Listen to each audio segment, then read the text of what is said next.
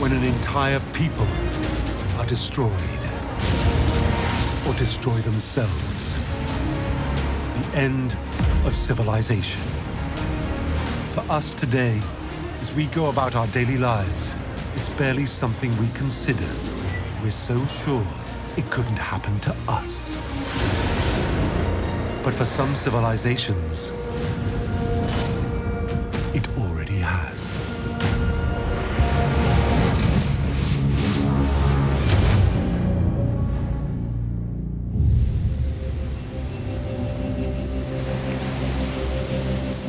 Since the dawn of human history, we have told each other stories about the sea,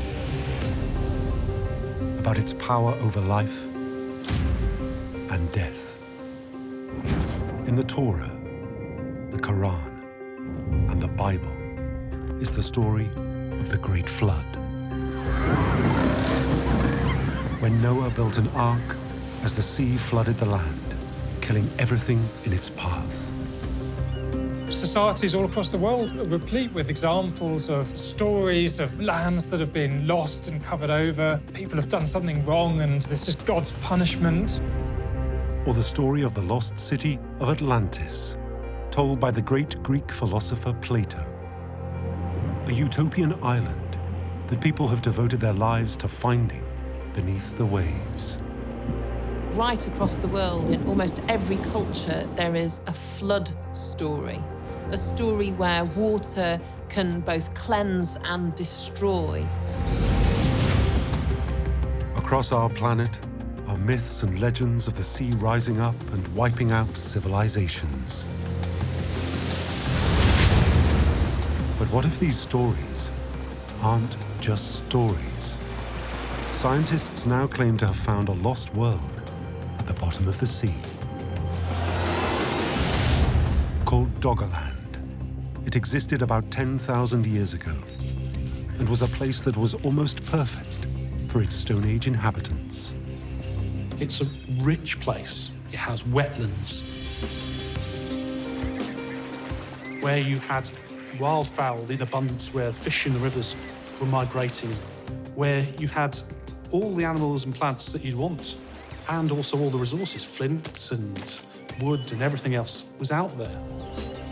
Doggerland's temperate climate would have made this a beautiful and abundant region for its hunter-gatherer population. Plants and animals that we recognise today: hazel, ash, pine, large game, horse, bison, deer, antelope and elk. Doggerland sounds like paradise.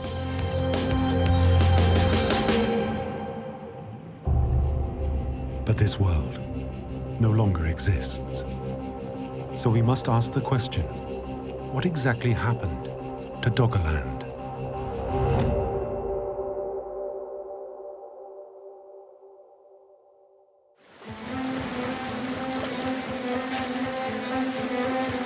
Our search begins in the North Sea.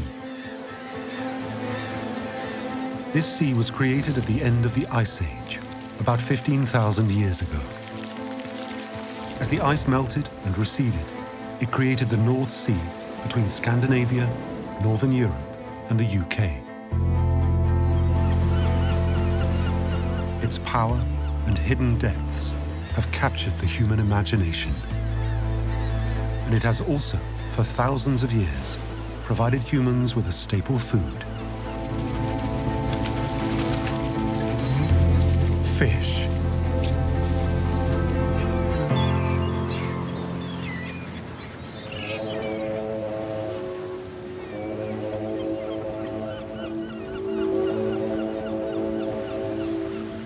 From the east coast of Great Britain, the British have for generations sailed from the ports of Norfolk, 100 miles northeast of London, to fish the North Sea.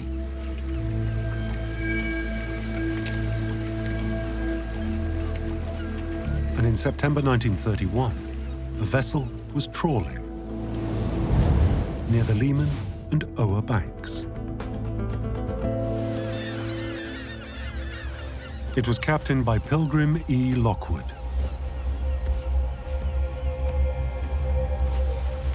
About 25 miles out, he lowers his nets and he trawls the ocean for fish. As he lifted them up into the boat, among the sort of shining fish is a massive, what they call peat log. It's a big, like, boulder, not of rock, but of mud. He and his men start breaking it up with shovels.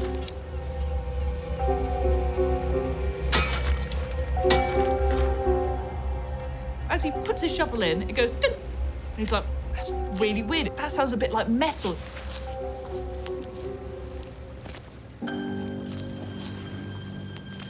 So he digs through and he uncovers this sort of black shape.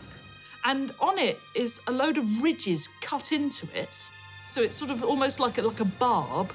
And it's got little grooves at this end. So presumably this is some sort of, like, you know, a harpoon or hook or something.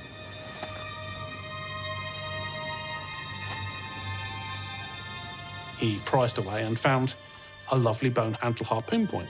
Intrigued, you don't find these things every day in the North Sea, he brought it home. Lockwood had found an implement made out of the bone from a deer's antler, about 15 centimeters in length and with a serrated side, so it could be used to harpoon prey. But how on earth did it get there? Because it's in a load of mud, which has been under the ocean. What was the harpoon doing in the middle of the North Sea? Who made it and when?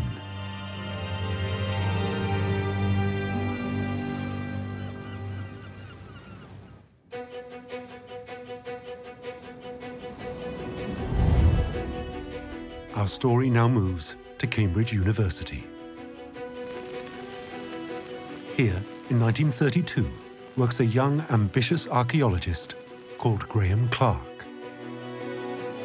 Clark would go on to become one of Europe's greatest archaeologists, seen here winning the Erasmus Prize in 1990. Graham Clark, who's a very tenacious scholar. He wants to make a name for himself, and he's decided to study a whole new area that hasn't really been looked into before, which is the Mesolithic, the Middle Stone Age. Clark was fascinated by the period from about 10,000 to 4,000 years from today. Clark believed the harpoon from Lockwood was similar to those used by Mesolithic hunter-gatherers in Scandinavia, known as the Magelmose. But this creates a greater mystery. Mesolithic hunter-gatherers were known to be able to fish and had fishing boats. But what were they doing harpooning fish so far out to sea? The first step for Clark was to identify that the harpoon was indeed Mesolithic.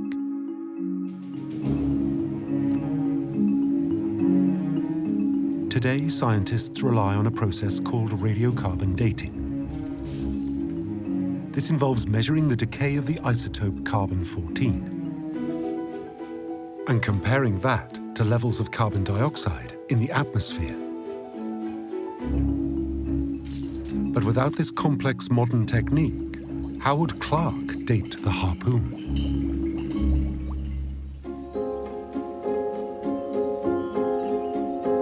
To try and solve this, Clark turned to his friends and botanists, Harry and Margaret Godwin.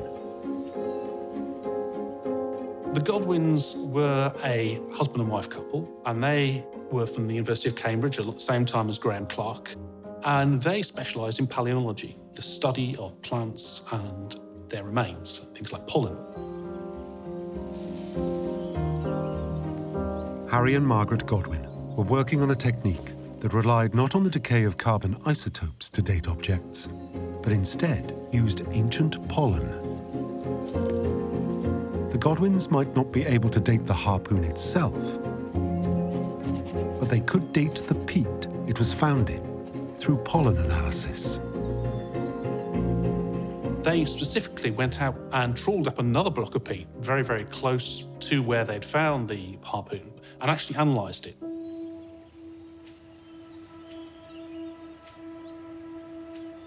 What the Godwins found would change the way the seabed of the North Sea is seen forever. It was showing things that we have today, pine trees, alder, as well as things like oak. This wasn't a block of mushy mess that had come from an estuary. This was a part of a landscape that was living and breathing with all the things that we would expect on dry land today. These were plants which were nowhere near the sea. So what on earth are they doing underneath the North Sea? What the Godwins now had to do was work out what time period these types of tree and pollen were from. Working with other scientists in Scandinavia and Germany, they had built up a list of time zones, or chronozones, based on pollen found in prehistoric peat.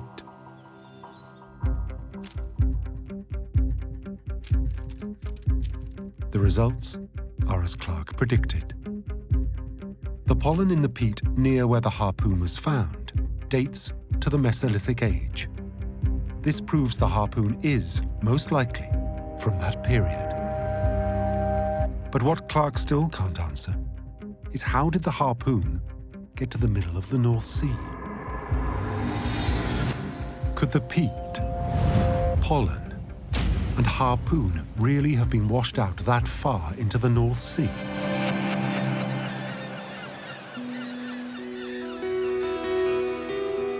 Clark created a map showing pollen discoveries across northern Europe. And he wondered if there wasn't a landmass now hidden under the North Sea that had once linked all of northern Europe. A land that could have been inhabited by Mesolithic hunter-gatherers. As it turned out, Clark wasn't the first to come up with this unusual idea.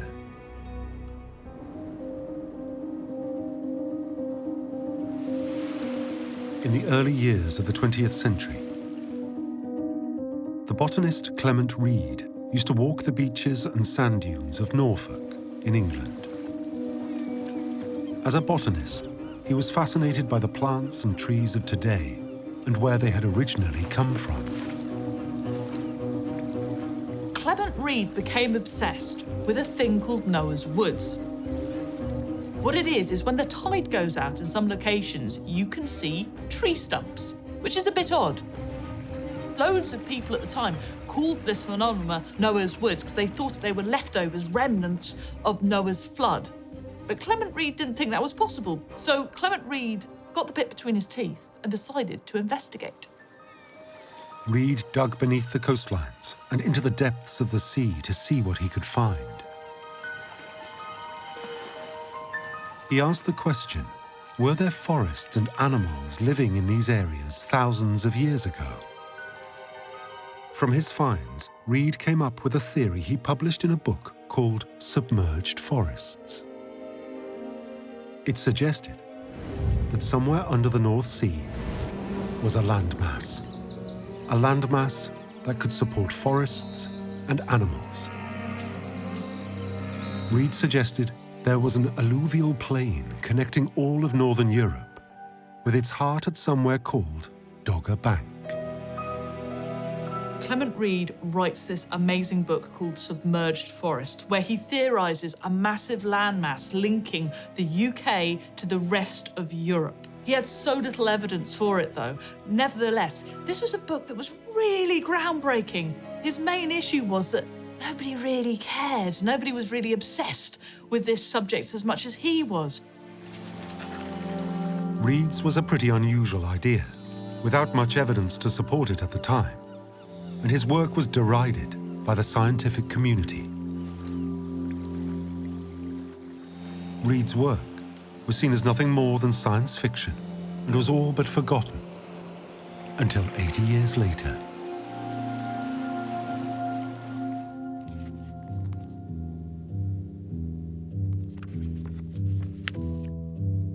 In the 1990s, pioneering British archaeologist Professor Brian E. Coles became intrigued about Reid's work.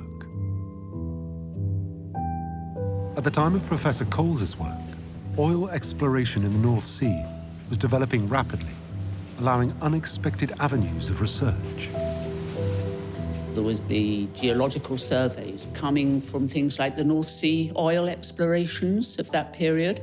I began to draw together the geological and the archaeological evidence that this was a terrain that had its contours, its river systems, that these were things that we're totally unaware of. Professor Coles used numerous maps, including the ones made by Graham Clark in the 1930s, to estimate how the ice caps melted after the Ice Age and what land masses that might have created. I realized quite soon that we needed to have maps showing the changes at intervals because things were changing and it might take 1,000 of years to change. Cole's work suggested that in the region where the harpoon was found, there might actually have been dry land. But would anyone accept Professor Cole's idea? When I was doing the mapping, I realized that it would be much easier not have to say the land that used to be under the North Sea every time, but to give it a name of its own. To get across the idea that it had been not just a drowned landscape, but a living, live, dryland landscape. Based on the name of the fishing area, Dogger Bank, Coles called this new landmass Doggerland. And that's really important because as soon as somewhere has a name, it becomes a place, not just in reality, but also in the imagination. And Coles went on. She posited the theory that not only was Reed correct about the existence of a lost landmass in the North Sea, but it meant something even more unexpected. It was a huge area with rivers, with bays and inlets, with areas of high ground, hills, if you will, and low-lying areas that are now entirely submerged, but then would have been absolutely at the heart of the post-glacial landscape of Northern Europe. So if this was a landscape, was there evidence to suggest that it had one day supported human life?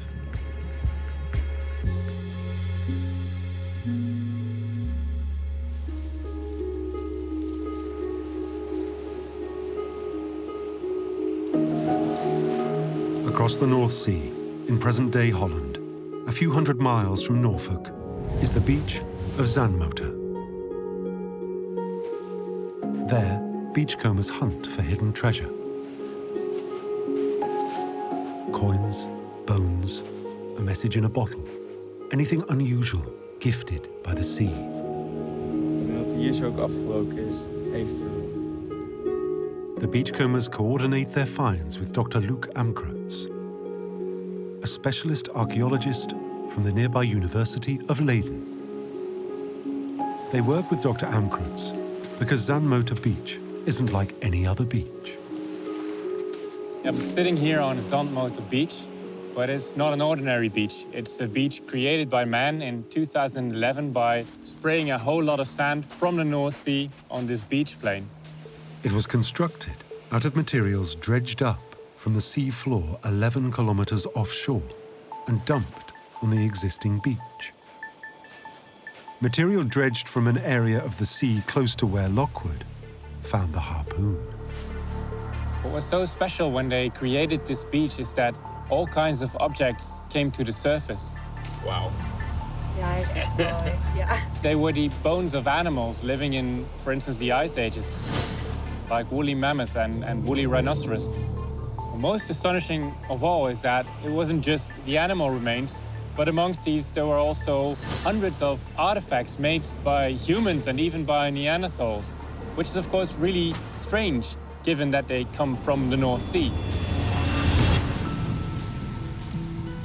Over the years, beachcombers have found more than 500 ancient artifacts, including tools, bone fishhooks, and even human remains that they say are thousands of years old. Zandmotor and certain other areas really brought home the enormity of this huge archaeological archive in front of our coast.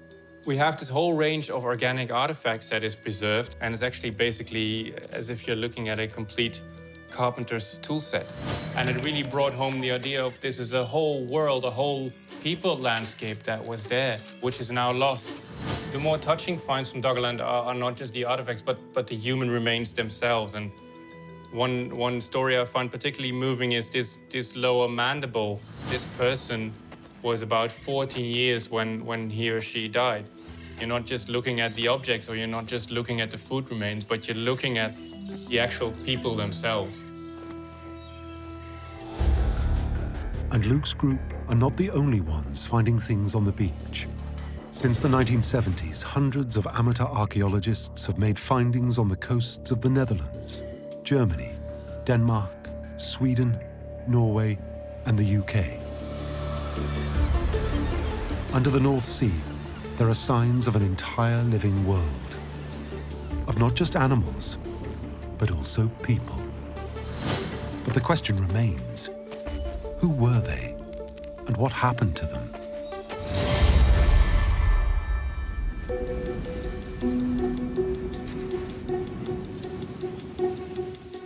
In 2005, a European team of scientists centred at the University of Bradford in the UK wanted to see exactly what Doggerland might have looked like.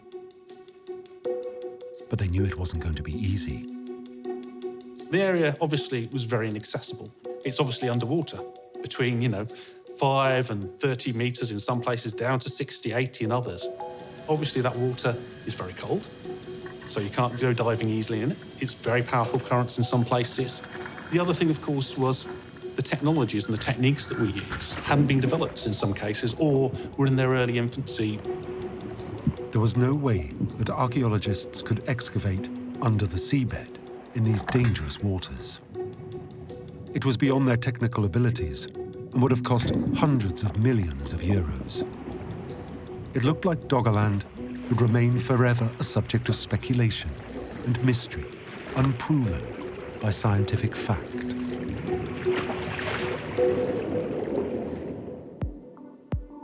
But at a yearly symposium, one of the PhD students at the time, Simon Fitch, had an unusual idea.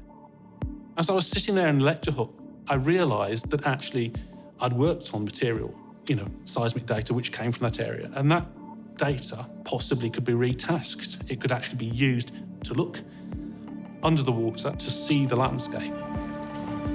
In the early 2000s, the North Sea was going through a renewed oil and gas boom. Billions of euros worth of oil and gas were being discovered using new technology. If the Bradford team could access the data from that technology, then maybe they could see under the seabed, and whether there was evidence that Doggerland did once exist.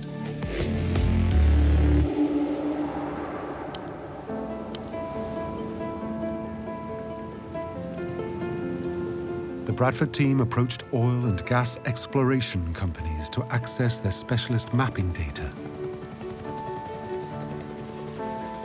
Surveyors for oil and gas exploration were going up and down, surveying the North Sea with a fine-toothed comb to pull together a series of contour maps of the sea floor. This was a huge swathe of land, tens of thousands of square kilometres. What the Bradford team wanted in particular was the data for 3D seismic maps. These are created by specialist ships, dragging thousands of listening devices, called hydrophones, along the surface of the sea. They listen to sound waves bouncing off whatever lies beneath the seabed. The resulting data shows where, hidden under the seabed, there may be deposits of oil or gas to drill for. Seismic mapping is a really good way to do a quick analysis of a large amount of submerged landscape, mapping the seabed in the same way as we see inside a stomach when we're doing sonograms, for instance. And you use the sonar pulses and you get a little echo back and you get the shape appearing on the screen. But would this help the Bradford team? Could the data help build a picture of a land now hidden under the seabed?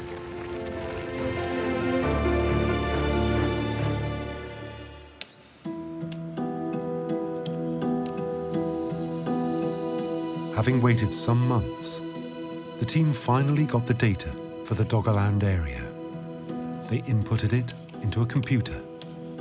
They waited for the first seismic maps. So we plugged that in and then put it into the computer, and up popped this remarkable image. We could actually see a river which was alive and vibrant when the Mesolithic people were wandering around on top of Dogger Bank. It was a phenomenal, almost like lunar landing type of moment. You know, you felt you were seeing something which no one had ever seen before. I think that was when all the jaws dropped and we realised the implications of what we were looking at, and was providing a doorway into a lost world. It was just a phenomenal realisation that all those questions that people had had before us could be answered. It was just as Brian E. Coles and Clement Reed had suggested. A hidden world of rivers, lagoons, and wetlands. We could map features in the landscape. We've seen rivers, we've seen lakes, we've seen little hills. We've seen everything in a landscape you'd expect in a normal country, except this is under the sea, and it's preserved, and it's caches of material and archaeology sitting out there waiting for us to go and find it. The Bradford team had seen Doggerland for the first time. But the mapping still didn't answer the biggest question. What happened to the peoples who lived there? To understand that, scientists had to investigate how the people might have lived.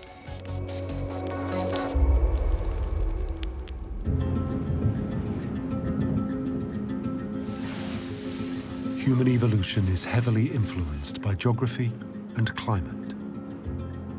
So the first thing to establish is roughly what kind of climate Doggerland would have had. This is done by looking at the position of Doggerland geographically at the time. We know that immediately after the end of the last ice age, it was frozen. It was like the Siberian tundra, but then very rapidly started to warm, to thaw out. And that enabled new species to start to colonize this land. Doggerland would have grown into a landscape that we would recognize now. The winters were shorter and less harsh, and the summers were longer and warmer. And plants start to colonize this land. Trees start to grow. A lot of the species that we're familiar with now, so hazel, ash, oak, willow. Animals start to colonize because they're following the food. So you get herds of horse and bison and elk. But the question remained, could Doggerland support human populations?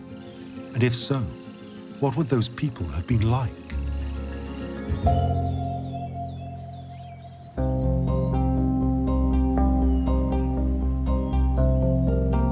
A clue comes from Yorkshire in northern England. In 1948, Graham Clark, the archaeologist who had dated the harpoon from the North Sea, was told of a discovery of flint and bone at a place called Star Car. 10,000 years ago, it was on the edge of a massive paleo lake. Because of the nature of this landscape and the waterlogging in the modern farmland, it means that there's been an incredible level of preservation at Star Car. For the next 3 years, Clark led the dig at Star Car, and his team uncovered one of the best Mesolithic settlements in Europe. So we have organic remains, animal bones. There are harpoon points, beautifully crafted from deer antlers. By looking at Star Car today, we can build a picture of what lives the people of Doggerland might have led. The site has been further excavated by Professor Nikki Milner. I think it's very easy to sometimes look at the past and think back 11,000 years and that people must have lived very basic lives. But The evidence that we've got from Star-Kar is that they were very good at making things, at crafting things. Star-Kar shows many tools made from animals and made to kill animals, similar to the harpoon Lockwood found in 1931. We have all sorts of animal remains and plant remains from the site, which shows us the types of animals they're hunting and their expertise in gathering and living off the land. They're hunter-gatherers, and these are bushcraft experts. They're armed with a whole range of skills and expertise that means that they can thrive in this landscape. At Star-Kar is also what's known as the oldest house in Britain, dating from about 9,000 years ago. So we found a number of houses, which are the earliest known houses in this country. So that told us that people were able to build structures out of wood. We understand more about their woodworking skills and how sophisticated those must have been, and that they could make structures, and that involves teamwork. Mesolithic people, it appears, were hunter-gatherers. They were highly mobile, but they were also living together and growing together as a community. If we're now thinking about people who have places that they regularly spend long periods of time at, that they invest their resources in to build houses, no longer could we write these people off as simple, knuckle-dragging cave dwellers, clad in simple animal skins, eking away a living at the edges of the Ice Age. These were people who shaped their landscape. One of the most unusual finds at Star-Kar was shaped from the skulls of killed deer. One of the most iconic and remarkable discoveries from Star-Kar are the antler headdresses. And they've been shaped by human hands over hours and hours and hours of labour. The headdresses are really mysterious. There are none others known in this country and only a few in the rest of Europe. They're made of red deer skulls with the antler coming out of them. There are two main theories. One is that they might have been used as disguises in hunting practices, and the other is that they might have been used by shamans in some kind of ritual practices. The headdresses offer clear, incontrovertible evidence that these people had a sophisticated culture to create these artifacts that have no functional purpose, but clearly have a very important spiritual purpose. Star-Kar helps build a picture of how sophisticated people might have lived on Doggerland. But who were these people? What did they look like?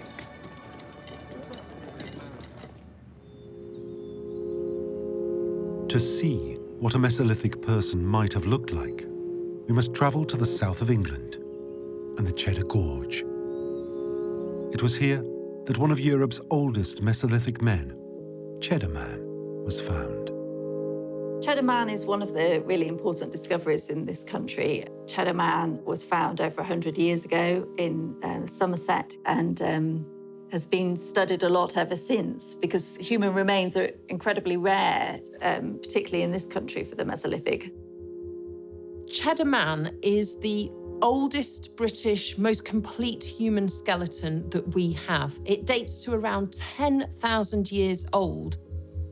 And in 2018, a groundbreaking analysis was made of Cheddar Man's DNA in an attempt for us to meet our ancestors face to face. It gives us an insight into what people look like, and what we know from Cheddar Man is he was about 5'5". From the DNA, we know he had dark, curly hair, blue eyes, and darker skin than we imagined, certainly darker than European skin tends to be today. So although he looks quite striking to us, he would have looked quite normal then. Now we could finally see the faces of the sort of people that would have lived at Star-Kar and Doggerland. Despite living thousands of years ago, it helps us understand who lived here. But it still doesn't answer the big question. How did people who made Doggerland their home come to disappear?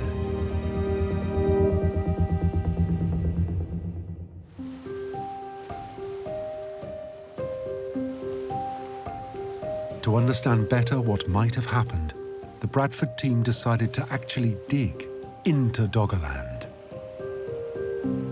They did this by taking core samples.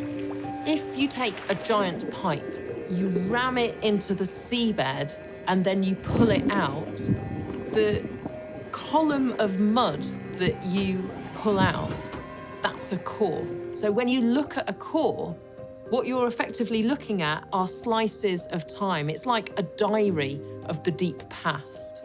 They are hugely important for our understanding of how our climate has changed and environmental conditions have changed. And they're also crucial to our understanding of the archaeology of Doggerland and what happened to the people. What the Bradford team saw is how, with the end of the Ice Age, the sea level was rising at over a metre every 100 years. Those sediments preserve in them a record of how sea level changes. So at one particular site, it will show the history of going from dry land through to the area becoming waterlogged and eventually being submerged. But the team noticed that in one particular time period, the sea levels seemed to rise significantly. If you look at the cores taken from Doggerland, when you get to 8,000 years ago, there's a huge change. But what caused this huge change, and what effect did it have on Doggerland? Around 8,000 years ago, there is what is called the 8.2 kilo year event, meaning 8.2 thousand years from today, or roughly 6,250 BCE.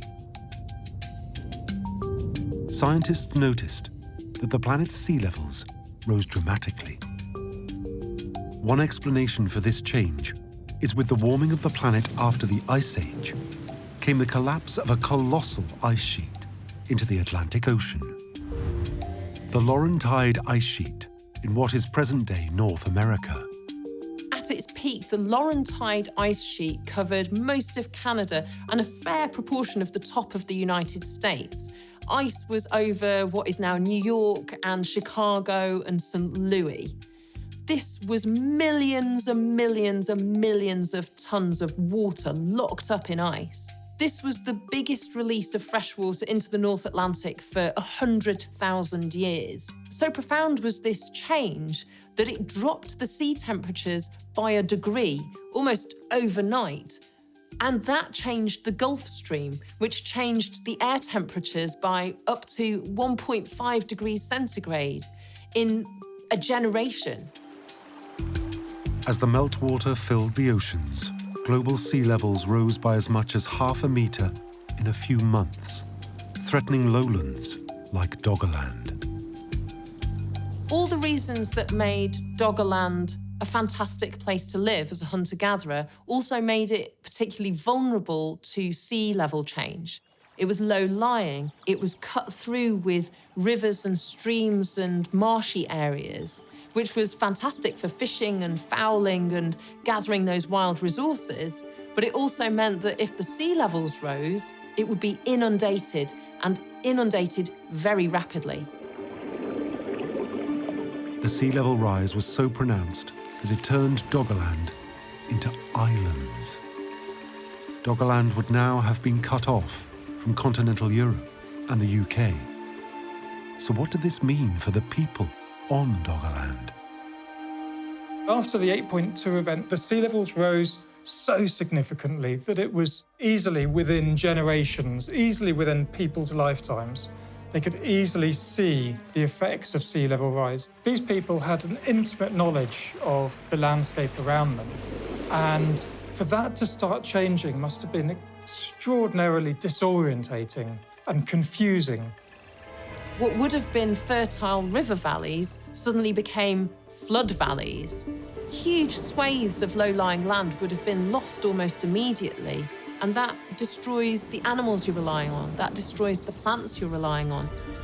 And so when all this changes, this puts huge pressure on the people living there, and it would have been scary for them. The hunter-gatherer paradise of Doggerland was slowly sinking beneath the waves. So what could Mesolithic people do? If you're a Mesolithic person and your land gets flooded, where do you go? Well, you obviously, follow the animals, follow the herds. That's, where your food source goes. So you're going to do that because some of them would have gone to Britain and what is now mainland Europe. Some of the people would have relocated into other parts of today's Europe, like Germany and the Netherlands, and others to Great Britain. From the archaeological evidence, we have a number of Mesolithic boats. It's exactly at this point, as the sea levels are rising, that we start to get this really good evidence for the use of dugout canoes in Britain and in northwest Europe. Hunter-gatherers are fantastic at being flexible, and maybe even people started adapting to being much more sea-dwelling. But the question remained. What happened to the people who stayed on Doggerland?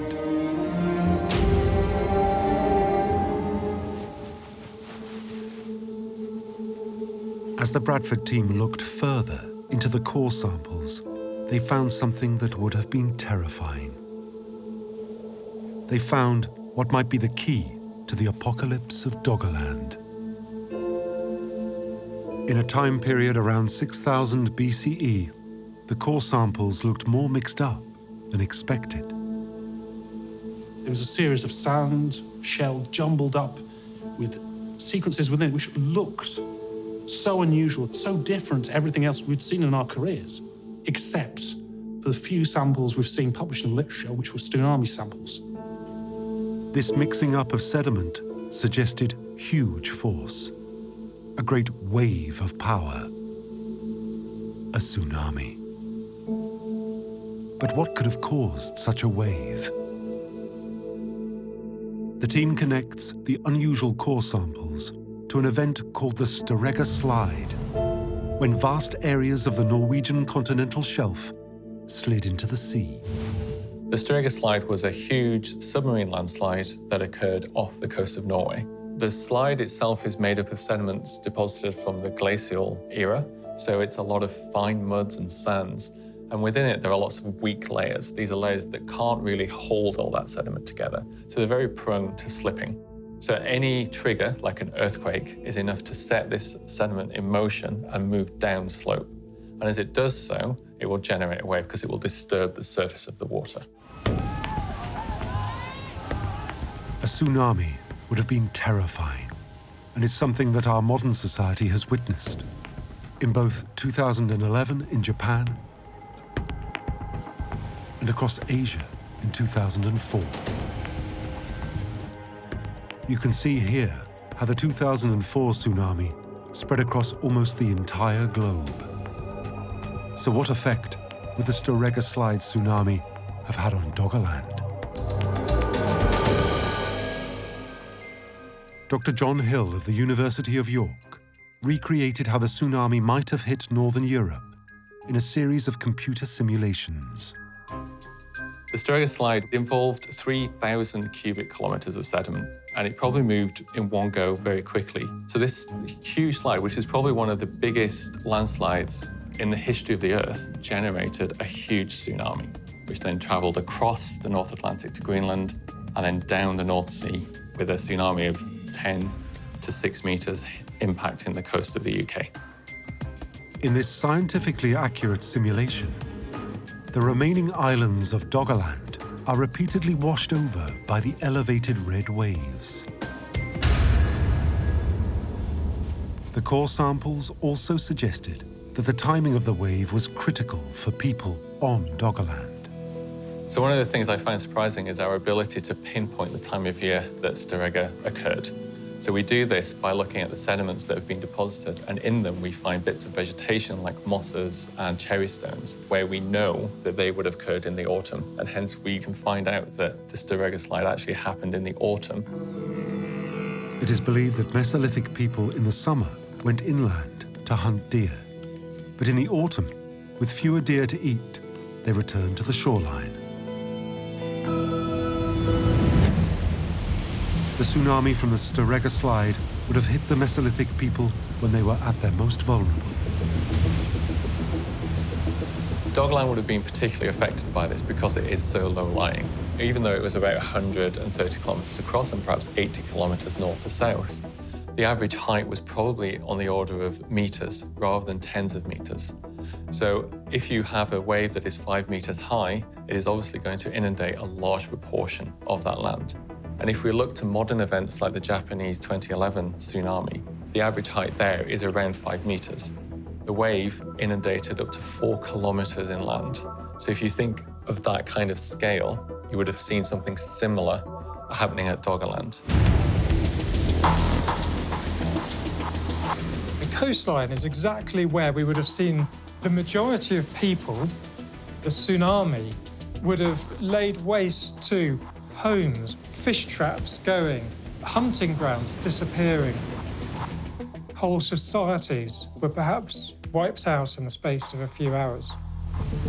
For Doggerland, it could have been cataclysmic, covering most of the land in its fast-moving water. Many of those Doggerland people could have been washed away, along with their homes.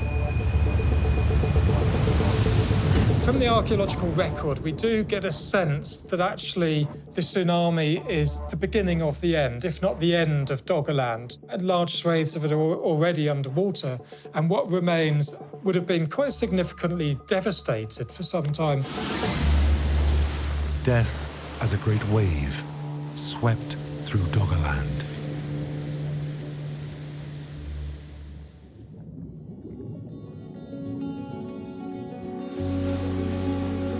Doggerland still occasionally gives up its human evidence from beneath the seabed. In 2019, a hammerstone was dredged up from the drowned land. But the Bradford team concluded that with rising sea levels, Doggerland, the land that connected all of Northern Europe, would have sunk under the sea, ending all human life. The Storega tsunami was a difficult period for the Mesolithic people, but the land did recover. However, after that period, sea level continued to rise, the landscape continued to shrink and break up into different islands, so the challenges increased for people. And so really it's part of the beginning of the end. Eventually people would have found it perhaps too difficult to live in certain places and moved. As of today, scientists are yet to find any artifact from the Doggerland area that dates after the tsunami. We don't find any human artifacts after this wave. So there's absolutely nothing that dates from younger than 6,100 BC, which just shows the devastation this wave probably caused. The tsunami's devastation seems total.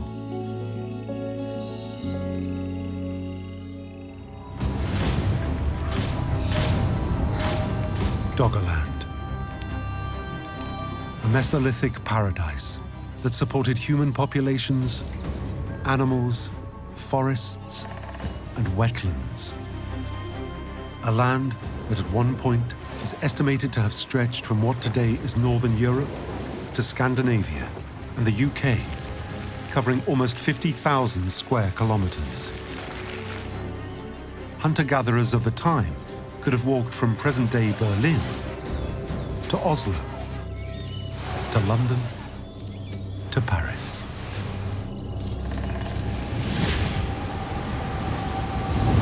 A region that in the space of possibly only a few hundred years was completely swallowed by the sea, drowning everything that lived on it.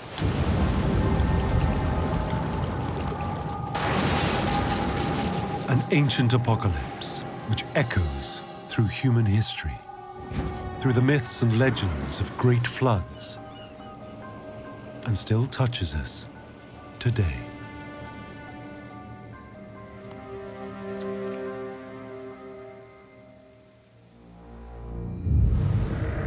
The Bible. It's one of the most influential texts ever written. For millennia, it's shaped the lives of billions of people.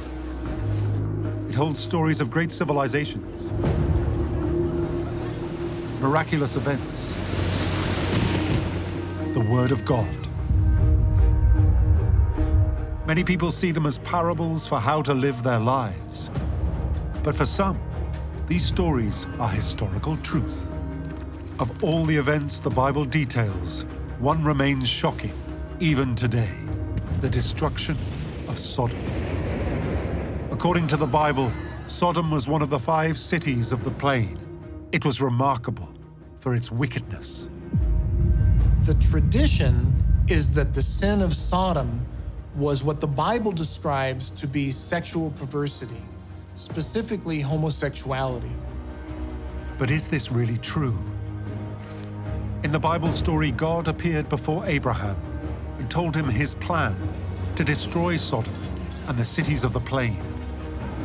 For Abraham, it's a shocking revelation. His nephew Lot lived in Sodom.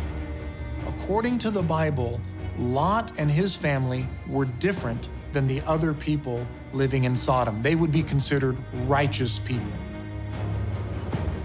Abraham pleaded with God not to destroy the innocent and guilty without distinction. God assured Abraham that he would spare the city if just 10 decent people could be found there, and devised a test of Sodom's hospitality to strangers. The Bible says specifically that the sin of Sodom was arrogance, gluttony, and apathy, and specifically that they were not kind to the poor and the needy, that it was inhospitality, this general unkindness towards other people that made Sodom an evil city. God sends 2 angels disguised as travelers to meet with Lot, who takes them in and treats them well. Lot passes God's hospitality test. But when the news of the foreigners' arrival spreads through Sodom, the city descends on Lot's house and demands he hands them over. Immediately, all the neighbors are banging on the door saying, "Send out these 2 men so that we may know them." And in biblical terms, that usually means to sleep with them. Lot says, "Absolutely not. You can have my daughters instead. They're virgins. You can do whatever you want with them, but you cannot have my guests." At that point, God steps in and says, "No, the test has failed." It's damning. The angels allow Lot and his family to leave, but when they are gone, God levels the city with the remaining inhabitants inside. Would have been positively terrifying. God destroyed them in a shower of fire and brimstone, so terrible that no man could live in this land. The destruction was so complete that the city was abandoned for 700 years. It's a profound punishment for the city's perceived sins. God sends these 2 angels down to Sodom and the cities of the plain to test their hospitality, to see would they be welcomed, and they failed that test. So it's less a story about sexuality, and it's more a story about hospitality. Hospitality was so important in the ancient world. Only after the rise of Christianity, in the first few centuries CE, did its interpretation change. Early Christian theologians shifted the story's focus away from offering hospitality to create a morality tale condemning homosexuality. But does the story of destruction hold any truth? We ask the question, did the city of Sodom actually exist? And could it be possible to locate its ruins?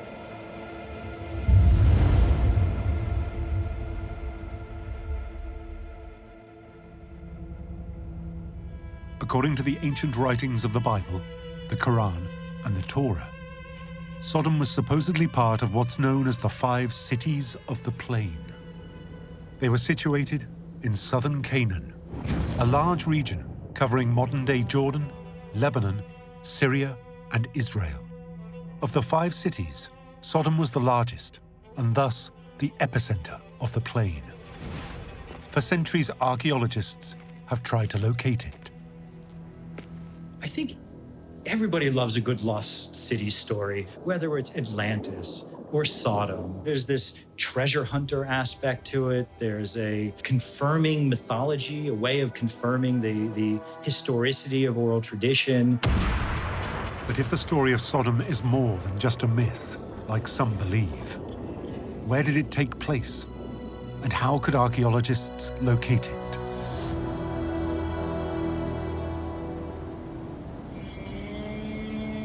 Renowned biblical archaeologists Dr. Thomas Schaab and Walter Rast carry out surveys of Bab-edh-Drah. It is an ancient site southeast of the Dead Sea. Thomas Schaab and Walter Rast were actually very well-respected archaeologists and academics in the field, and both had a keen interest in biblical archaeology and historical geography. Schaab was actually a priest, and Walter Rast actually led many expeditions to the Dead Sea. As the two break ground, they discover 4 more sites nearby: Numera, Safi, Pfeiffer, and Kanazir.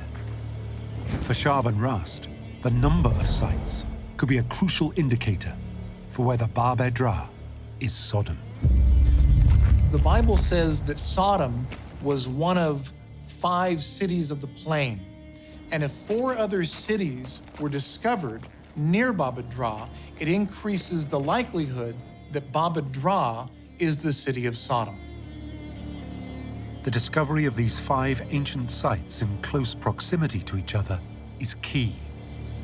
And through excavations at Bab-edh-Drah, the archaeologists date the site to around 3,300 BCE. This is significant because some people think this is when the city of Sodom existed too. And during excavations, the team unearthed evidence that not only was Bab-edh-Drah the largest of the 5 sites, but it was also once the location of a thriving community. There were fortification walls around the town. Archaeologists were able to identify people's houses, workshops. It would have been a place of some significance. For Schaab and Rast, it's looking more and more likely that Bab-edh-Drah is Sodom. And when the archaeologists examine the site more closely, they make a crucial discovery. There is evidence of widespread destruction. The archaeologists discovered piles of collapsed mud bricks and also large piles of ash and charcoal, and the town walls had been destroyed by fire. At the second site, Numera, Schaab and Rast make similar findings. But most astonishingly, archaeologists find the skeletons of several people. The bodies were buried under all of this burnt debris. So these were people who had died and been crushed while they were still either fresh corpses or while they were still alive. Some experts believe that Schaab and Rast's findings match the biblical description of the destruction of Sodom through fire and brimstone. There's one camp who think that Bab-edh-Drah and Numera are evidence of destruction from an earthquake and catastrophic fires, that we found our target. The claim that the southern site of Bab-edh-Drah could be the former city of Sodom becomes known as the Southern Theory. But had biblical Sodom finally been uncovered? Over the years, new evidence has emerged which casts doubt on the theory. When excavations were carried out at the other 3 sites, archaeologists found that there were no occupational structures. What they had found was a bunch of cemeteries. This is a place where people buried their dead. And radiocarbon dating of the 2 largest sites, Bab-edh-Drah and Numera, cast further doubt on the Southern Theory. These 2 cities were destroyed 2.5 centuries apart from one another. That's 250 years in between the destruction of Bab-edh-Drah and Numera. To match the biblical description, these sites should all have been destroyed at the same time. They don't fit the time. So, yeah, to me, it's 2 strikes and you're out. You don't need a 3rd strike. The Southern Theory just does not hold water. Did Sodom ever exist?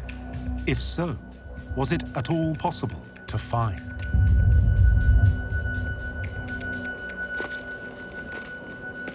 In 1996, archaeologist Dr. Stephen Collins takes up the challenge. Having grown up in a Christian household, he has long been fascinated with the relationship between the Bible and scientific evidence. I had sort of worlds in collision going on in my head, and it was hard to justify science and faith and belief together.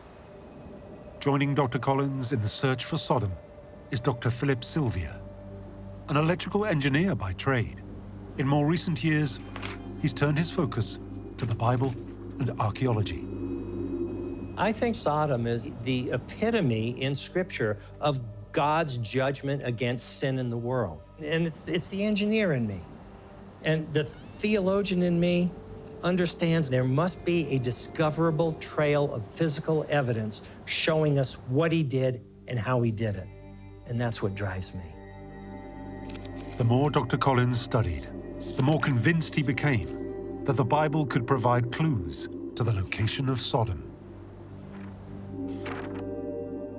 And so when I look at the historical record, when I look at the biblical record, and it squares with reality, it squares with science, it squares with archaeology, and I can't find any way to overturn it, then what am I supposed to do? For Dr. Collins, the realization that Sodom and the cities of the plain may not be south of the Dead Sea came about by accident in 1996. That summer, he is leading a tour of the Holy Land sites.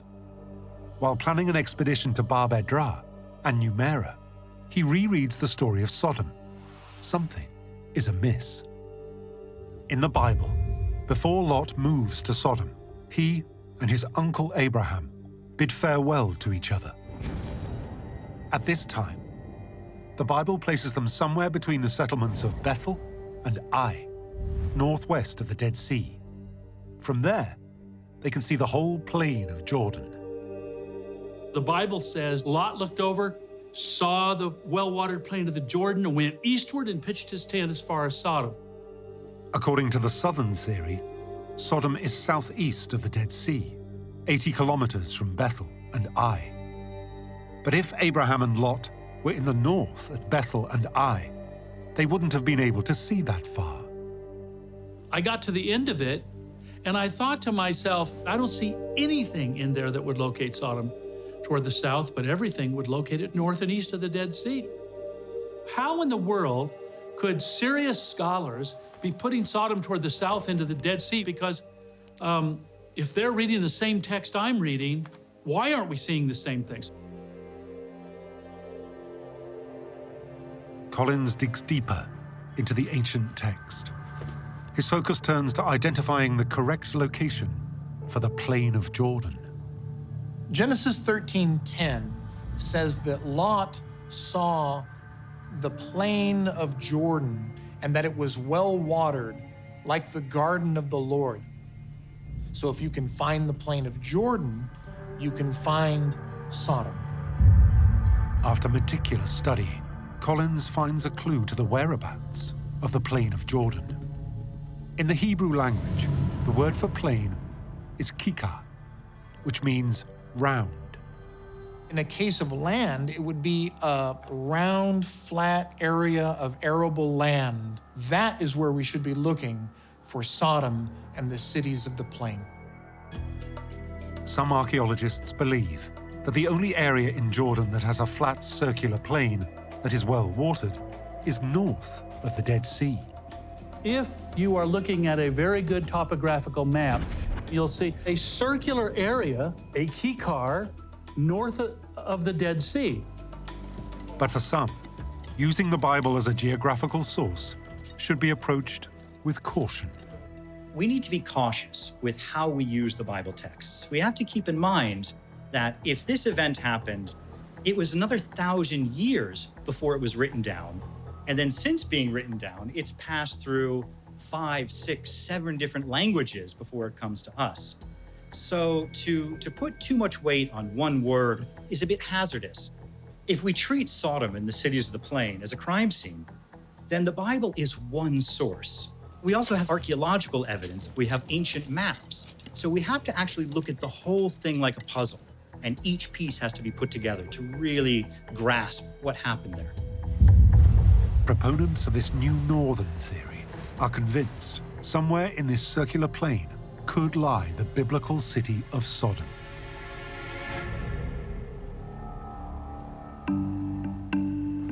Further evidence may lie in the oldest surviving map of biblical sites, the Mardaba map. It dates from the 6th century CE and is located in the Byzantine Church of St. George in Mardaba, Jordan. Now, we have to understand that the Byzantine period was the biggest Holy Land tourist industry ever in history. And so this map was on the floor of this church for the singular purpose of showing people where to go. The map is incomplete, but crucially, it features a key name, Zoar. Along with Sodom, the Bible lists it as one of the 5 cities of the plain. Zoar is significant because it was the only city of the plain that wasn't destroyed. And it wasn't destroyed, according to the Bible, because it was the city to where Lot and his family escaped. The map doesn't feature Sodom, but it does feature something else north of the Dead Sea. Partially intact depictions of 2 cities. For Dr. Collins, they're key geographical markers. I have a sneaking suspicion that those 2 representations of cities on the north end of the Dead Sea are Sodom and Gomorrah. But if the missing piece of the map is Sodom, where exactly is it?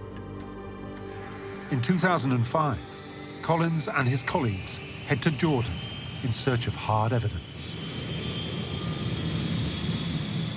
And that was a little bit scary at first because I couldn't find any map of archaeological sites done by anyone in America or Europe or Israel, and it really bothered me. I said, what am I going to find when I get over there? But then, at the American Center of Oriental Research, a breakthrough. As the team pore over maps and surveys, they come across a book, The Antiquities of the Jordan Rift Valley. In it is a map showing ancient sites in the Kikar region of Jordan, northeast of the Dead Sea. The team put boots on the ground and begin a process of elimination, hoping to identify the most likely site for Sodom. And what did we find? 14 major archaeological sites. Well, here was the problem. I was only looking for 4 or 5 sites. Now I had 14. Some seemed to be too small, too insignificant, or the wrong period, and so we eliminated them. After a week of surveying, only one candidate remained, Tal el-Hammam. It's situated 13 kilometers northeast of the Dead Sea. The Bible had told me that Sodom should be the biggest Bronze Age city on the northeast side of the Dead Sea. And guess what? It was just absolutely huge. How in the world had people not put this on their radar? Why was it not on any map? After almost a decade of research, Tal el-Hammam is Collins' prime suspect for Sodom. I was walking down on the top of Tal el-Hammam, and I grabbed a handful of that sand and sort of let it run down through my fingers. And I said, someday you're going to tell me what you know. But to reveal the truth behind this ancient site, he needs to start digging.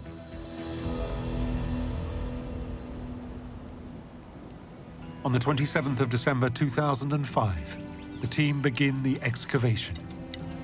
Initial findings reveal a colossal site, spanning an area of approximately 150 acres. It's much larger than any other Bronze Age site in the region. I was surprised, I think, mostly the sheer size of the site. To me, it was just a oh wow moment. With the site larger than anyone had anticipated, Collins recruits world-renowned archaeological architect, Dr. Lean Rittmeyer, to map the site. I got a phone call from Dr. Steve Collins. He said, would you like to come to Jordan and see my new excavations? I believe I found Sodom. I said, Sodom? You must be daft. It is quite impossible. He said, just come and have a look. I said, okay, I'll come and have a look. The site and the architecture impressed me very much, and so I was really interested in the site from an archaeological point of view. During the first few seasons of excavations, the team unearthed fortified walls 5 meters thick and up to 12 meters high. They also find a palace, a temple, and at least 2 plazas, and dozens of houses and streets, all dating to the Middle Bronze Age period when Sodom is believed to have existed. The Middle Bronze Age fortifications were stunning to me. We estimated the rampart system itself took somewhere between 40 and 60 million mud bricks to make. It was obviously a highly centralized government who could put such a project together and complete it. I've worked on many archaeological excavations. I've never seen such a huge site. el-Hammam is about 6 times as big as the old city of Jerusalem. Crucially, the team discover layers of ash throughout, ranging from 0.5 meter to 2 meters thick. Evidence that Tal el-Hammam was destroyed. And they're convinced it was destroyed in the Middle Bronze Age. Mixed in with that ash are pieces of pottery that we can identify with that Middle Bronze Age date. The evidence indicates the site was burnt in 1700 BCE. And as Dr. Sylvia sifts through the ash layer, a picture of a great destructive event emerges. Among the ruins, they find a large 180 kilogram saddle cairn that workers used to grind grain. That's called a saddle cairn because you basically would straddle it like you were riding a horse, and then you would run your grinder back and forth like this to grind the grain.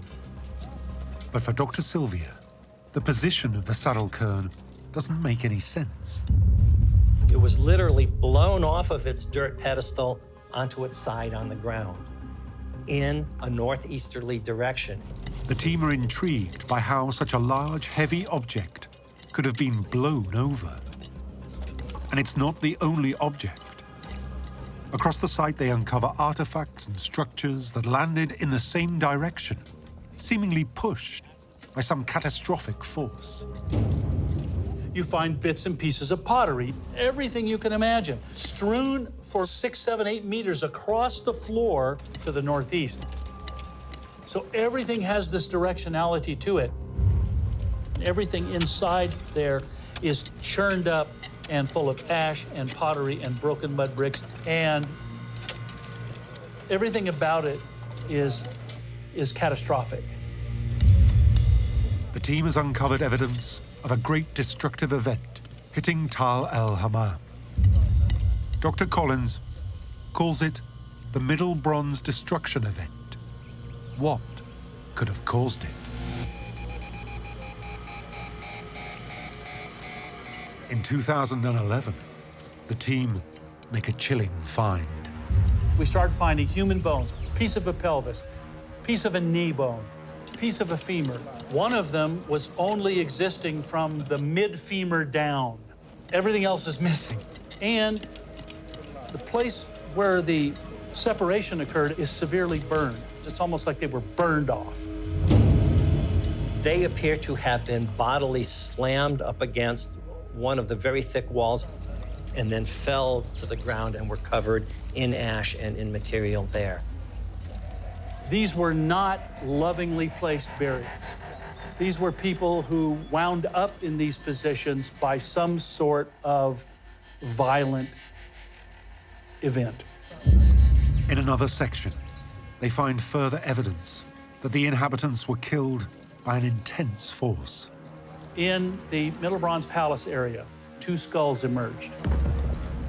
We have no lower jaw bones on either one. One, we have the entire skull, and it is smashed down. One has a piece of pelvis right here next to the fragments of the skull. They are literally blown to bits. For Collins, the location of the skulls is key. We are 8 meters down and 1 meter deep in the destruction matrix. There is no doubt, 0 doubt, that these two individuals, these two skulls fragments, belong to the Middle Bronze destruction event itself. The body is just not designed to stand up to that kind of force. And it's both shocking, it's both traumatizing, but on the other hand, as an engineer, as a scientist, it's absolutely fascinating. The team believes they are getting closer to discovering what destroyed this city. But so far, nothing conclusive, which tells them this might be biblical Sodom. But the more they excavate, the clearer it becomes that they're dealing with a monumental site. Along the outside of the city, they uncover the foundations of a much larger structure, a 3-meter thick wall. We asked them to dig a bit further to the east, and there they found the beginning of another wall coming out. Same type of bricks. And as the other one was 3 meters wide, I kind of paced it out. But then it clicked to me, we got here a massive tower extending out from the city wall. Dr. Rittmeyer and the team have just come across the ruins of a colossal gateway complex, 21 meters wide and 14 meters high, with towers on either side and up to 6 chambers. The Tal el-Hammam team are gradually unearthing the secrets of a vast metropolis spanning an area approximately 150 acres, with an estimated population of up to 65,000 inhabitants.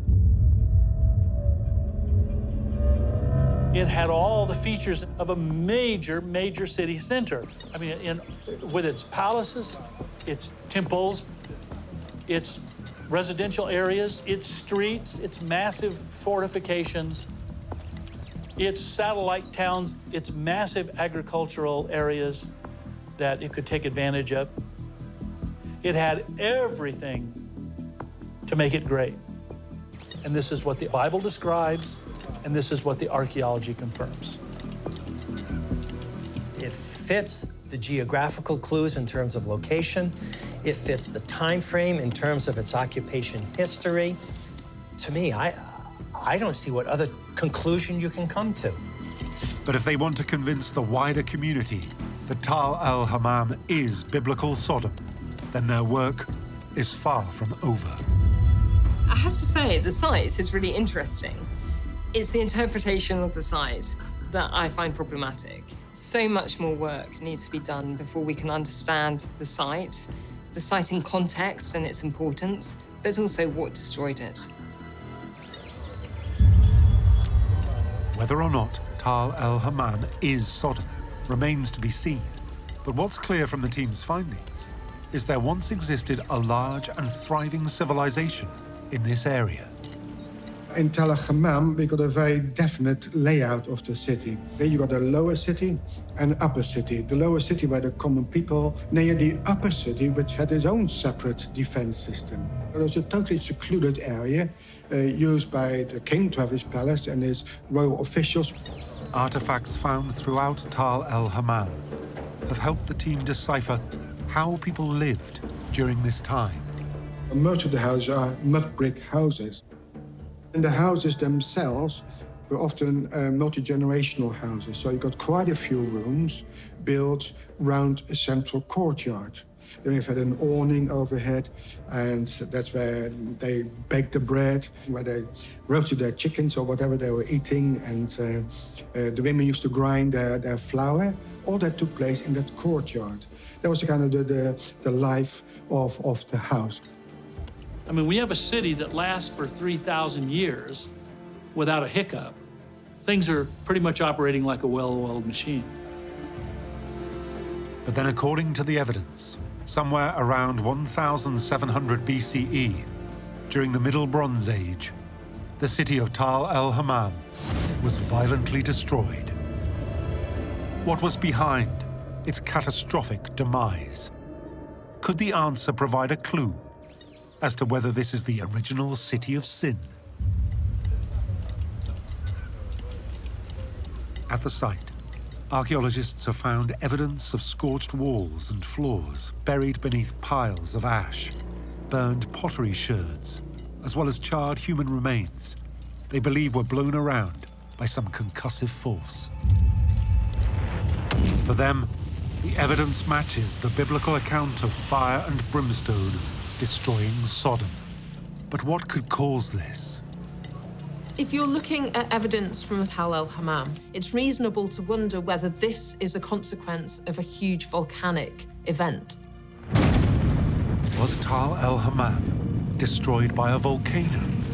In recent decades, experts have found evidence of a volcanic flow of ancient lava in the hills northeast of the Dead Sea, whilst 1/6 of Jordan is covered in hardened lava, known as basalt. There's lots and lots of basalt rock around that part of the Dead Sea. That's because that area is very geologically active. It's had volcanism throughout much of its history. But there's a problem with the theory. There's no volcano close to the site of Tal el-Hammam. To get volcanic activity, you don't need to have a kind of triangular volcanic mountain spewing out of lots of lava, or even a dormant volcano. What you need is a heat source underneath the surface with molten rock, and you need pathways to the surface by which that heat can get out. And that's what we call a volcanic system. So you can have volcanic systems that are not invisible, but they're pretty hard to detect. Despite evidence of ancient lava flow in this region, many reject the idea that this is responsible for the destruction of the site. There's just not enough of the material. You know, you need a really significant amount of ash to really cause the abandonment of a city. And from what we can see, there just doesn't seem to be enough. But there is another natural event that could be to blame. Now, if somebody told me, okay, I've got the city ruins and they've been collapsed, obviously the buildings have toppled down and there's lots of evidence of fire happening, I'd have probably gone, I'll tell you what, that sounds to me like it was probably an earthquake. So what happens to tectonic plates during an earthquake is that you've got these two plates and they're moving, but at the boundary between the two of them, they're stuck, they're snagged, there's friction and the stress builds up. And it builds up and builds up until at some point it can't take it any longer, and then it just moves, it displaces. And that generates a whole lot of energy, a whole lot of frictional heat and noise, and that's the seismic waves that go. And that essentially is the earthquake. Could an earthquake have made the ground drastically shift and caused the collapse of Tal el-Hammam? So when the fault line moves, it can move vertically, or it can move horizontally, or it can move a combination of the two. And in the Dead Sea rift zone, it tends to be a combination of the two. That's what shook the buildings, caused them to collapse, and maybe set off a chain reaction of fire. Maybe a kiln was gone and the rest of the roofs and the city burnt, and that's what had happened. But for the Tal el-Hammam team, the evidence they found at the site suggests an earthquake can't be to blame. When you get an earthquake, the ground moves back and forth. We are in a north-south strike-slip zone in the region around Tal el-Hammam. So when you have earthquakes there, things tend to move north and south. And so walls tend to fall in both directions. But all of the material evidence we're finding is pushed to the northeast, and only to the northeast. It's very monodirectional. Crucially, the team make another discovery which suggests that the site remained unoccupied for approximately 700 years during the late Bronze Age period. Well, in that region, one of our primary means of telling time is through pottery evidence. We just do not have pottery in the region that covers the entire late Bronze period. There's virtually none. And the second thing that you would look for is there any architecture? Now, there was a brief single building that we believe was a toll house or a way station during that period that lasted maybe a decade or two. So between the pottery, between the architecture, nobody was home. They just migrated through. The team have uncovered evidence of a thriving Middle Bronze Age city, destroyed by a violent event, followed by a 700-year period where the site remained largely abandoned. For them, the location of Tal el-Hammam and its scale indicates it could be Sodom. But they're no closer to explaining the cause for for its catastrophic demise. Then, in 2011, whilst excavating a section of the upper city, Dr. Collins's team make an extraordinary discovery. When the excavators of that square called me over, they said, "You have to come and look at this." They found a piece of pottery in the Middle Bronze Age layer. Thousands are scattered throughout the site. But this piece is different. On one side, the fragment looks like regular Bronze Age pottery, but on the other, the surface is green and glass-like. It looks like one side of it is superficially melted. It's just lapping over the edge ever so slightly. For Dr. Collins, it looks like a piece of glazed Islamic pottery. But this form of pottery wasn't produced until thousands of years after the destruction of Tal el-Hammam. Collins is intrigued by the find. The fragment looks as though it's time-traveled from a later era.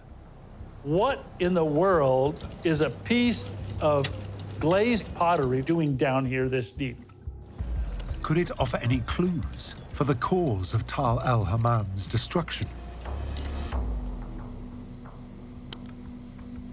Collins takes the strange-looking piece of pottery for analysis at the US Geological Survey Laboratory in New Mexico.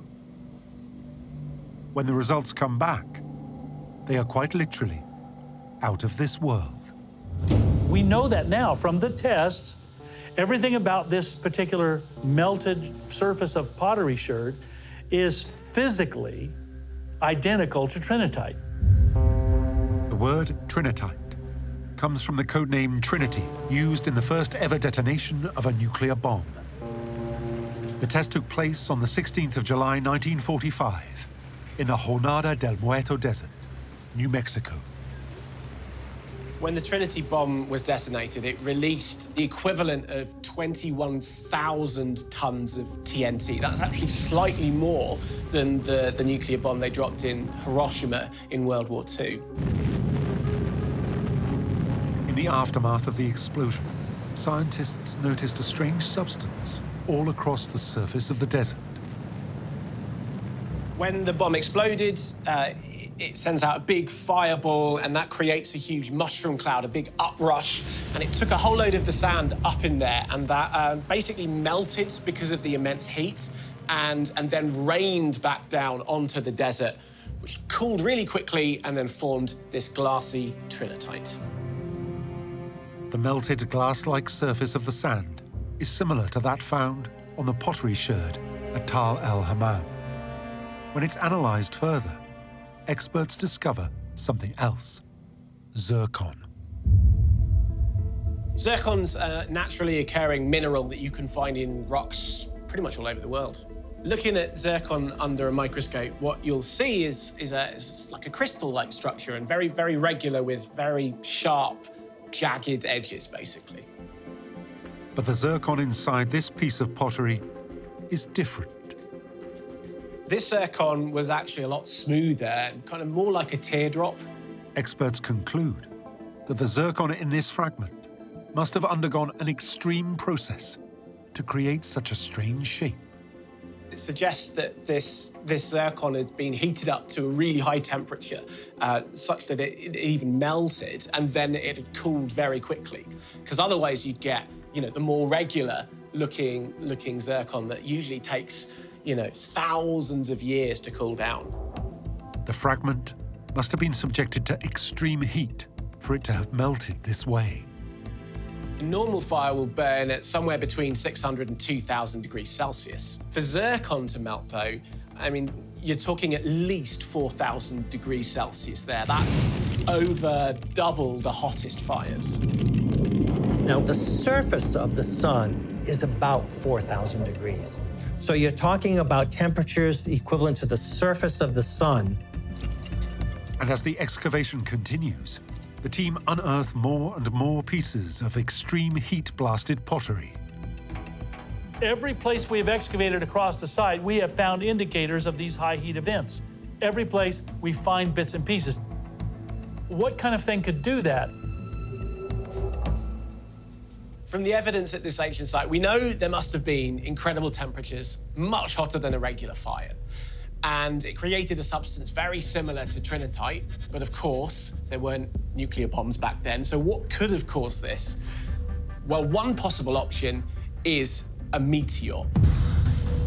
Now, at our site, there is no crater on the ground for us to point to and look at and say, aha, here's the conclusive evidence that we have some kind of astral body coming in and hitting us. We don't have that. But meteors don't need to make impact to unleash their destructive power on Earth. An incredible concussive force and a blast of high-intensity heat can result from a rare cosmic phenomenon known as a meteor airburst. An airburst can be when a meteor in the Earth's atmosphere explodes in the air before it's hit the ground. The damage on the ground from the explosion can be devastating. Firstly, you've got this really hot rock, the meteor in the air, that's radiating heat that can set things ablaze. Now, when it explodes, you've got the big shock wave. That can also take temperature with it, so you can feel a heat rush. The amount of devastation you're going to see really depends on the size of the rock.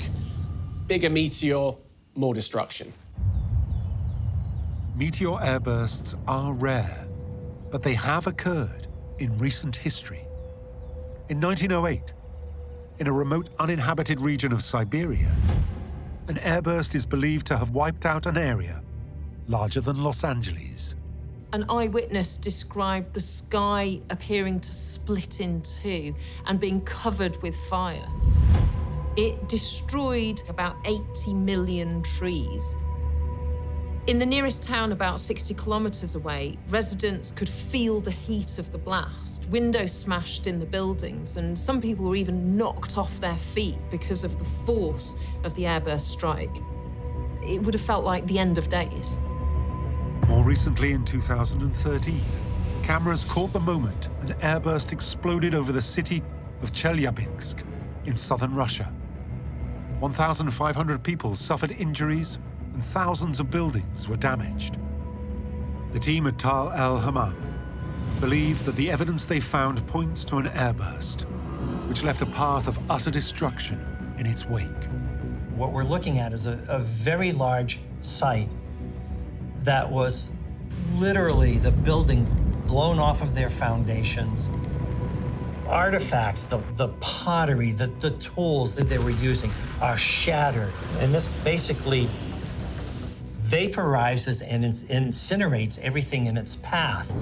And what we see is that all of that ash and all of that material is blown into a northeasterly direction.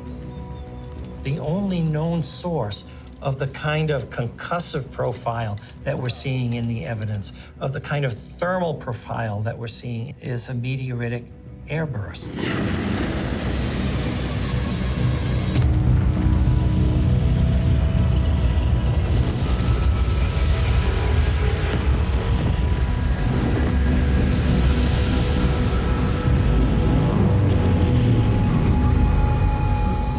As for the 700-year gap in habitation at Tal el-Hammam, Dr. Sylvia believes this is a direct result of the airburst as it explodes over the Dead Sea, just 13 kilometers away. If you have an airburst event over water, it will actually produce a tsunami effect where a wave will be pushed across the landscape. You have a very high volume of now superheated brine spray of Dead Sea water that's traveling with the blast front. Well, that 700-year gap, I believe, is best explained by the poisoning of the soil with Dead Sea water that left behind a very high salt concentration. It's possible the high salt content of the Dead Sea water would have rendered the land infertile for a number of centuries. It was impossible to grow any cereal grains. And if you can't grow cereal grains, you can't support cattle, you can't support people, you just cannot support a civilization moving back into the area. The science is clear, the analysis is clear, and the evidence is mounting. I'm not saying that we absolutely have it nailed down yet, but we know that all the indicators that we have are consistent with an airburst. For the archaeologists, the destruction of Tal el-Hammam by meteor airburst provides a striking match to the biblical destruction of Sodom. Fire and brimstone rained from above, destroying the city and its people, and leaving the surrounding region uninhabitable. But not everyone is convinced. A meteoritic event is very rare. They do happen, but they're very rare. I think before you can jump to conclusions and people can start suggesting that, you need more evidence. And I think actually an event like that would have a signature much wider and in the environmental record. So we need to look there.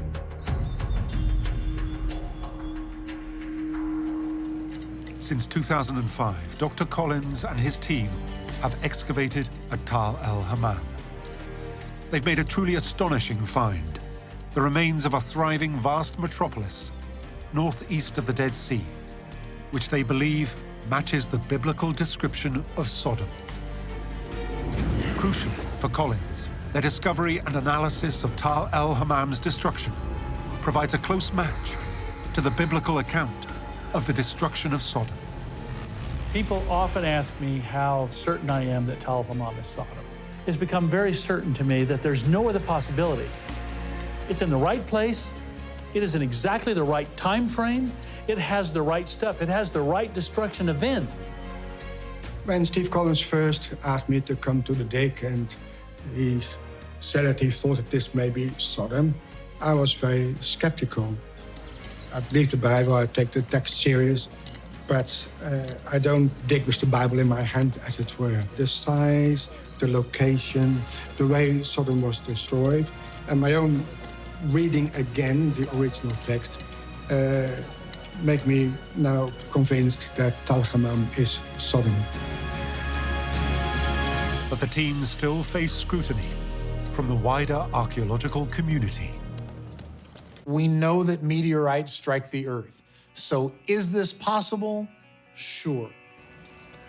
Is this also a pretty speculative reaching for a possible explanation that kind of matches the story in the Bible to explain the destruction of what you want to be Sodom? Yeah, it looks like that as well. Cynics might suggest that the airburst theory for the destruction of Tal el-Hammam is just too spectacular, too kind of space age. But just because it's a 1 in a million chance doesn't mean that it didn't happen. The team continues to dig for evidence. To answer the question beyond doubt of whether Tal el-Hammam really is the city of Sodom.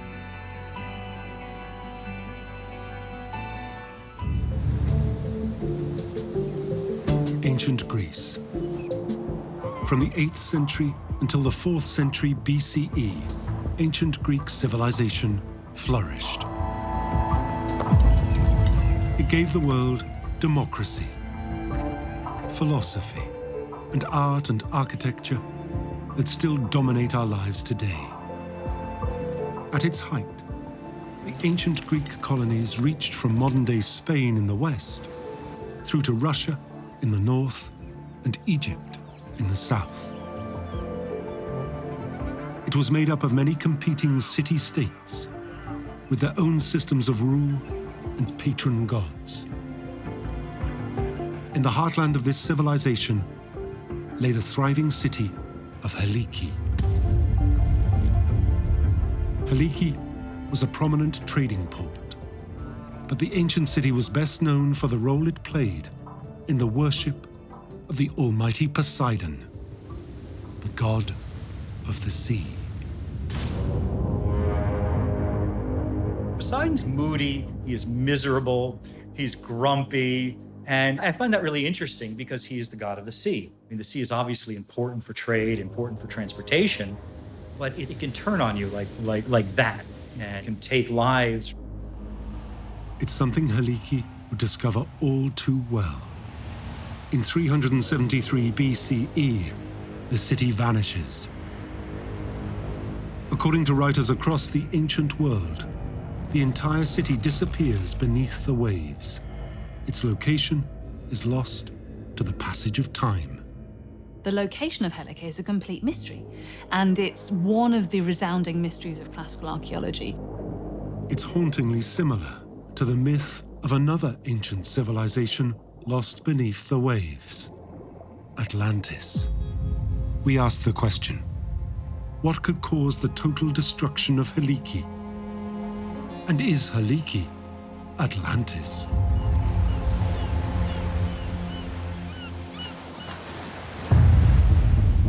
The lost city of Atlantis. It's a myth that has enthralled us for millennia.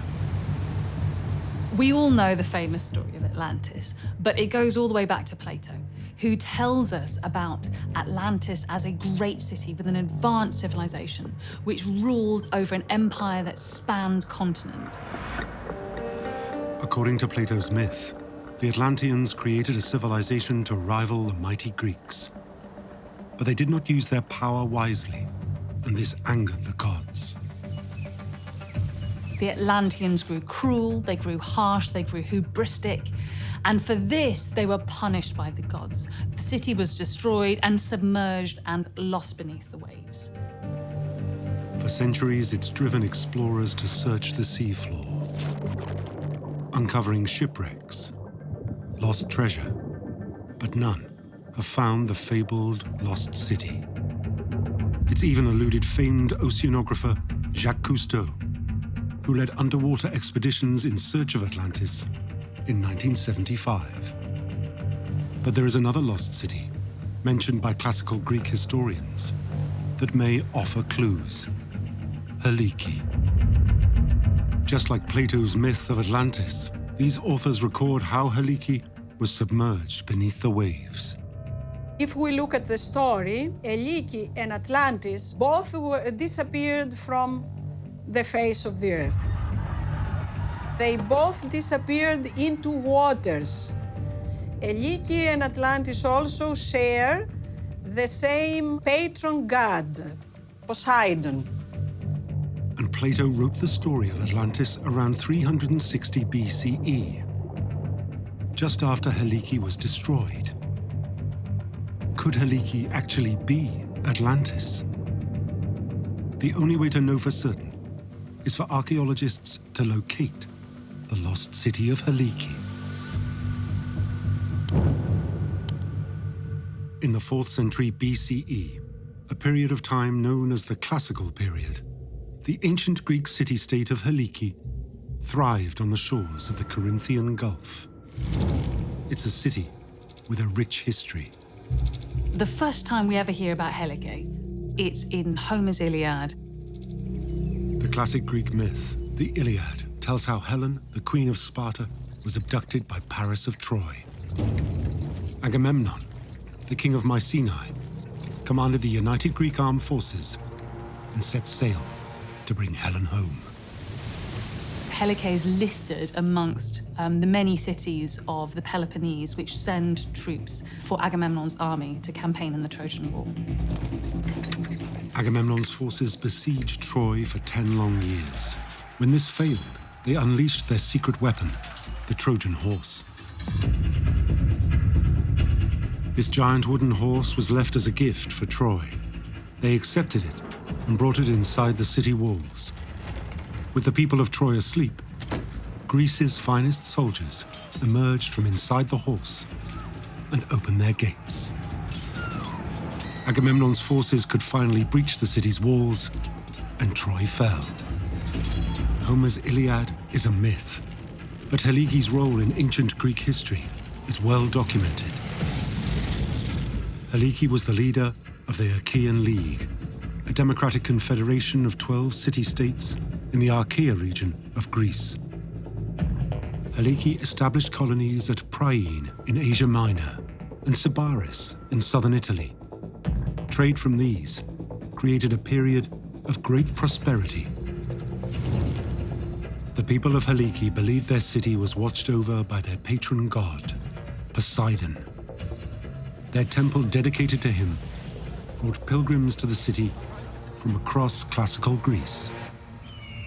Heliki was a powerhouse in the ancient Hellenistic Greek world. It was a major religious hub, a pilgrimage spot. It was a political seat. It was a pretty significant city-state. The temple to Poseidon gave Heliki influence in the Greek world, and they benefited economically from this pilgrimage. As war engulfed the region, it placed Heliki in a unique position. Between 492 and 479 BCE, the Persian Empire launched a series of invasions with the aim of conquering all of Greece.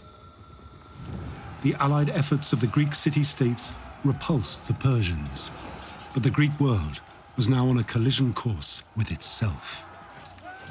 In 431 BCE, Greece erupted in war between Athens and Sparta.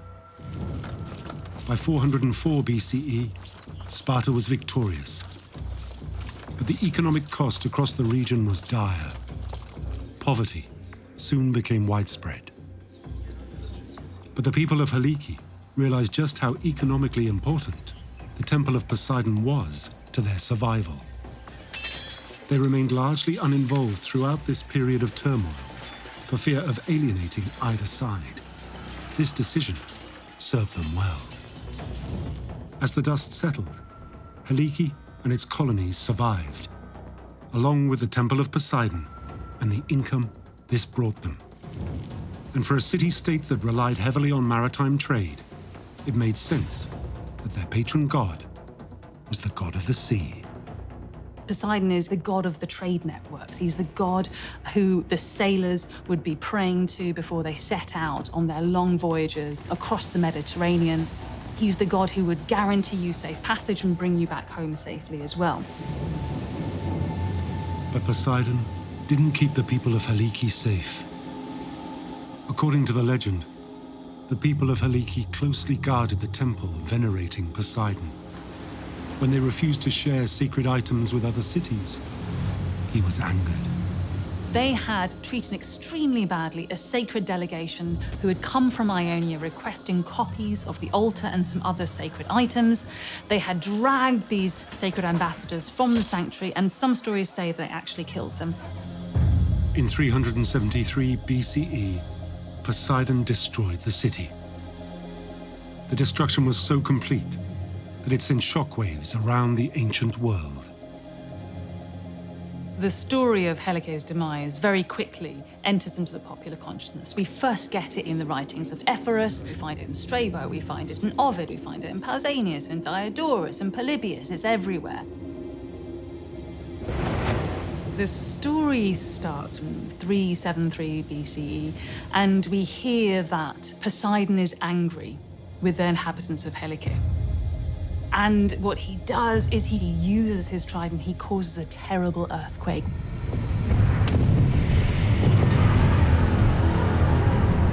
A tidal wave rolls in from the sea and completely submerges the city.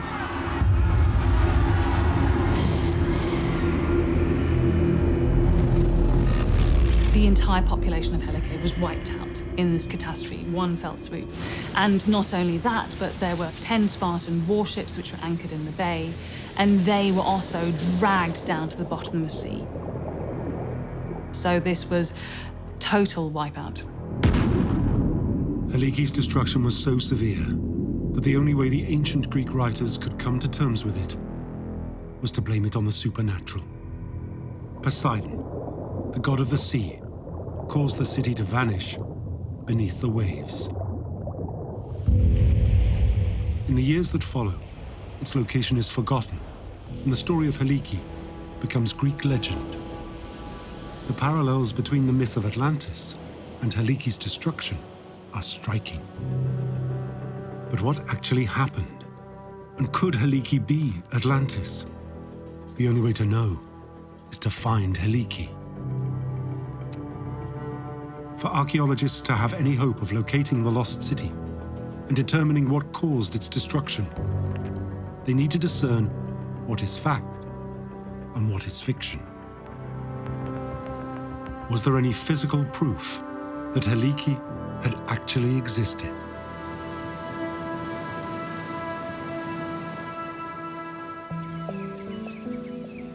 Two of Germany's leading archaeologists, Adolf Michaelis and Alexander Konza, explore the shores surrounding the Gulf of Corinth.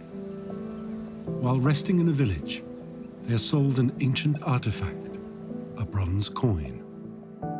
Poseidon is depicted in a very fine representation of his head, which is a very beautiful classical, actually, depiction of Poseidon.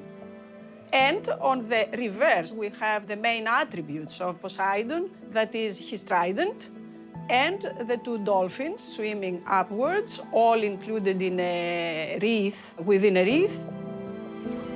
But as Michaelis and Konza examine the coin more closely, they make a startling discovery. The coin bears the letters Helik, which is an abbreviation of Helike. This was the first tangible piece of evidence that the city of Helike actually existed. Up until this point, all we had was the testimony of various authors and the story of Helike's destruction, but this was an actual piece of evidence. Michaelis and Konza have identified the first piece of archaeological evidence that Heliki actually existed. It marks an incredible turning point. Was the lost city of Heliki more than just a legend? Could there be some truth behind its destruction? And could it help solve the mystery of Atlantis? Archaeologists need to re-examine the ancient texts describing Heliki's destruction. Could they find anything else written here that might help them sort fact from the legend?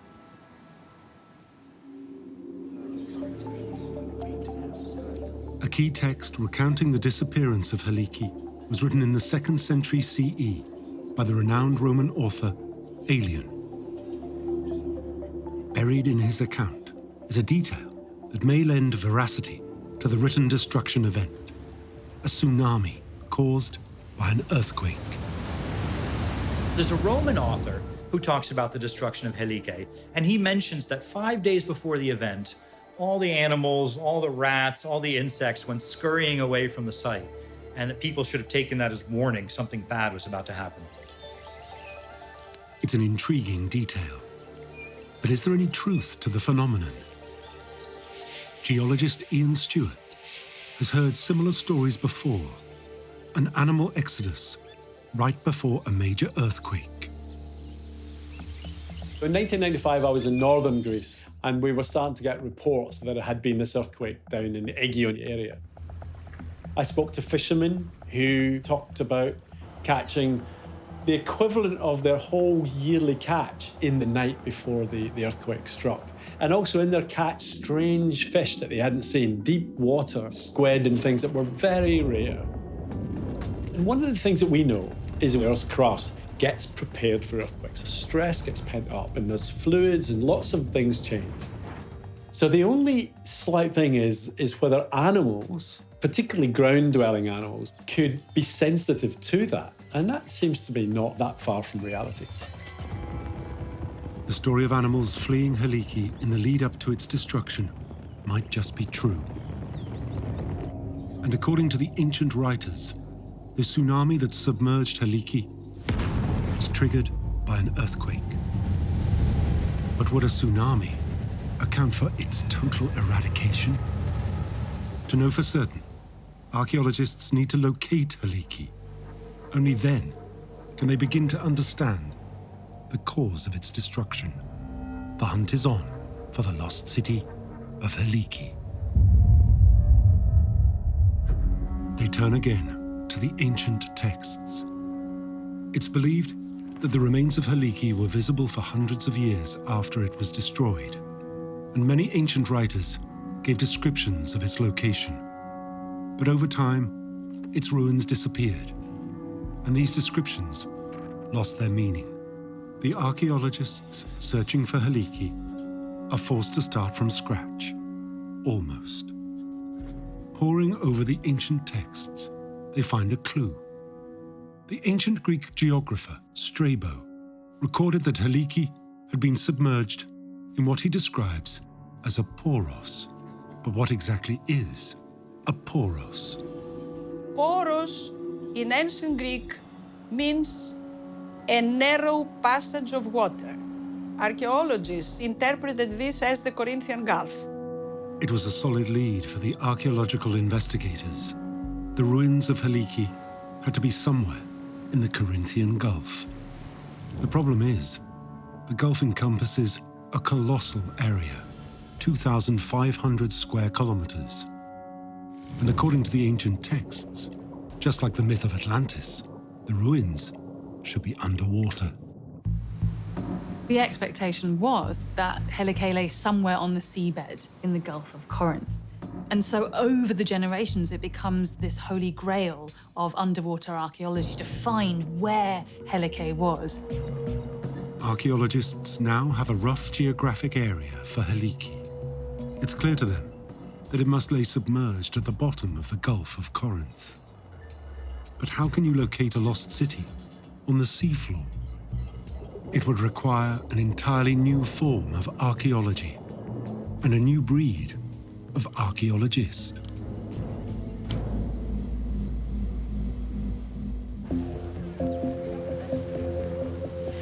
The hunt for the lost city of Heliki is taken up by one of Greece's most famous sons, celebrity archaeologist Spiridon Marinatos. In 1967, Marinatos became a Greek national hero when he uncovered the prehistoric city of Akrotiri on the island of Santorini. For some, the civilization on Akrotiri was a strong contender for the lost city of Atlantis. But Marinatos found no evidence to back up this theory. And his ultimate dream was to find Heliki. If the lost city could ever be located, Marinatos had particularly high hopes for what it might contain. He believed that Heliki would be a kind of a Greek classical Pompeii. That is, everything you would find in Heliki would be there exactly as it was at the moment it was destroyed.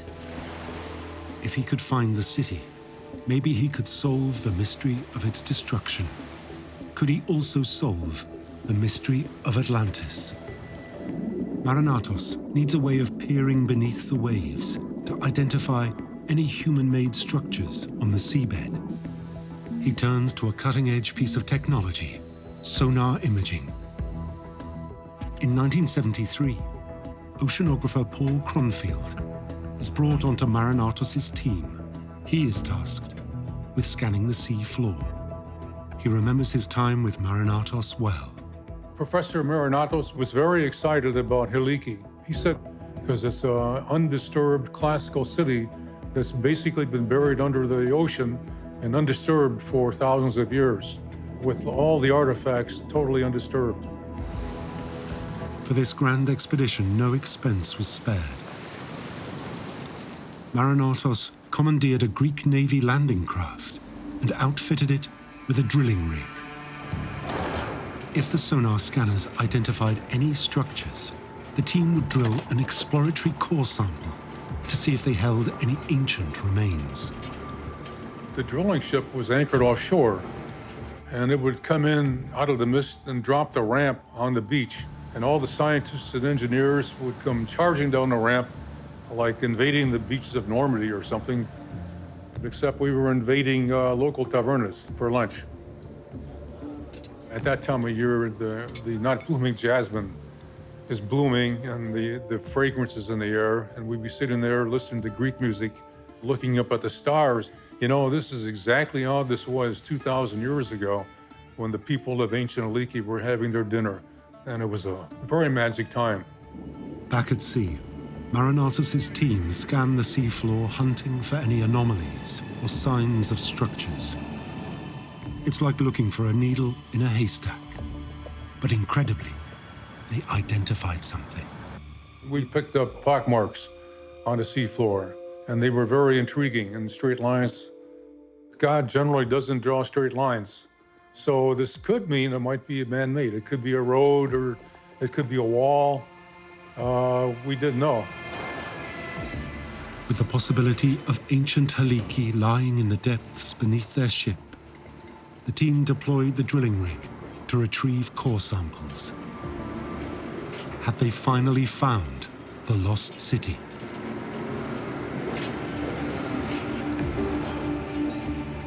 There was so much excitement each time we retrieved the core. Sleep was impossible. We had to be there because everyone expected to see some artifacts or something in there that would indicate a discovery. It just kept everybody very much electrified. But all they found was mud and gravel. After having spent all that time drilling and subbottom profiling, and then find nothing, it was very disappointing. Despite working through the night for days on end, there was absolutely no sign of Heliki. And with the excavating season ending, another chapter in the hunt for Heliki came to a close. For Spiridon Marinatos, he would never get the chance to search again. The following year, in 1974, he died of a stroke while excavating on Santorini. He is buried at the site. The location of the lost city of Heliki remained a mystery for now.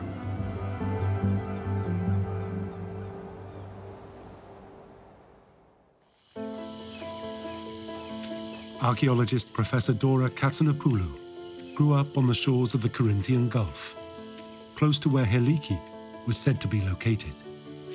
She is well acquainted with the legend of the ancient city's destruction. People who are raised in the region, they all hear about this story because Heliki was the most important city in the region. When I was a child, I was always dreaming of becoming an archaeologist someday in order to try and find this famous lost site. So it was a childhood dream, I would say. In 1988, Katsanapoulou assembles a team and begins turning her dream into a reality. She picks up where Marinatos left off, using sonar scanners to map the bottom of the Gulf of Corinth. Soon, the sonar picks up something intriguing. In one location, we found remains of something that looks like being man-made. It's something that has to do with installations of a port. And in another location, in a greater depth, we may have remains of some wrecks of ships. Analyzing the sonar readout was a man now familiar with the region, oceanographer Paul Cronfield. We saw 10 of these features, 10 parabolic type features under the seabed. It was very exciting. According to Aelian, the Roman writer, the night that Heliki was destroyed, there were 10 Spartan ships at anchor in Heliki's port. For Katsanapoulou, it was starting to look like they'd uncovered an ancient port. If they could identify the 10 shapes shown on the sonar scans as the 10 sunken Spartan warships told in the Heliki legend, then surely they'd have finally located the lost city. But sonar scans alone aren't proof. To be sure, the team needs to dive and examine the structures. But here, they run into a problem. The Corinthian Gulf, particularly in this area, is very muddy, and when divers go down, as soon as they move toward the target, it's, a real cloud of mud that is raised in front of them, so they cannot really see. It's a very difficult sea to explore. The muddy conditions on the seabed make it impossible to identify these structures for certain. Still, Katsanapoulou has a hunch these underwater features represent the ancient port of Heliki. But how to be sure? She needs a way of narrowing down the search area. Were there any clues that located Heliki near these sonar hits?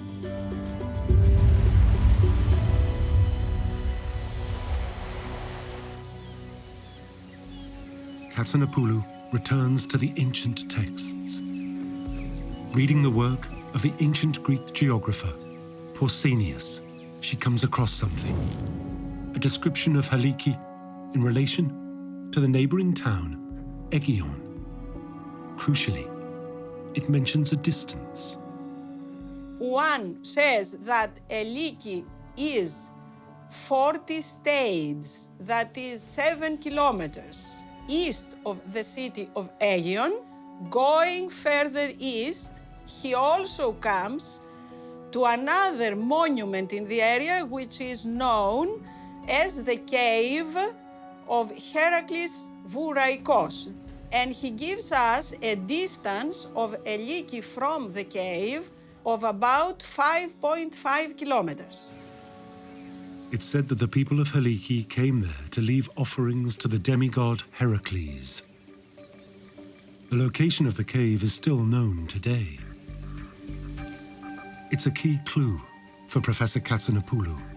If Heliki is within 7 kilometers of the town of Aegion and 5.5 kilometers of the cave of Heracles, then the lost city must lie in the area where these measurements cross over.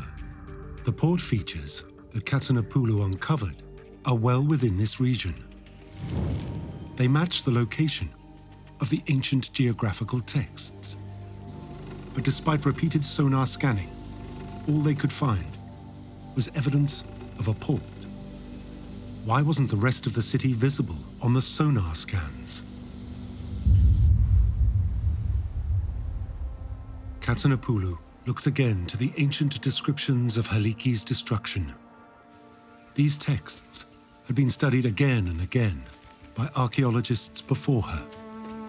But Katsanapoulou has an advantage. She can read these works in ancient Greek as they were written. Had any clues been lost in translation? As she pores over the ancient writings of Strabo, she realizes incredibly this might be the case. It all hinged on the meaning of the word poros, the body of water that Heliki was said to have been submerged in. Poros in ancient Greek means a narrow passage of water. But most archaeologists had interpreted this as the Corinthian Gulf, which was absolutely wrong, because the ancient sources knew the Corinthian Gulf by name. So they could mention the Corinthian Gulf. They didn't have a reason to say poros. Now, what poros would mean, in my interpretation, was an inland lagoon or lake. According to Professor Katsanapoulou's research, the lost city of Heliki wasn't at the bottom of the Gulf of Corinth after all, but had been submerged in an inland lagoon. It's a blow for those hoping Heliki is Atlantis. Plato's mythological city had been submerged and lost to the sea floor, not a lagoon. But still, in the search for Heliki, it's an incredible breakthrough. It was beginning to make sense why Katsanapoulou's sonar scans only showed a port, not the rest of the city. There was only one problem. If you're thinking about this as a lagoon, there isn't a lagoon there now. There's just solid land. So where was the poros? Okay, then I thought, since we have a poros that is an inland lagoon, then the ruins of the city should lie under this lagoon, because this lagoon covered up, actually, the destroyed city. But at the point where the sonar scans had identified a port, there was no lagoon, only dry land. But all of Katsanapoulou's evidence pointed to Heliki being here. Was it possible that the lagoon had dried up? The fact that you have a feature close to the shore that may belong to a port, that shows to you that the city is on land. So we said, okay, we checked it out, it's nothing in the sea, we have now to prepare for starting on land. Katsanapoulou steps ashore, Was there any evidence that this area had once been underwater? If she could find any, then she would be one step closer to locating the lost city of Heliki. Among the trees on a farm, just outside the town of Rizomulus, Katsanapoulou notices something unusual, a bridge, but no river.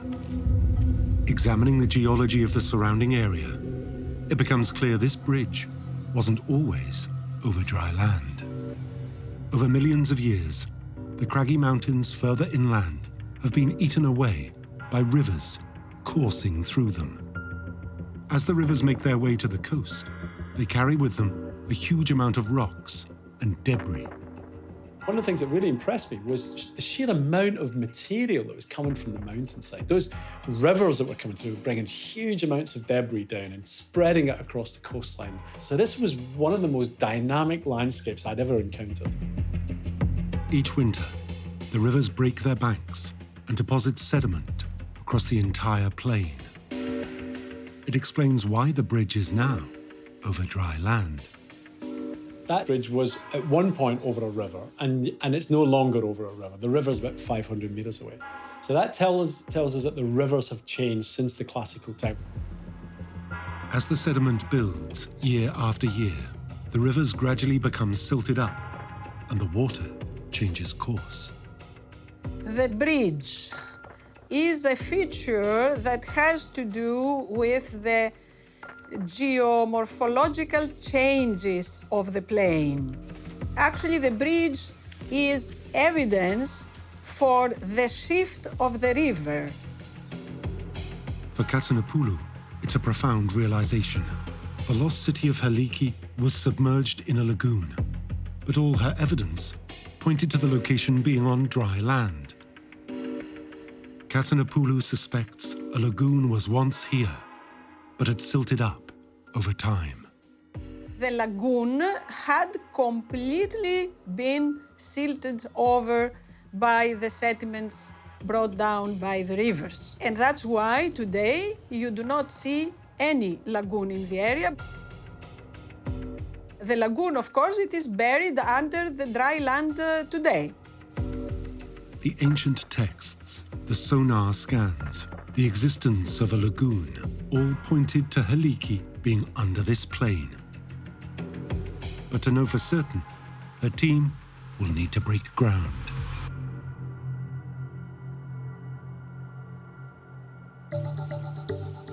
Katsanapoulou and her team conduct a series of extensive surface surveys along the coastal plain. They drill boreholes down to a depth of 15 meters and examine the samples for any signs of ancient life. In 1993, they find some pieces of pottery. Inside these soil samples were found the first pottery fragments. Until then, nothing was known from this area. Even to find some first small pottery fragments, it was something to rejoice at. For Katsanapoulou, these finds indicate an ancient settlement is likely to exist beneath their feet. Could these be the ruins of Heliki? The team prepares to excavate.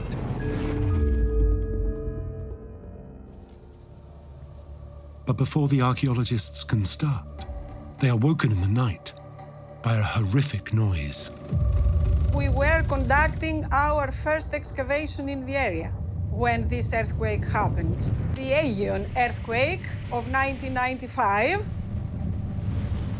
We were very much alarmed because, you know, that happened early in the morning. Of course, living through an earthquake event, it's something dramatic and terrifying. When the dust from the earthquake settles, Katsanapoulou's team finally break ground. Here they uncover the remains of an ancient building. Heliki was destroyed in 373 BCE during the classical period. But frustratingly, the remains uncovered are Roman. They date from a far later period in history. But for Katsinapoulou, it proves they're on the right track. For me, it was very important because that proved for good that there is ancient occupation in this plain. And you have the real evidence in front of your eyes. You have a building. As more excavations are conducted, it becomes clear that the site held a very long occupation history. It's promising news. But to edge closer to proving this is Heliki, Katsinapoulou's team need to uncover evidence that this site was inhabited during the classical period. In the foundation trench of this building, we discovered a nice group of pottery fragments from earlier periods, like classical, and even earlier, going back to the 8th century BC. That showed to us that we were in the right track, we were in the right area. The wealth of finds uncovered indicate that a significant, prosperous ancient city once existed here. But although the team have found traces of settlements from the Roman, the early Bronze Age, and Helladic periods, they haven't found any structures from the classical period, the era that Heliki existed in.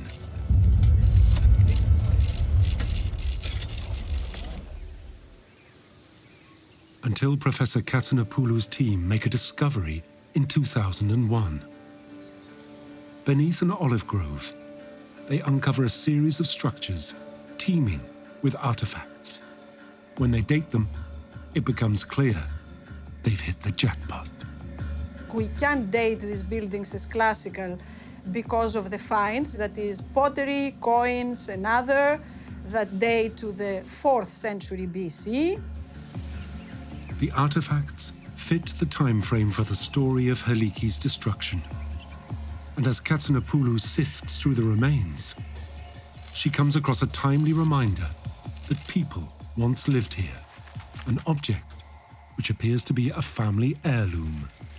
One of the most special finds is the terracotta painted head of a female idol, which actually chronologically is not classical, is earlier than classical, because this is a 6th century BC find, and obviously this belonged to the people who owned this building, and this was something like they had inherited from one generation to the other, and was still remaining in this building in 373 BC.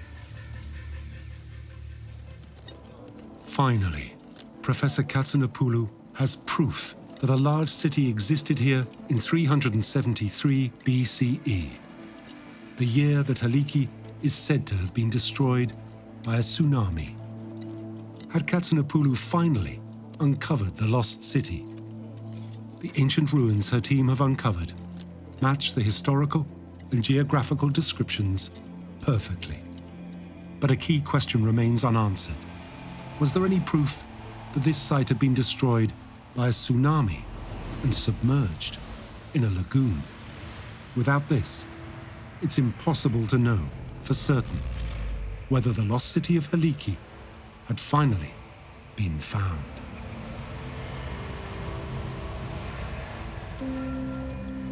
If these ruins had once lay underwater, then the remains of aquatic life might still be present. Katsinapoulou's team re-examine the soil brought up by borehole drillings across the region. When they analyze the sediment samples, they make an important discovery: evidence of microscopic organisms usually found in a marine environment. You have organisms in these soil samples that show that the environment in which they are found is definitely a lagoonal environment. These ruins were once submerged in a lagoon, just as the ancient accounts of the destruction of Heliki described. For Katsinapoulou, she has proof that these ruins are the lost city of Heliki. It's an incredible moment. Finding something that for over a century was an unresolved problem for archaeology was a major moment. It's an amazing feeling that it is difficult to describe. It is a life's work for me. Could these ruins finally reveal the truth behind one of the ancient world's greatest mysteries? What actually caused the destruction of Heliki?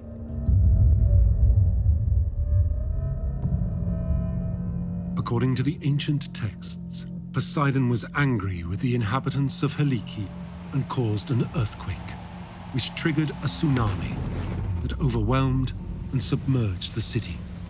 But was a tsunami actually responsible for the eradication of Heliki?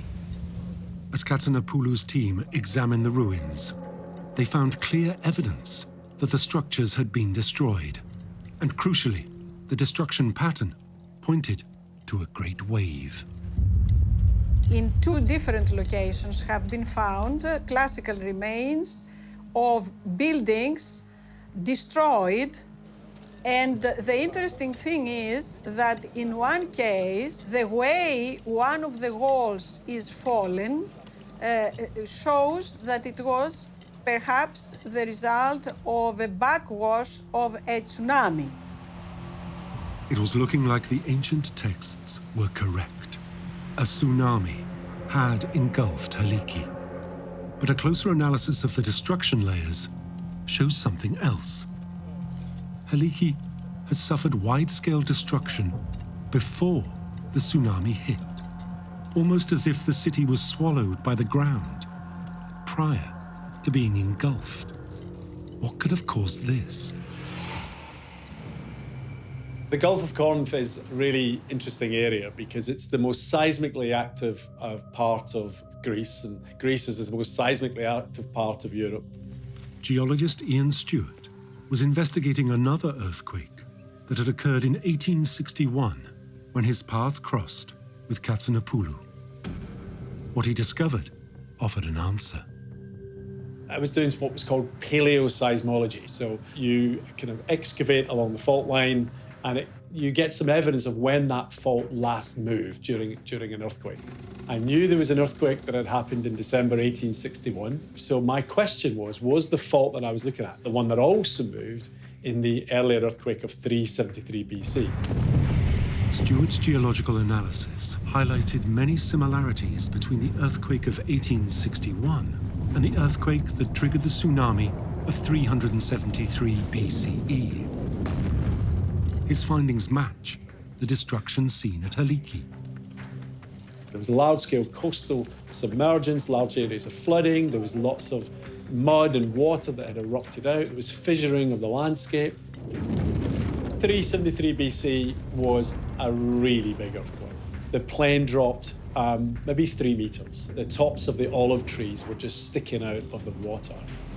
This would have been the most intense jolt of this whole landscape. The whole area would have been shaking. And then you just get the feeling of it kind of collapsing down into the sea. It would have been the most extraordinary of event to have lived through. Terrifying. For Stewart, it seemed likely the earthquake of 373 BCE didn't just cause a tsunami, but shook the ground so violently that Heliki was engulfed by water from below. It's a process known as liquefaction. It occurs when wet, loosely packed soil is shaken by an earthquake. It causes the soil particles to break contact, and the moisture rises to the surface. Solid ground takes on the consistency of a liquid. The main effects of liquefaction 373 BC are dramatic outpourings of water, in some cases kind of bursting and flooding out, but in some cases fountains, like almost like volcanic eruptions, exploding out under great pressure, transforming the whole physical kind of landscape, burying buildings, burying people, perhaps. It seems that in 373 BCE, the ancient city of Heliki was hit by a cataclysmic earthquake. As the earth opened up, the city and its inhabitants were flooded by water bursting up from beneath their feet. With the city all but destroyed, a tsunami, triggered by the earthquake, engulfed all that remained of Heliki. The city was lost beneath the waves. While Heliki is giving up its secrets, the myth of the lost city of Atlantis remains as big a mystery as it's ever been. But as archaeologists continue to examine the evidence at Heliki, similarities between the city's demise and Plato's tale of Atlantis become clear. Could Heliki's destruction be its inspiration? Poseidon was the patron and most important god of Heliki. As god of earthquakes, Poseidon was the most important god for Atlantis. But there is another reason that Plato would be interested in Heliki's destruction. He was in Athens. Heliki was not very far from Athens. The phenomenon that destroyed Heliki impressed very much the ancients. So Plato heard about it. There's no doubt that he heard and he knew about it. In Plato's tale, the citizens of Atlantis angered the gods, who then sent an earthquake that made Atlantis sink into the sea. The Heliki legend offers up a direct parallel. Poseidon is said to have destroyed the city in a fit of wrath at the way the people of Heliki had behaved towards some visitors, wishing to venerate him. If you look at the period in Greek history that Plato lived through, there were lots of big earthquakes. Ones like Heliki, where you had the cities destroyed overnight. So to my mind, it's perfectly reasonable that what Plato did was he took reality that he was seeing unfolding around him, and he transposed that into a story of a civilization that had happened way in the past. So it's one of those kind of factional accounts, really, where there's a bit of fact in there, but there's also a little bit of fiction. Empire. As a form of government, it has shaped our lives for millennia. The Roman Empire, the Mongol Empire, the British Empire.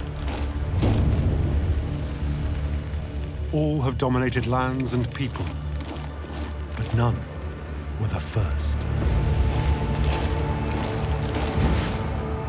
In the 24th century BCE, Mesopotamia was made up of many different city-states, each with their own king and patron god.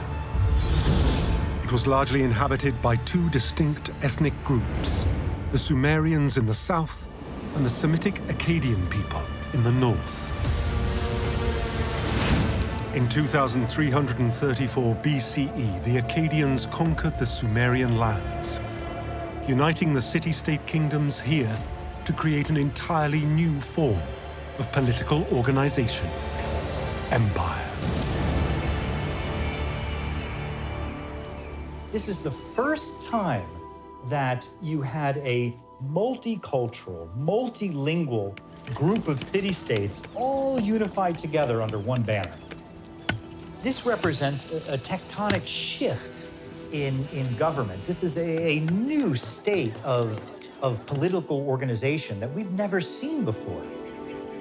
The Akkadian Empire was the world's first empire and ruled from the Persian Gulf in the east to the Mediterranean Sea in the west, all the way north into modern-day Turkey. We see this empire coming seemingly from nowhere, and suddenly the Akkadian language rises up to then become the language across this entire region. Under the Akkadians, life in Mesopotamia flourished. They used their power and geographical reach to create a period of great prosperity inside the empire. Their trade routes spanned vast distances outside of the empires. They were actually trading with people in India, with people in the Mediterranean. You had beautiful artistry pouring into the empire.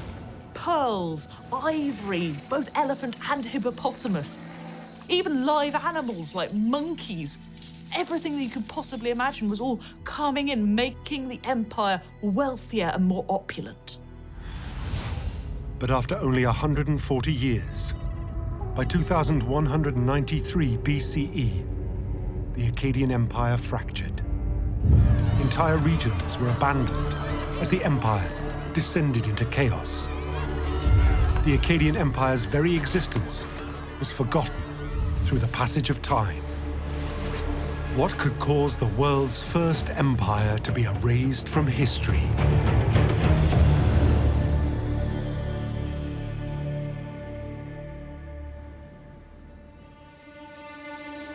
The Akkadian Empire wouldn't resurface until a British archaeologist made an unrelated discovery.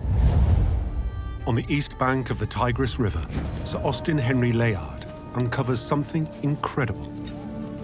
The king's palace of the biblical city of Nineveh, the capital of the Assyrian Empire, a people who rose to power over 1,000 years after the disappearance of the Akkadians. Layard excavates for years, but it's in the last days of the dig that he makes his greatest discovery. Layard's workers had uncovered a chamber containing 30,000 pieces of clay tablets, all marked with cuneiform script, the ancient writing system of the Assyrians. What Layard had stumbled across were the remains of the greatest library ever known in the ancient world, the library of Ashurbanipal, the king of the Assyrians. What secrets might these tablets hold? For the 19th century archaeologists, these cuneiform texts could hold an untold wealth of information about the history of ancient Mesopotamia. The problem is, no one can read them. They're written in an indecipherable form of cuneiform script. To have any hope of unlocking the secrets of the ancient Middle East, they need to crack the cuneiform code.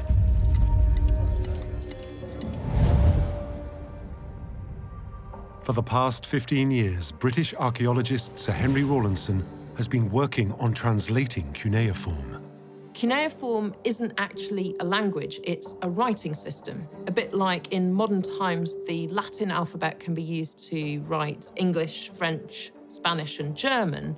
Cuneiform systems could be used to write all manner of ancient languages. Rawlinson was obsessed with understanding how the ancient cuneiform system of writing worked. Henry Rawlinson was a British army officer, and he was sent on a posting to an area in what is now modern-day Iran. And he saw this huge mountain, Mount Behistun, which was along the ancient Silk Road. And he saw about halfway up the cliff, there was an ancient inscription.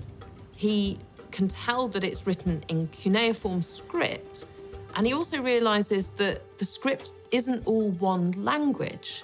It appears to be 3 different languages, all written in cuneiform. He identifies one of them, Old Persian, but what on earth are the other 2? Rawlinson had already translated the Old Persian cuneiform inscription, but the other languages still remained a mystery. When he was shown Layard's discovery, he immediately saw that the cuneiform script on these tablets was the same as one of the unknown languages written in cuneiform found on the Behistun carving. If they could work out what this mystery language in the Behistun inscription said, they could use that as a launch pad to start decoding what the clay tablets from the library said. Understanding this language could be key to unlocking the secrets of ancient Mesopotamia. He returned to the Behistun inscription. It was assumed that the 3 languages, all inscribed using the cuneiform writing system, said the same thing. Was the answer hidden here? Rawlinson already understood the Old Persian inscription, and if he could use that by decoding the repetitive symbols and working out what some of the words might mean, he might be able to decode the other 2 mystery languages. If Rawlinson could find similarities between Old Persian cuneiform and the unknown cuneiform language, he could build an alphabet for deciphering the Library of Nineveh. Old Persian uses about 43 different symbols, and he realized that each of them corresponded to a letter or a number. However, the other two languages appear to have many, many more symbols. But this gives Rawlinson a clue. There are too many cuneiform symbols for each one to represent an individual letter. Instead, the language must be syllabic, where each symbol represents a syllable. Rawlinson began trial and error, trying to relate symbols in the unknown cuneiform language with the symbols that he did understand in the Old Persian. And you go, well, if this means king or god in Old Persian, maybe that's what this means in the mystery language. Does that work? And you try it out. It takes almost 10 years, but Rawlinson cracks the code. He can finally read the tablets from the Library of Nineveh. And what riches it held. There were texts on medicine, there were texts on astrology, and there was a huge section on history. It was extraordinary. The scribes had not just written a history of their own people, the Assyrians, they'd written about the people who'd come before them. There was an empire that we never knew had existed, that had been declared the greatest of all time. Here, Rawlinson found references to the world's first empire, an empire that ruled over all of Mesopotamia. Rawlinson christens them the Akkadians. The archaeologists were dumbfounded. Who were these people? How come we'd never heard of them? How could a whole civilization be destroyed in such a way that they would be entirely lost to the sands of time?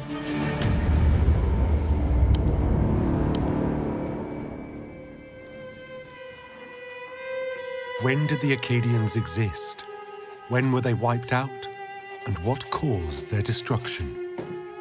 Rawlinson spends years translating cuneiform tablet after cuneiform tablet, looking for any clues. But in 1867, nearly 10 years after Rawlinson first deciphered Akkadian cuneiform, he came across a tablet. It was the legend of Sargon of Akkad, the first king of the Akkadian Empire. Rawlinson had uncovered the first part of the Akkadians' history. In 2334 BCE, Sargon came to power as the king of Kish, a city-state in the Akkadian region of Mesopotamia. From the very beginning, Akkadian history is steeped in violence and conflict.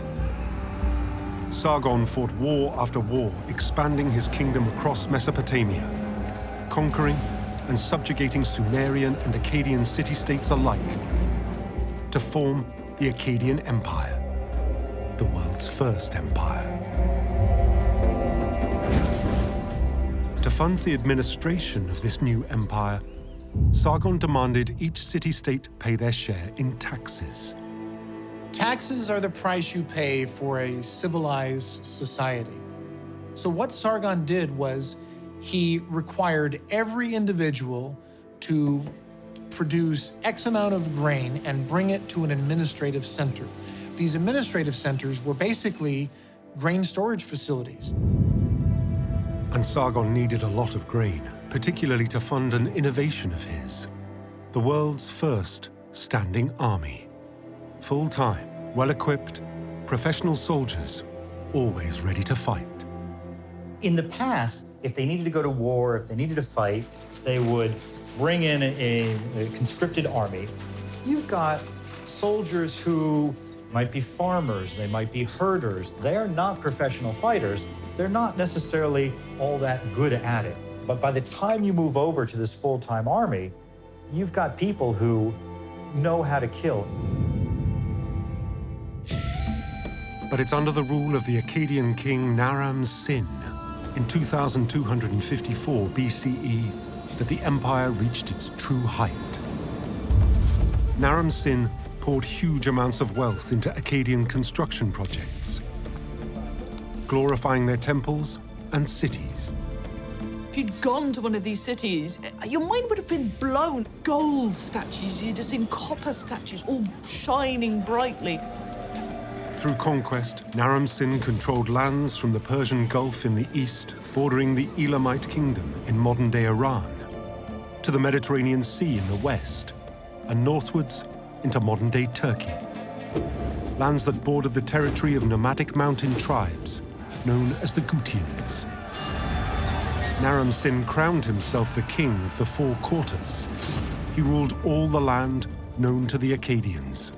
But even this wasn't enough. Naram-Sin makes himself a god. I mean, talk about the ego of the man. There are engravings of him where he's wearing this horned helmet that only the gods wear, and he's about twice the size of his soldiers. He's so important, he is a living god. The Akkadian Empire achieved something truly astonishing. So why had archaeologists never heard about them until now? What could have caused the world's first empire to disappear?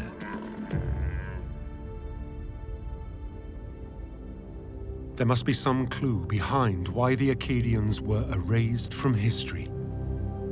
As they dig deeper into the cuneiform tablets, they uncover a disturbing legend: the Curse of Akkad. The story goes that Naram-Sin attacks the city of Nippur and he destroys their temple. He commits this act of great sacrilege, and as a result of that action, he becomes cursed. The gods were so appalled by Naram-Sin's actions that they prayed for his empire's destruction. A snippet from the Curse of Akkad reads, "May the grass grow long in your canal-bank towpaths, built up with canal sediment. In your plains, where fine grass grows, may the reed of lamentation grow. Akkad, may brackish water flow where fresh water once flowed for you." Because of Naram-Sin's hubris, the gods destroyed the Akkadian Empire. Did the empire experience a large-scale collapse? Archaeologists need to know when the Akkadian Empire actually existed and when they were killed off. Archaeologist and philanthropist Herbert Weld Blundell donates his collection of Middle Eastern artifacts and antiquities to Oxford University's Ashmolean Museum. For the curators, one of the items is of particular interest: a small prism covered in cuneiform inscriptions. It's a copy of the Sumerian king list. The Sumerian king list was written around 1800 BC in the Sumerian language. It lists the kings and the cities they ruled over. It also tells us the length of each king's reign. The Akkadians, they're mentioned on the king list. If you can work out when one king ruled, you can work out when all the other kings ruled too. So if using the Sumerian king list we can get a date, then we can date the Akkadians. We will know for the first time in modern history when the Akkadians existed. But without a point of reference, a year to match it to, this information was useless. They look again to the Library of Nineveh. Here were the ancient recordings of solar eclipses. Scholars realised that if they could find a solar eclipse recorded by astronomers using a calendar that we already understood, they could use that to sync up the calendars used in the Sumerian king list. And they found one. An eclipse recorded by the ancient Greeks on the 15th of June 763 BCE. The rise of the Akkadian Empire could finally be dated. We know that Sargon the Great began ruling in 2334 BC. But after the year 2193, the Sumerian king lists start to record what appears to be a chaotic breakdown of the Akkadian Empire. They have this phrase that repeats who was king, who was not king. Kings reigned for merely a year or 2 years at most. It suggests that there was unrest, that there was chaos, that there was confusion, and perhaps an empire that was in the midst of fracturing. The Sumerian king list hints that this great empire was imploding, but it doesn't tell us why. Archaeologists have a year for the collapse, a time of death for the Akkadian Empire, but they're still no closer to knowing why the Akkadians died out. What could have triggered the sudden collapse of the world's first empire? They turn their attention to how the Akkadians managed to survive and thrive in the harsh climate of the Middle East. Maybe this would offer a clue. The Akkadians weren't the first civilization to emerge in Mesopotamia. Over 5,000 years ago, in 3100 BCE, the first great Sumerian cities sprung from the desert. It's these separate city-states that the Akkadians conquered and unified to create the world's first empire. These Sumerians were among the first people to use the wheel, the plow, brew beer, and develop the world's first writing system, early forms of cuneiform script. The Sumerians achieved all of this because they mastered farming. The surplus in food that farming gave allowed them to go from nomadic hunter-gatherers to living in settlements, to then vast cities. And two natural features of Mesopotamia were essential for allowing the world's first civilization to flourish. Mesopotamia is a beautiful Greek word, and it means between the rivers. So it can be broken down into meso, which is between, and potamoi, which is rivers. And the two rivers that this word refers to are the Tigris and the Euphrates. Rivers, particularly in ancient times, were the givers of life. At the time of the Akkadian Empire, the climate of Mesopotamia was similar to today's. Vast desert plains with pockets of fertile land, straddling the banks of these two rivers.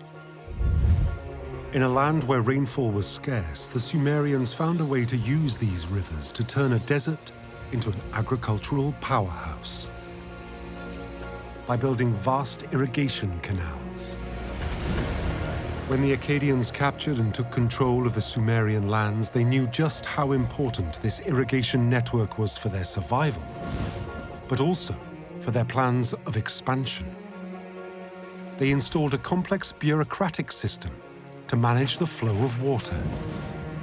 The entire system of ancient Mesopotamia, of Akkadia, rested on the health of these irrigation canals. To be able to produce as much wheat as they did using irrigation, they had to constantly maintain this really complex network of irrigation canals. One of the greatest contributions that the Akkadians have given us is bureaucracy, is administration. To maintain these irrigation canals, you had to have a strong centralized government looking over the administration of these.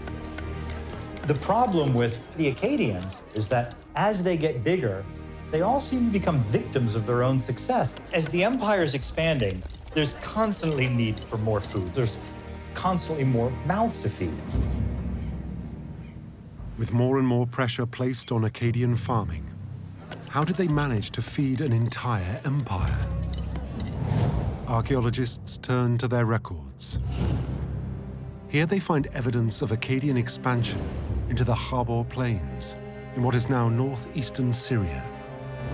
As you move into northern Mesopotamia, the landscape actually changes fairly radically from arid desert to plains. What we see is, unlike the south, where there was irrigation, we find that here farming is actually primarily rain-fed. Rain-fed agriculture relies solely on rainfall to water crops. It isn't as efficient as irrigation farming, but on the Habor Plains, the Akkadians found a way to feed their empire. Grain production here became crucial for feeding their standing army. And Akkadian history is steeped in conflict. The north would be an ideal target for an enemy of theirs, and they had many.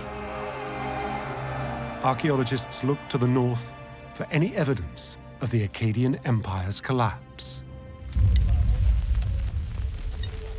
Renowned British archaeologist Max Mallowan excavates at the ruins of Tel Brak. It's a huge 7,000-year-old settlement on the dry farming Harbour Plains. Surely, such a large site must hold Akkadian remains. The problem is, where to begin digging? So Malawan turns to a cutting-edge piece of technology: aerial photography. In the 1920s, this area was extensively photographed from the air. This gives Malawan a bird's-eye view of Tel Brak and allows him to identify much more clearly any human-made features. When Malawan broke ground, the aerial surveys paid dividends. What he finds is walls, and not just walls to anything. He realises very soon that this is a palace with a grain store attached, and it's also a fortress. But this isn't all Malawan finds. On the bricks is the stamp of the king Naram Sin.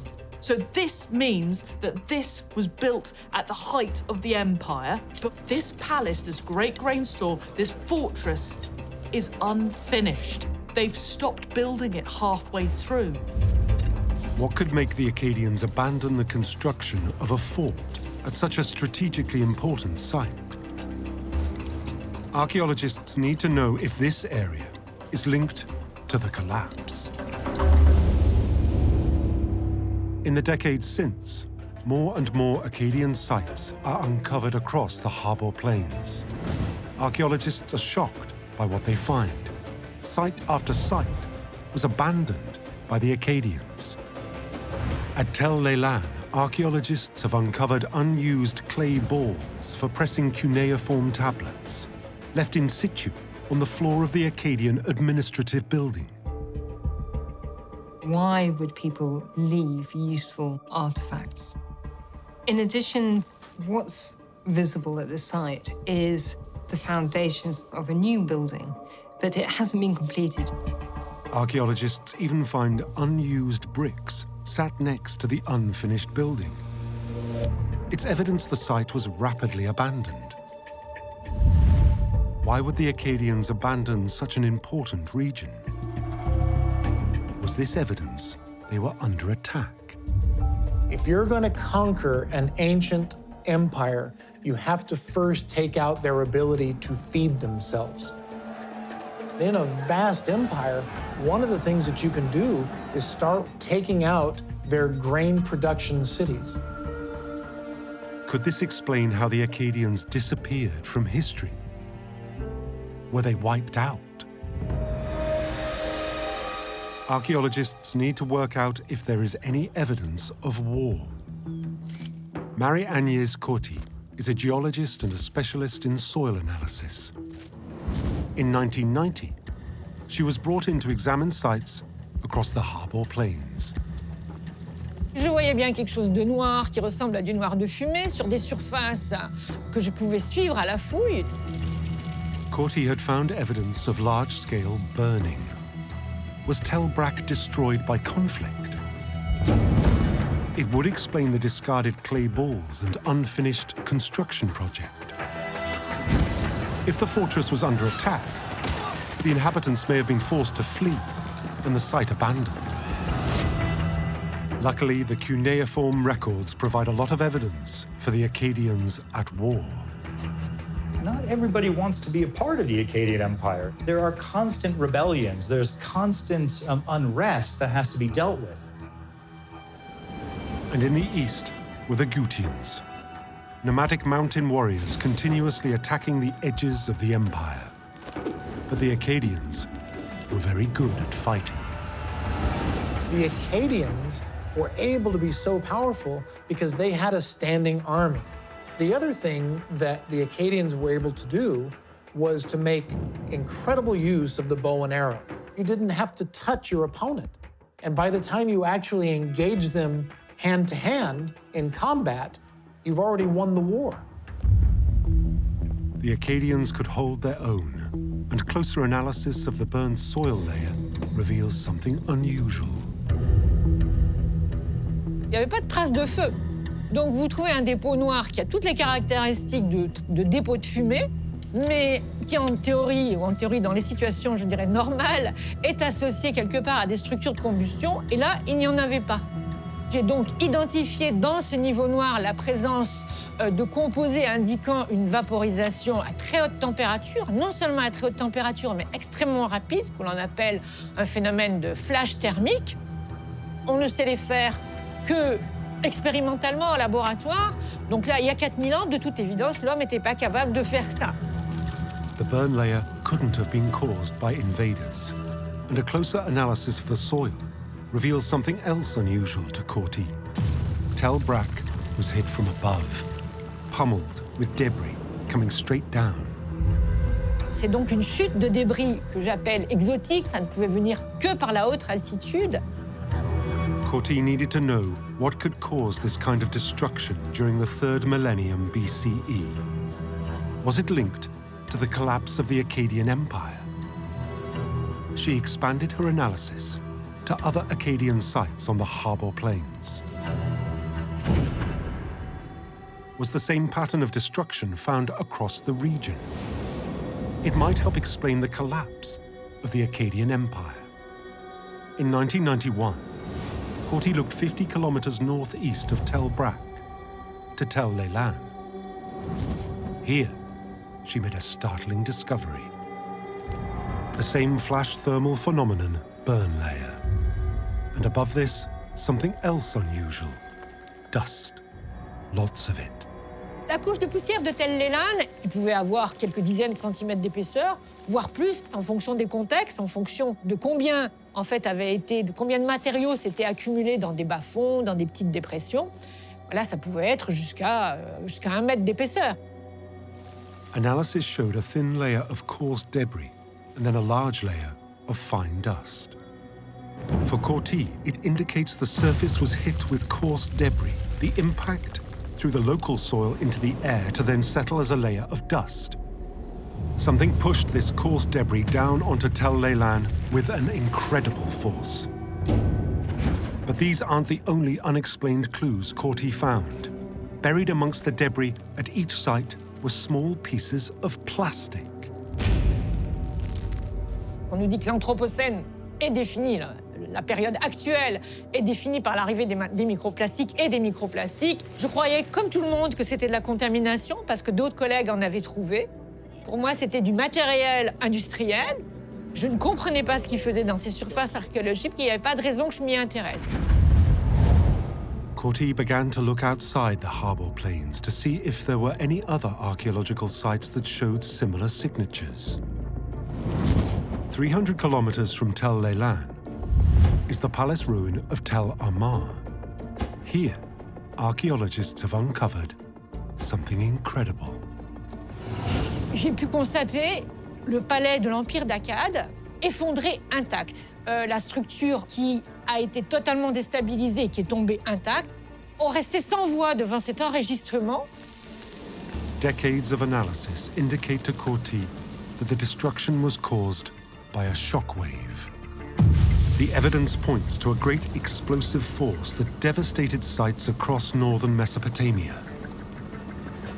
But Corti has no idea what it is. Could it explain why these Akkadian sites were abandoned? Je pense que quand on fait une découverte de ce type-là, on ne sait pas que ça va changer le cours de votre vie, mais on ne peut pas lâcher prise. C'est un petit peu, je ferai la comparaison, c'est un peu comme si un détective est sur les traces d'un tueur en série, d'un serial killer, il ne va pas lâcher prise. In Perpignan, France, at the French National Centre for Scientific Research, Corti and a team of physicists analysed the destruction pattern. Because the debris impacted the sites from above, they looked to the sky for natural phenomena. But what could deliver such a rapid blast of high-intensity heat? Corti gets a clue. An accident report from emergency services who have been investigating the death of someone struck by lightning. Incredibly, at the accident scene, the emergency workers uncovered a familiar material. the same plastic polymers Corti found across the Harbor Plains. Et là, je dis, oh là là là là, mais ça, c'est pas de la contamination, ça va pas du tout, parce qu'il a absolument pas les caractéristiques d'un plastique industriel. Industrial plastic is formed by combining and processing the byproducts of crude oil. It has a unique molecular structure. But the plastic polymers recorded at the accident scene are different. Nous avons pu procéder en fait à une identification sur les effets de la victime, des traces de foudre, et constater qu'effectivement, il y avait eu transformation de la peau, transformation des effets en polymère. Nous avions affaire à des phénomènes plasma. Donc les phénomènes de foudre déclenchent des plasmas électriques qui transforment en fait les aérosols en nanoparticules. Et pourquoi ces nanoparticules sont si importantes? Et c'est ces mêmes oxydes de titane en nanofeuillets que j'avais identifiés dans la matrice polymère des plastiques de Tell-Leland. Je pourrais vous faire une liste de tous les sites. The plastic polymers found on the body of the person struck by lightning were the same as the ones Corti found in the Akkadian archaeological excavations.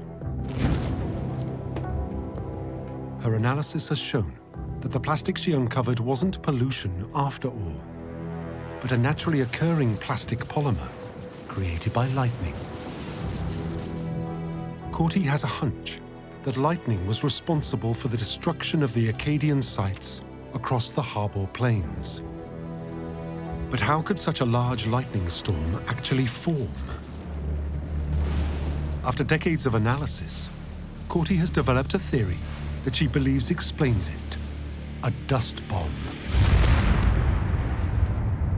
It requires a massive injection of dust high into the atmosphere, likely from a volcanic eruption.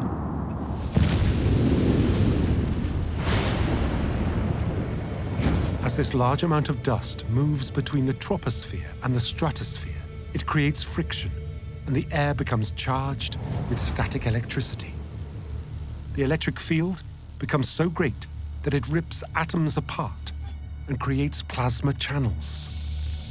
When these channels connect, they allow the electricity to flow, and lightning is formed.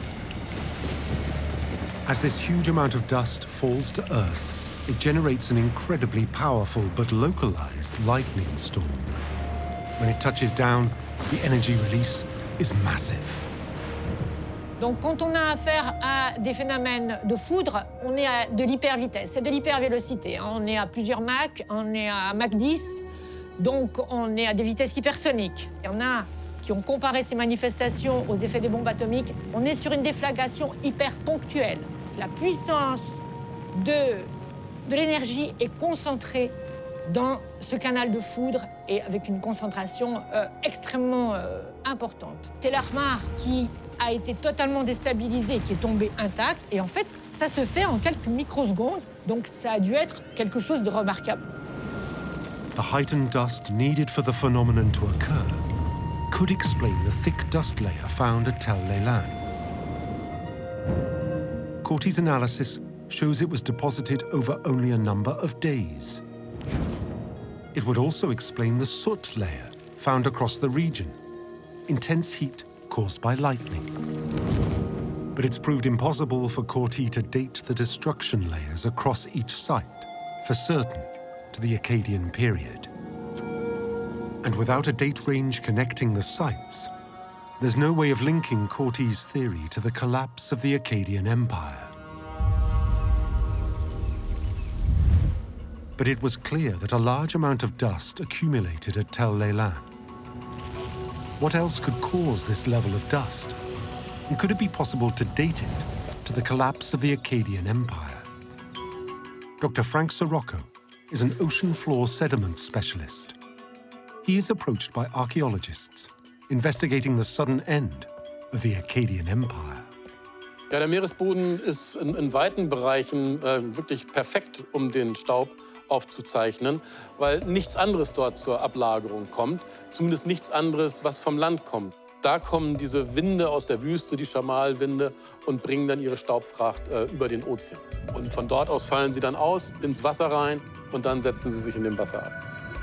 The dust particles sink down through the water and build up in layers on the ocean floor.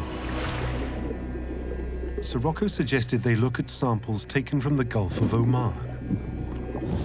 If there was a dust event in Mesopotamia, it would show up here. Crucially, they might be able to date it to the Akkadian period. Dr. Sirocco analyzed the sample looking specifically for dolomite, the mineral signature for dust found in Mesopotamia. Meistens lagen die Konzentrationen vom Dolomit so etwa bei vielleicht 5%. Und dann haben wir in diesem Kern aus dem Golf von Oman plötzlich Gehalte gefunden, die gingen hoch auf 10–20% in der Größenordnung. Und da ist uns eigentlich zum ersten Mal klar geworden, dass es so einen sehr starken Staubsturm gegeben haben muss, 2200 vor Christus, nach unseren damaligen Datierungen. Und das war eigentlich das stärkste Signal, was wir im Staub überhaupt gefunden haben in den letzten 10.000 Jahren. Incredibly, the increase in dust lasted for 300 years. Corti believes her dust bomb event occurred in the space of a few days. But Sirocco's dusty period is much longer. What could cause such a lengthy spike in the sediment core history? Eigentlich kann nur ein solches Ereignis über längere Zeit wirklich dieses Signal in den marinen Sedimenten verursachen. Es ist eigentlich schon sehr eindeutig, dass das eine Dürre gewesen sein muss. A 300-year-long drought could certainly account for the collapse of the Akkadian Empire. As soon as drought takes away that agricultural base, as soon as you have too many hungry mouths to feed, your empire crumbles. And it seems they weren't the only civilization to experience upheaval at this point in history. From the Egyptian Old Kingdom, across the region to the Indus Valley civilization in modern-day Pakistan, civilizations collapsed and entire cities were abandoned.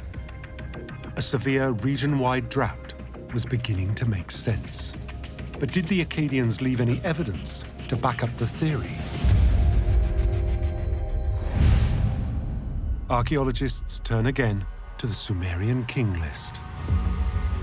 After the year 2193, the Sumerian king list holds this very ominous phrase, who was king, who was not king, which suggests a huge depth of confusion, perhaps chaos. Rulers were on the throne for just a short period of time.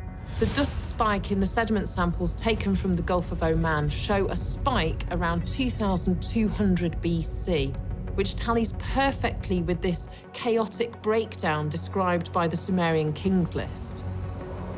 Drought is looking more and more likely the cause for the collapse of the Akkadian Empire. But there's an issue with Dr. Sirocco's Oman results. These ocean core samples can't be analyzed at a high enough resolution for dating to be done exactly. There's an inbuilt error range of 300 years. The drought could miss the rise and fall of the Akkadian Empire entirely. Without an accurate date, it's impossible to prove that drought coincided with the collapse of the world's first empire. But then, a stroke of fortune. In 2018, Oxford University's Paleoclimate Research Laboratory collected samples of stalagmites from caves just outside Tehran in Iran. The lab studies geology around the world and what it can tell us about ancient climate. Stalagmites are really good climate proxies. That means they tell us something about the climate of which they're growing. As the researchers analyzed the sediment deposit history of the stalagmite samples, they came across something unexpected. There's a spike in dust around 2200 years BC. That lasts for about 300 years. Where is that dust coming from? Well, if you look at the paleoenvironmental analysis, the main area that dust is traveling from is from Mesopotamia. And because the tests were done at a high resolution, it's possible to date the dusty period accurately. It matches the Oman samples perfectly. What this is showing is likely drought in that region. But what caused this drought in the first place? A phenomenon being studied as a strong cause for drought across the world is El Niño. Could it be responsible for a drought occurring at 2200 BCE? El Niño occurs when tropical water in the eastern Pacific Ocean becomes unusually warm. The effects of El Niño are unpredictable, but often cause drought around the globe. Dr. Frank Sirocco has a hunch El Niño is responsible for the drought at 2200 BCE. But how can you work out when El Niño occurred throughout history? Sirocco turns to what we know now. Man weiß sehr genau heute, dass ein El Niño-Ereignis dazu führt, dass wir vor Peru sehr warmes Wasser haben, wo sonst die Oberflächentemperatur sehr, sehr kühl ist. Und dieses warme Wasser hinterlässt Spuren in dem Plankton, was vor Peru dann sich auf den Meeresboden absetzt. Und das können wir wieder in einem Sedimentkern analysieren und dann eben halt genau sagen, wann hatten wir Phasen mit warmem Wasser vor Peru und wann hatten wir Phasen mit kaltem Wasser. When they date the sample, incredibly, they see a spike in sediment from 2500 to 2000 BCE. For Sirocco, it indicates an intensification of El Niño activity around the period the drought hit Mesopotamia. Man kann sicherlich keinen direkten Beweis führen, dass Veränderungen im El Niño 2200 vor Christus hundertprozentig die mesopotamische Dürre verursacht haben. Das Einzige, was wir wirklich sehen können aus Sedimentkernen, die wir vor Peru gewonnen haben, dass genau in dieser Zeit, so zwischen 2500 und 2000, das El Niño-System ganz grundlegende Veränderungen erfahren hat. Und von daher ist es einfach aufgrund des Verständnisses des globalen Klimasystems wahrscheinlich, dass es diesen Zusammenhang gibt. For Sirocco, El Niño is the most likely cause for drought striking the Akkadian Empire. But was there any on-the-ground archaeological evidence linking the drought to their collapse? Archaeologists look again to the soil layers at Tel Leilan.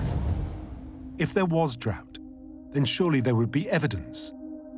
Here, they make a startling discovery. Usually what you find in the soil at archaeological sites are the patterns of marks of activity of earthworms. What we find at Tel Leilan is that the soil is dead. There's no evidence of earthworm activity. The soil at Tel Leilan has become dust.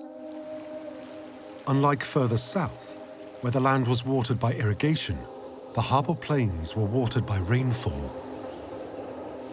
If the rain stopped, then it would cause the soil to die. Drought would make sense why there was such a large dust layer. It would also make sense why the archaeologists found discarded clay balls for pressing cuneiform tablets and unfinished buildings. Evidence that the inhabitants of Tel Leilan had left their home. At its most basic, drought is a really devastating event because really you need it to do incredibly fundamental things. You need water to water your animals. You need water to water your crops. So if you don't have any water, how do you survive? If the people of Tel Leilan were unable to feed themselves, and there was no longer water to drink, it would explain why the site was abandoned. When the archaeologists radiocarbon dated the abandonment layer of the settlement, they got the date back 2200 BC. People only start coming back to the site around 1900 BC. So there's a 300-year gap where people don't live there. The hiatus dates seem to fit perfectly with the Oman and Iran samples. The evidence points towards a 300-year drought, striking the Akkadian Empire right at the point they collapsed.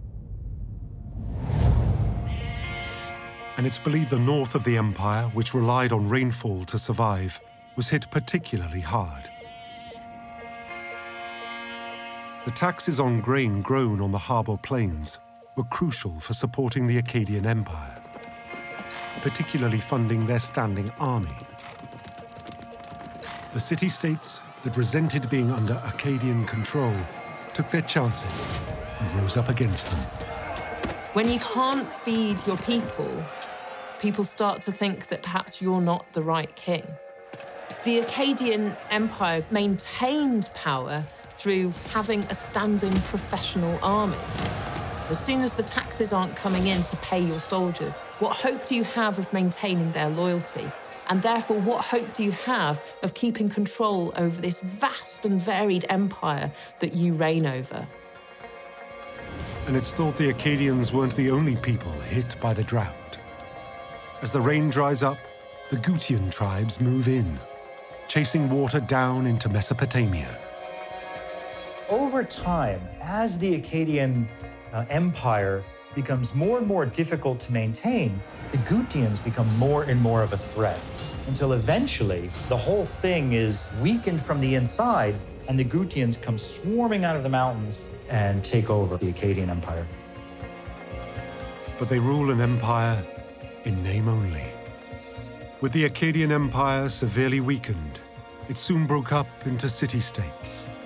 Like Mesopotamia had been just 140 years before, the world's first empire, the Akkadian Empire, was gone.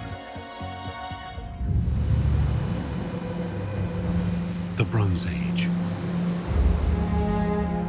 Between 3,300 and 1,200 BCE, some of the greatest civilizations the world has ever seen rose to power. The Hittites, the Mycenaeans, the all-powerful Egyptian Empire. Up until this point in history, there had been no human beings with more power than these pharaohs. They controlled wealth, gold, wheat, grain, animals. Every aspect of life along the Nile was under their control. From North Africa to Mesopotamia to the Mediterranean, civilization flourished.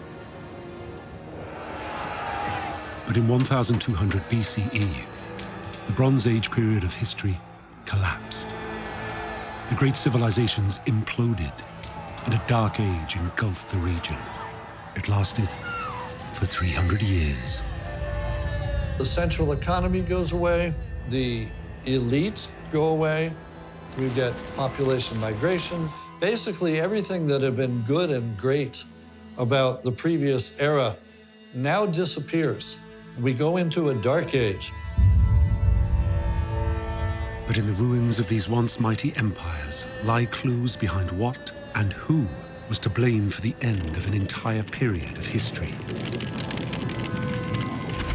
Evidence from archaeological sites across this region point to wave after wave of invasion from the sea. Hordes of marauders razing entire cities to the ground, right at the point the Bronze Age collapse occurred. They've become known as the Sea People. There's a series of about 8 or 9 letters which describe in increasing levels of urgency that they are frightened about raiders. The enemy ships are already here. They've set fire to my towns and have done very great damage in the country. We ask the question, who were the Sea People, and are they responsible for the end of the Bronze Age?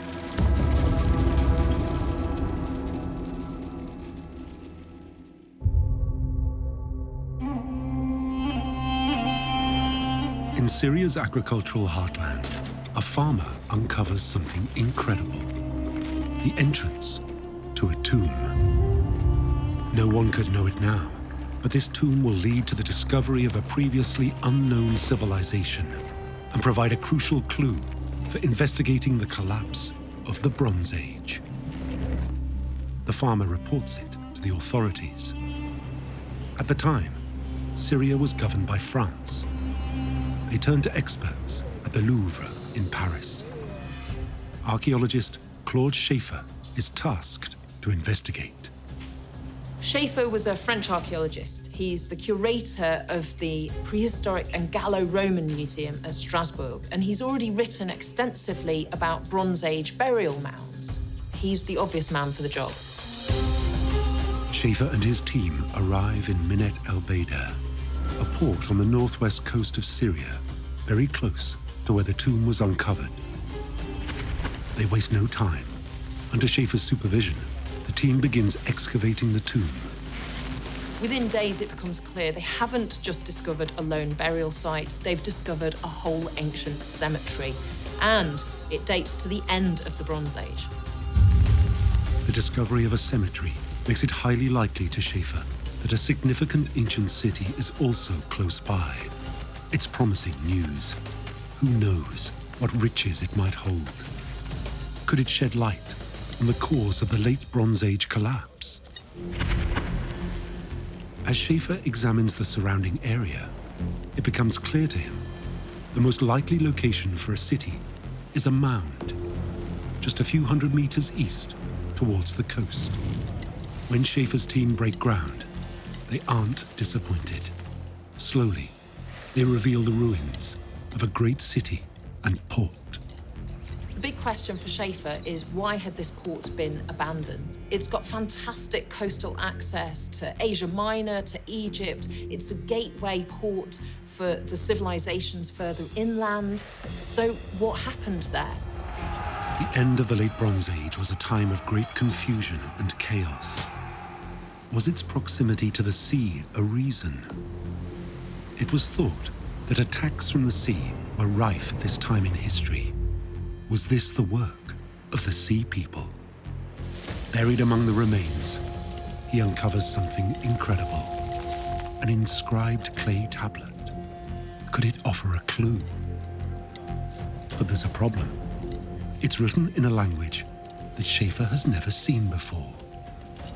They're just a bit larger than kind of palm-sized, and they're incised with triangular wedge-shaped signs. It's this type of writing known as cuneiform.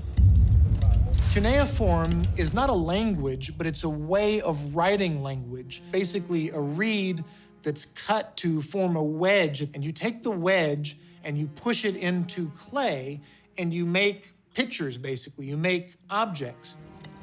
So when you find cuneiform tablets, clay tablets with this type of writing on them, you would expect that the language that they're written in to be Akkadian, which is the language of Babylonia.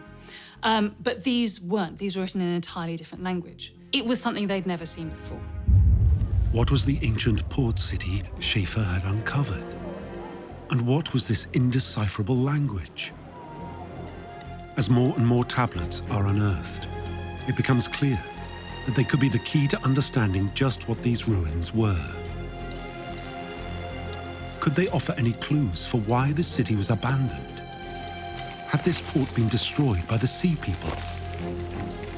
And was the destruction linked to the collapse of the Bronze Age? Schaefer has them sent to Paris. Perhaps here, their true meaning can be realized. In Paris, some of France's finest ancient language experts look over the cuneiform tablets. This script is unlike anything they've seen before. At the time in the late Bronze Age, the lingua franca was Akkadian, and Akkadian is written in a syllabic system. When we say it's a syllabic system, it means that there is a different sign for every syllable. And in order to render a language fully in this, you need about 200 or 300 signs. But as they examine these tablets, they discover something shocking. This new language is alphabetic. It's a much more sophisticated writing style than any cuneiform script they've seen before. In an alphabetic system, you only need one sign for each sound, in which case you need between 20 or 30 signs. Now, if you just compare these, 200 to 300, 20 to 30, it makes an alphabetic system of writing much easier to understand, much easier to learn. The tablets Schaefer unearthed are believed to be one of the earliest known alphabetic writing systems in the world. And soon, they begin to give up their secrets. The tablets revealed the city Schaefer has found was called Ugarit. This is Ugarit now. Claude Schaefer had uncovered a huge site of vastly significant proportions. There were rows and rows of streets in a very complicated grid pattern. There were temples, there were private dwellings that were rich with artifacts and evidence of very rich furnishings. There was a library, there was this link to the port on the coast. The scale of construction is clear to Schaefer, and the discovery of one of the world's first alphabetic languages indicates the inhabitants were a highly sophisticated people. But Schaefer has no idea what this civilization is, or why they disappeared. To have any hope of answering these questions, he first needs to know when Ugarit existed.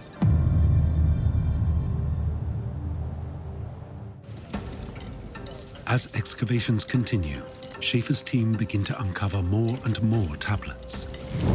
From these, it's possible to date the existence of Ugarit. It rose to power as a wealthy city on the northeastern coast of the Mediterranean around 1450 BCE. The tablets also provide a lot of information about how Ugarit became so rich. The position of Ugarit in the late Bronze Age was something similar to Rotterdam or Hamburg at the end of a trade route involving big rivers. In Ugarit's case, it was at the shortest distance from the Euphrates River to the Mediterranean Sea.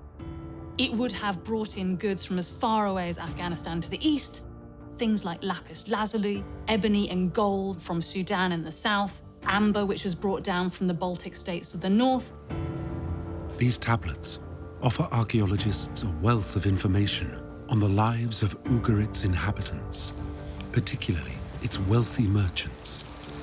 One of these was Rapanu. He lived in a very big house, and in this house, about 450 tablets were found. And these clay tablets really help us understand how these merchants ran their business.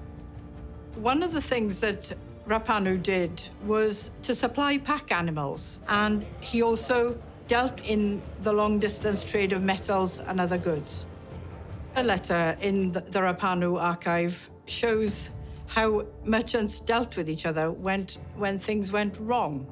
A merchant in Syria had cast some copper ingots for Rapanu, but these had not arrived. So he writes to Rapanu and says, "You send the donkeys and I'll send the copper," which is a very contemporaneous voice, really, for how one merchant would deal with another. And the other tablets mention trade in the material that the age is named after, bronze.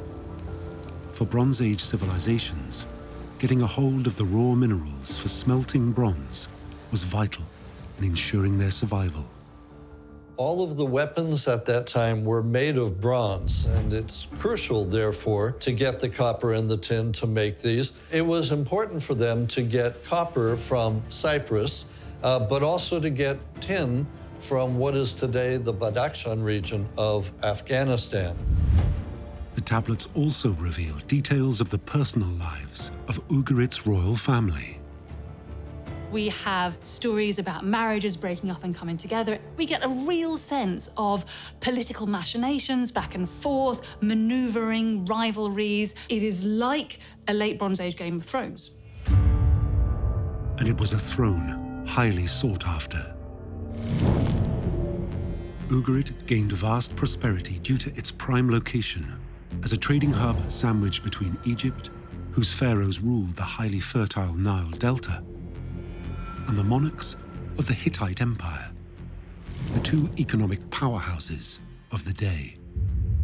That perfect position of Ugarit meant that the merchants who lived there were brilliantly placed to exploit these trade networks in all kinds of different directions. And this was how the wealth from all four directions of the globe poured into the city.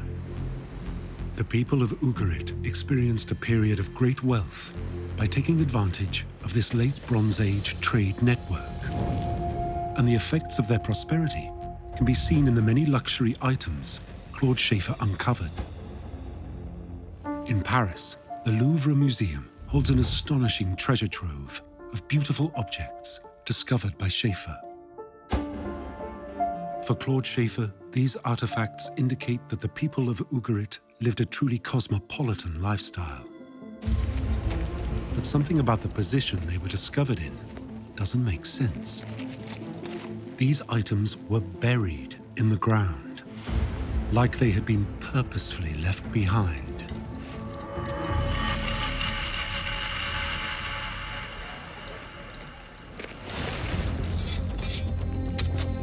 Why would the people of Ugarit discard such beautiful and obviously valuable objects?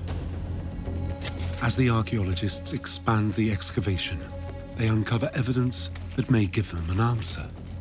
Collapsed ceilings and terraces in the city's residential quarters. Crucially, among the broken buildings, they discover a distinct ash layer. Ugarit experienced wide-scale burning. At Ugarit, because we find so many valuable objects in the ground, it means that there was an imminent threat, that they had to leave quickly. The people of Ugarit were forced to flee the city's destruction. Ugarit, this thriving, cosmopolitan, wealthy, exciting city of the late Bronze Age, is suddenly destroyed and abandoned almost overnight. What seems to have happened is that people fled the city pretty rapidly. They don't seem to have time to take all of their belongings with them. We found in a number of different parts of the city these buried caches of treasures where people deposited or hid their goods, and they took what they could with them and fled. Where did the inhabitants of Ugarit go after they fled the city? And we don't have an answer to that. There are no tablets from any other cities that say, the refugees from Ugarit have arrived. This is one of the many mysteries that accompanies this whole period. It seems that the inhabitants of Ugarit vanish at this point in history. And the discovery of the destruction layers, along with the buried caches of luxury items, indicate that whatever brought about the end of the city was sudden. But what could have caused it? Archaeologists scour the cuneiform tablets for any clues. They find one, not for the cause of the destruction, but rather when it happened. There is one tablet that mentions a solar eclipse, and that eclipse has been dated to the 21st of January in 1192 BC. That means the city cannot have been destroyed before that time. So most archaeologists put its destruction somewhere between 1190 and 1185 BC. Archaeologists have a date range for the destruction of Ugarit, and they soon realize something. Ugarit's disappearance at this particular point in history isn't unique. Between 1200 and 1150 BCE, the great civilizations of the Hittites, the Egyptians, and the Mycenaeans also began to crumble. It marks the end of the Bronze Age. What or who could have wreaked such destruction that an entire period of human history came to an end? Could Ugarit hold the answer?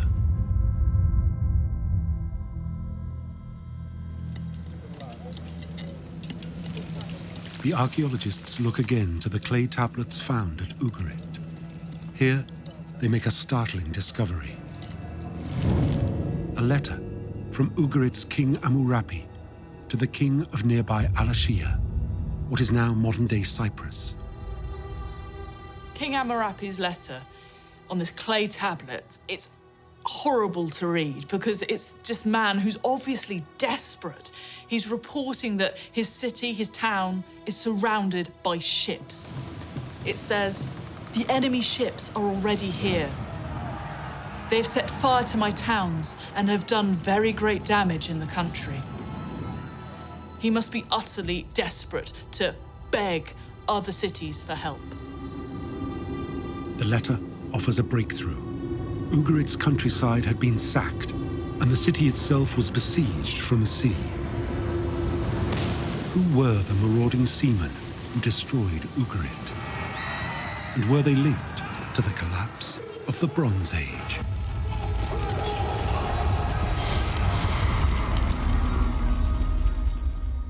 Archaeologists turned to other civilizations in the eastern Mediterranean. Perhaps there was evidence of similar attacks on other empires. And of all the civilizations in this region, the Egyptian Empire was the Bronze Age superpower. One of the reasons why they are so well off is they control the gold that's coming from Nubia and the Sudan.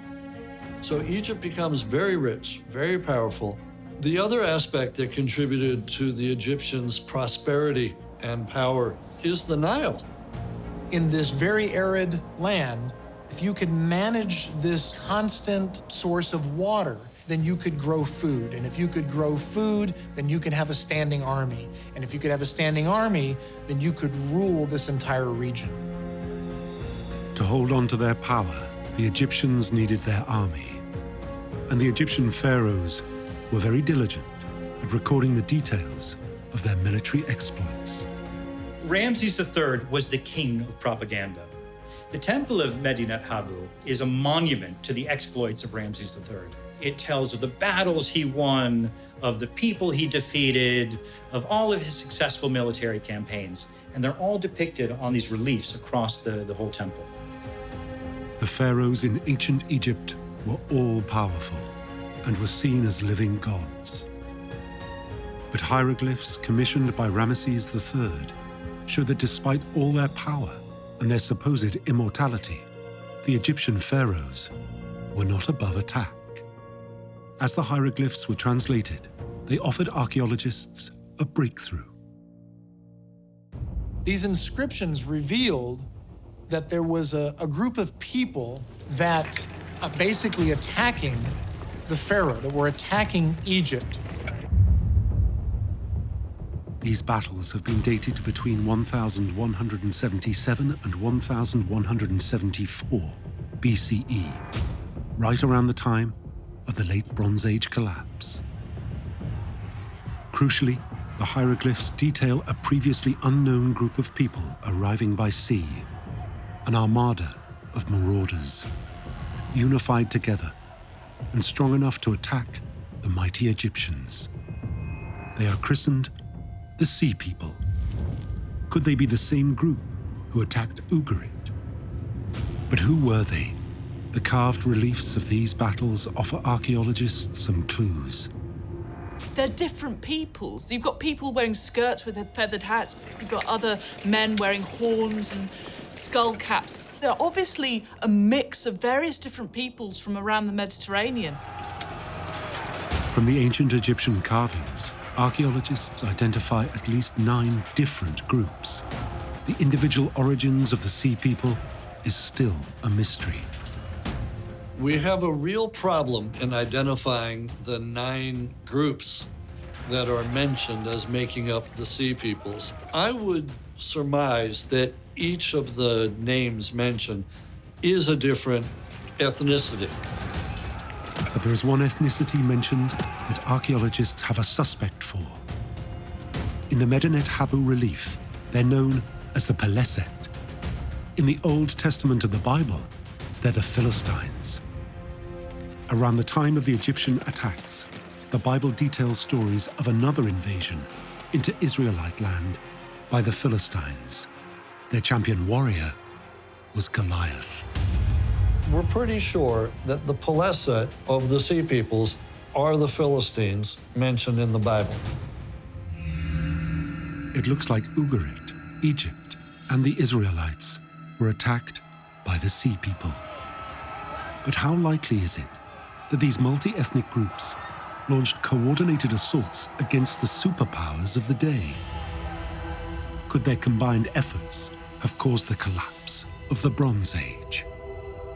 My view is that there were no joint chiefs of staff of sea peoples or hostile invaders out there. There's nobody sitting in the Pentagon saying, right, you guys go to Ashkelon, you guys go and hit Egypt. That was not how it was. Surely a disjointed group of sea-born marauders couldn't have destroyed Ugarit, let alone end an entire period of history. There must be another explanation for what caused the collapse of the Bronze Age.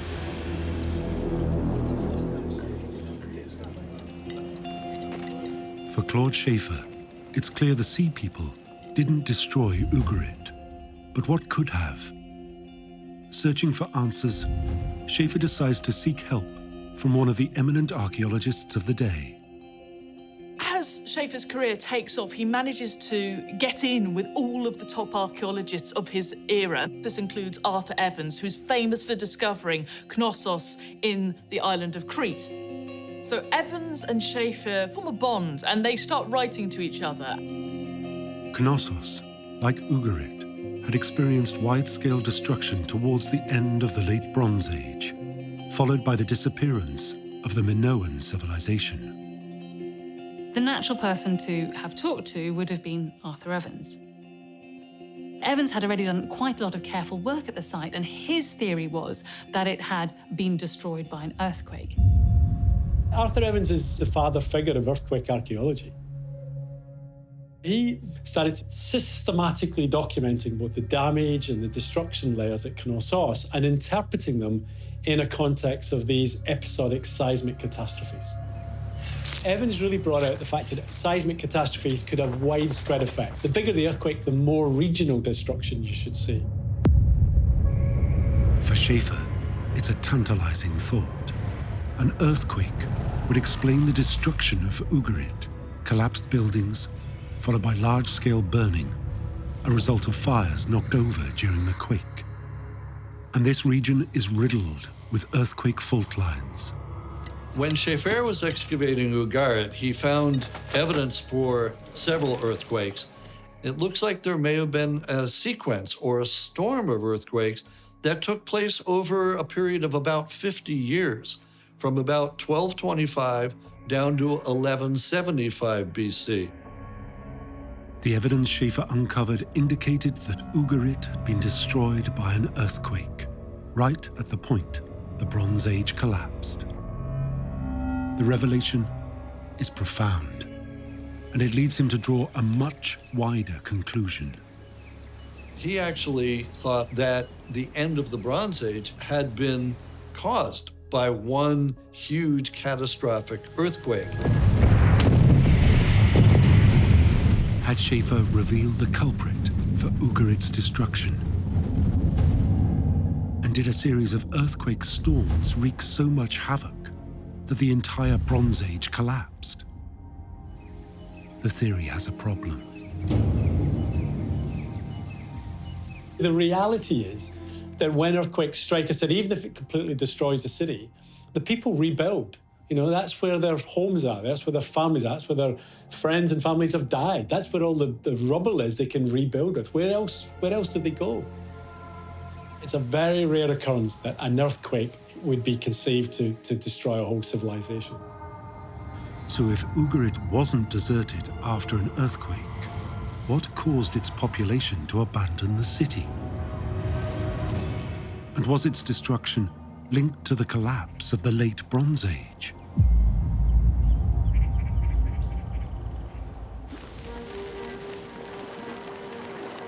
Maverick American scholar Rhys Carpenter is invited to the University of Cambridge to deliver the prestigious J.H. Gray Classics Lecture. Carpenter specializes in the ancient Greek civilization of Mycenae. He has a radical theory for the collapse of the Late Bronze Age.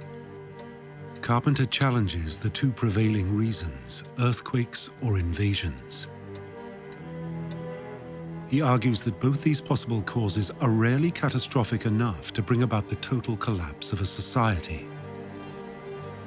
Instead, in his view, the only explanation for such a complete destruction of Mycenae and large migration of its people is environmental, a severe drought, followed by famine.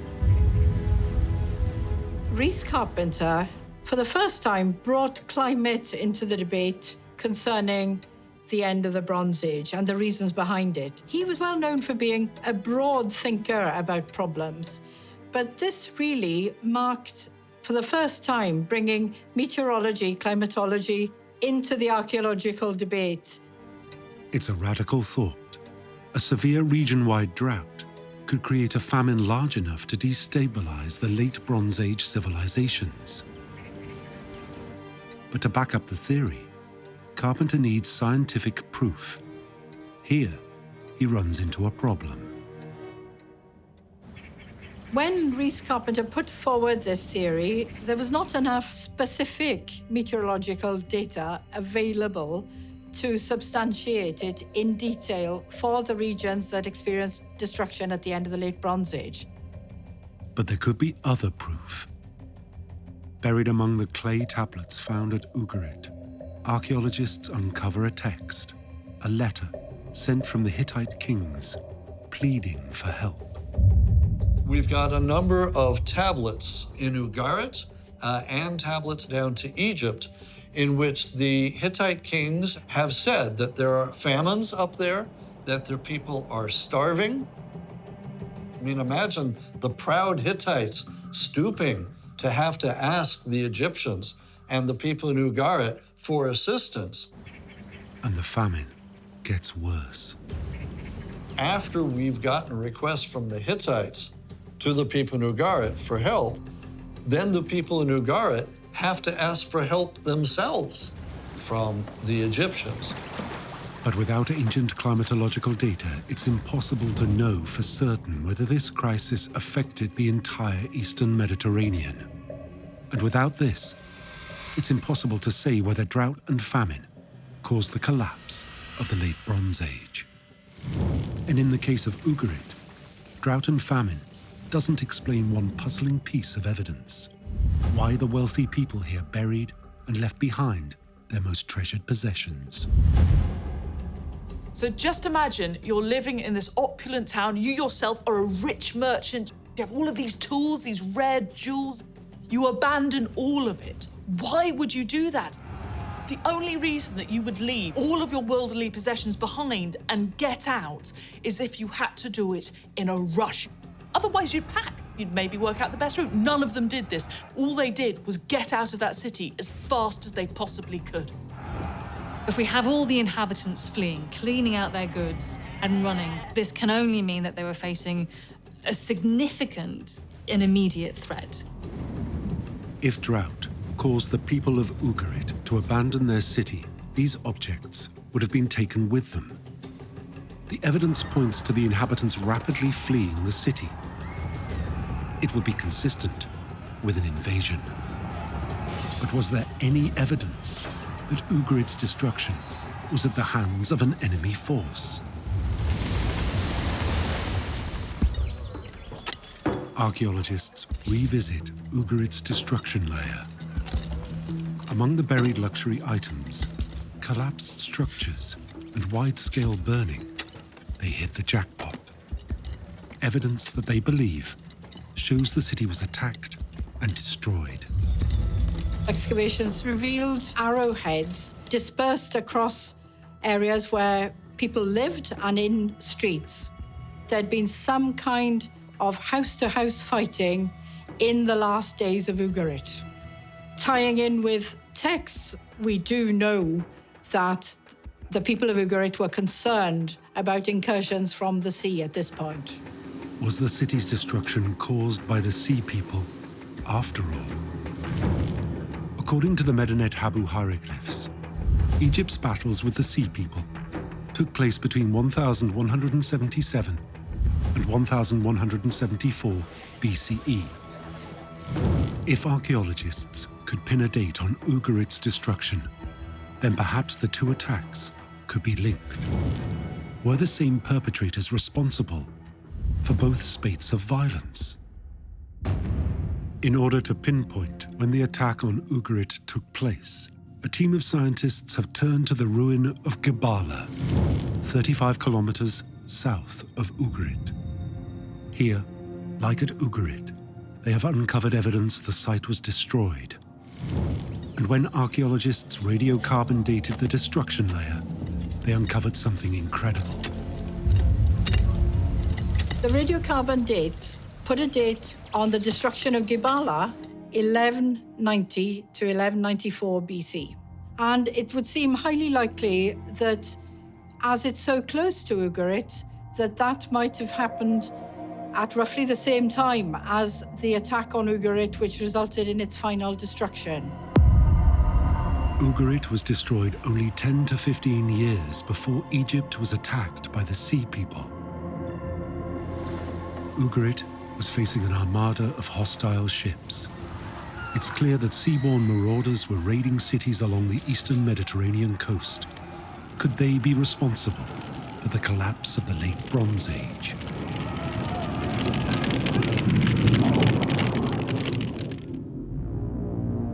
As archaeologists look to other Late Bronze Age civilizations, the possibility becomes much more likely. In the Mycenaean world, the archaeological evidence is strong at this period of time for the destruction of the palaces at Mycenae and Tiryns, for example.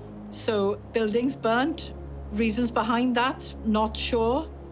It's unclear who the agents of destruction were, but destroyed these palaces were at the end of the Bronze Age.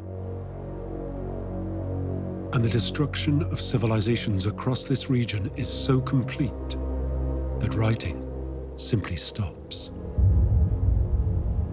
So in the Mycenaean world, writing was primarily in the form of record keeping for the state bureaucracy, keeping accounts of what kind of goods were being brought in from different parts of the realm and what were being distributed. Things that were coming in perhaps as taxes and things that were being paid out as wages or salaries. In the Hittite Empire, it's largely the same. So when these state entities disappear, the need for writing disappears too. It's impossible to know whether Mycenae was destroyed by the Sea People, but the destruction does fit the time frame for the Late Bronze Age collapse. What is clear, though, is the Sea People were a multi-ethnic group working together to attack the great civilizations of the day. And as more and more destroyed sites are uncovered, the scale of the attacks is staggering. Most coastal cities, from Pylos in Greece down to Gaza, were razed to the ground. The destruction was so severe that many were abandoned. Was there a cause for such an exceptional situation? The societies of the Late Bronze Age are extremely hierarchical. These are highly exploitative systems. So for the great majority of the population, who would have been in the very bottom rung of the social ladder, this was not necessarily a great place to be. And it probably wouldn't take very much. A couple of years of bad harvests, not being able to feed your family, not being able to meet the taxation demands being imposed on you. Just something like that might be enough to push you into statelessness, to push you into wandering, raiding, that kind of extra-legal activity. Mobile groups moving around the landscape, behaving outside the law.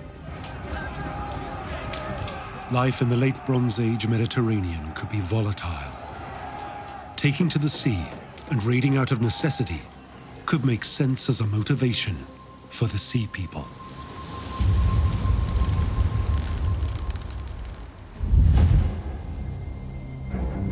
Archaeologists look again to the Medinet Habu reliefs in Egypt. A closer examination provides a possible key clue. On the relief of this depiction of this mighty battle, there were not just soldiers, but there were women, children, carriages. And so this isn't just simply a major battle of these sea peoples attacking the Egyptians, but it's an actual migration of people coming into the area. Looking at the whole picture of the Mediterranean at this time, there was this Doric invasion into the Balkans. And then there were invasions from the Balkans into Asia Minor, and then into Asia Minor into Cyprus, and then from Cyprus down the coast of what's modern-day Lebanon. And it was this domino effect that had essentially started in the Aegean and worked its way all around the Eastern Mediterranean. And it was these sea peoples who were attacking the coast, looking for a place to live. The theory would make sense. It was looking like the collapse of the Bronze Age was brought about by a series of invasions, followed by a migration crisis. But was there any evidence to back up the theory?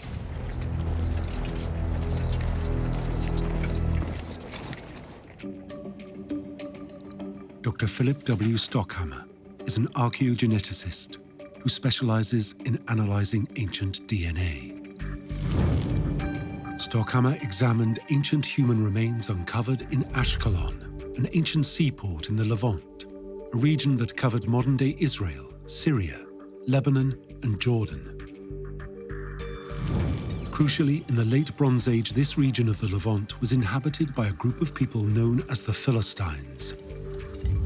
It's long been suspected that the Philistines are one of a group of ethnicities that made up the Sea People. Could DNA analysis shed light on their ethnic makeup and whether they had immigrated into the area? Eine große Frage in der Archäologie der späten Bronzezeit war ja der Zusammenbruch um 1200, und in diesem Zusammenhang spielen die sogenannten Philister immer eine große Rolle. Und wir hatten nun die Möglichkeit, mit unseren genetischen Analysen Individuen aus Ashkelon, also einer dieser sogenannten Philisterstädte, zu analysieren. Wir haben also aus Ashkelon zunächst Individuen aus der späten Bronzezeit, also der Zeit vor 1200 vor Christus, analysiert und konnten sehen, dass die Bewohner aus Ashkelon genetisch genauso aussahen wie alle anderen Bewohner an der südlichen Levant. But when Dr. Stockhammer analyzed DNA from the remains of 4 children buried after 1200 BCE, the results were starkly different. Diese 4 Kinder hatten eine genetische Komponente, die wir so bislang im Ostmittelmeerraum nicht fassen können, die wir aber aus der Zeit aus Süditalien oder aus Griechenland kennen. Fassen wir hiermit vielleicht die Migration einer Bevölkerungsgruppe, die uns dann aus der Bibel später als Philister bekannt ist? Haben wir hier quasi jetzt endlich den genetischen Beleg für die Mobilität von Menschen an die südliche Levante? Ich glaube schon. Ärzte, Künstler, Händler, aber eben auch Söldner sind über viele hunderte, vielleicht sogar viele tausende Kilometer auf Schiffen oder in Karawanen unterwegs gewesen, und man war eben eng miteinander vernetzt. Dr. Stockhammer believes he has found evidence that the Philistines, one of the only known ethnic groups that made up the Sea People, did migrate into the Levant. It backs up further written evidence from the late Bronze Age, documenting a mass movement of people into the Eastern Mediterranean.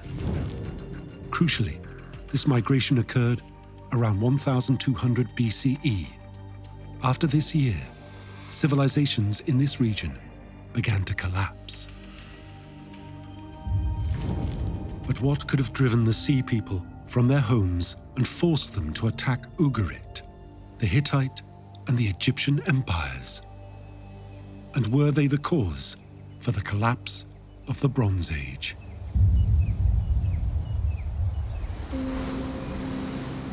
To understand what could have led the Sea People to make this life-changing decision, we need to know what the Eastern Mediterranean was like at this point in time. Paleoclimatologists drew sediment core samples from the seafloor around the Eastern Mediterranean. By charting the buildup of sediment, it's possible to build up a history of ancient climate. What we see is a change in sea temperature. It's actually a drop of about 2 to 4 degrees. The sea gets colder. And that in itself would have a catastrophic impact on the rain patterns that people would have expected. Colder temperatures lead to less intense rainfall, which in turn leads to drought, which in turn leads to failed harvests. And that means people starve. Just as Rhys Carpenter proposed in 1965, it was evidence of drought leading to a famine in the Eastern Mediterranean. Now, 50 years later, we have the scientific data that Carpenter was lacking.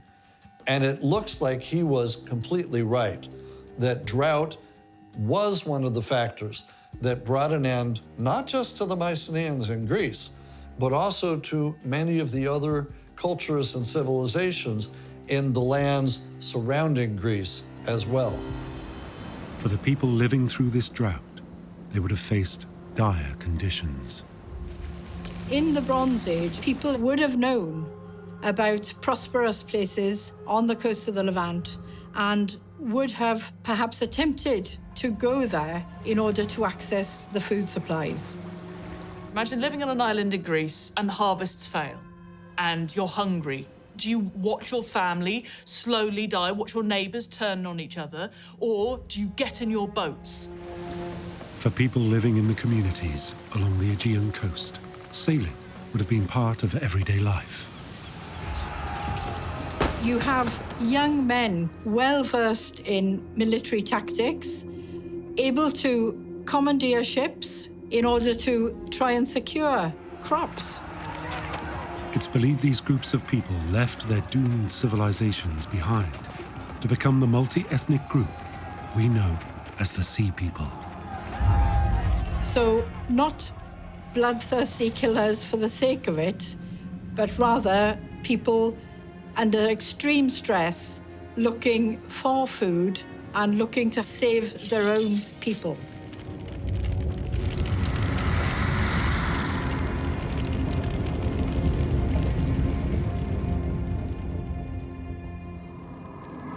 It's believed the Sea People unleashed a rain of opportunistic attacks and invasions against the wealthy civilizations that bordered the Eastern Mediterranean.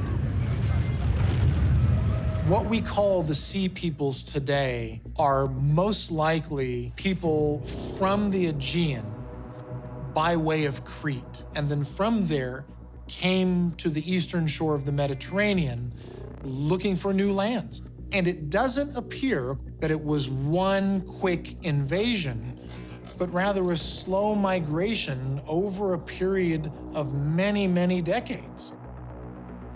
I don't think we'll ever know for sure who the Sea People are, but for me, at least part of the equation has got to be a large proportion of the population who was disaffected, dissatisfied, disenfranchised, unable to feed themselves, rootless, stateless people who are reduced to raiding, piratical behavior, and who take out their anger and frustration in violence, in rioting, in looting, in tearing down the palaces of people who they might have seen as their oppressors.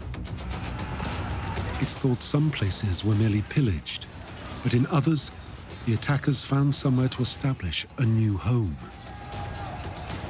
We often accuse the Sea Peoples, the Philistines, and the other groups that are there as being plunderers and people who just came in and destroyed everything in order to create their new land. But is that not what every colonizing group does? I mean, this is what colonizers have done throughout history. And it's believed that attacks by the Sea People became increasingly more potent as conditions deteriorated around the Eastern Mediterranean. Schaeffer was not wrong. There was an earthquake. It just wasn't the only thing that was going on at the time. Personally, I think that's how we get the perfect storm. It wasn't just an earthquake. It wasn't just the Sea Peoples. It wasn't just the famine. It was everything. I think what you've got is this combination of a series of events that begin to compound on one another. And that caused the major superpowers, the Hittites and the Egyptians, to basically wane, to retreat. Great civilization after great civilization collapsed. It led to the end of the Bronze Age. In the chaos that followed, a dark age descended across the region. This is where they've forgotten how to write. But what we in particular get are a number of smaller kingdoms and smaller city-states that reform, pick up, and continue in what is essentially a power vacuum that's been left by the collapse of the late Bronze Age kingdoms and empires. The Sea Peoples had the audacity to attack the Egyptian Empire, the ancient Greeks, and the wealthy city of Ugarit. While we may never know their true identity, these mysterious people had a profound effect on the late Bronze Age. I do not think that the late Bronze Age collapse would have occurred if it were not for the Sea Peoples being in the mix. The remnants of great kingdoms, empires, civilizations span the globe. The old Egyptian kingdom, the Roman Empire, the Sumerians. Drought, conflict, collapse. We know the story of their rise and also their fall. But one of the greatest civilizations the world has ever seen still holds mysteries for archaeologists: the Maya civilization. For nearly 3,000 years, the Maya thrived in the rainforests of Central America. Their civilization evolved, not as a centralized empire, but a series of rival city-states, all with common languages, religion, and architecture. At its peak, in 500 CE, great stone cities covered the Yucatan Peninsula. Their heartland was in the southern lowlands of Guatemala. The Maya civilization just explodes. You have more buildings being made, the cities are getting larger, the art is getting more intricate. They have sport, they have stadia. They are able to make observations and chart perfectly the movement of the stars. They had developed an understanding of science and mathematics that far exceeded the Western world's at the time. Their astronomy and mathematics were incredible. They have one monument, and the entire back of it is covered with lithographs. It's a giant mathematical table multiplying into the billions. At the heart of each Maya city was a divine king, a holy lord who they believed could communicate with the ancestors and the gods, guaranteeing their people's survival. An offering of their own blood and the blood of others in the form of human sacrifice ensured this. The civilization reached a spectacular height. But by 900 CE, their great cities are abandoned, and the Maya people all but disappear. We ask the question, what happened to the Maya civilization?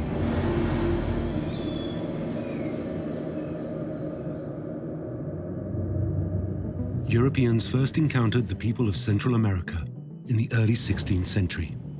By 1519, Spanish conquistadors, led by Hernán Cortés, began their colonization of this new world.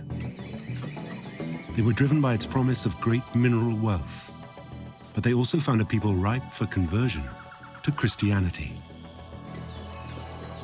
The Spanish conquistadors were driven by two things. One was gold, no question about it. And the other was that they were extremely religious, Catholic, and they wanted to spread the word of God and the Catholic Church. Along the edges of the Yucatan Peninsula, they encountered a disparate, small population of indigenous people known as the Maya. The conquistadors were fanatical in the way they delivered the Bible's message.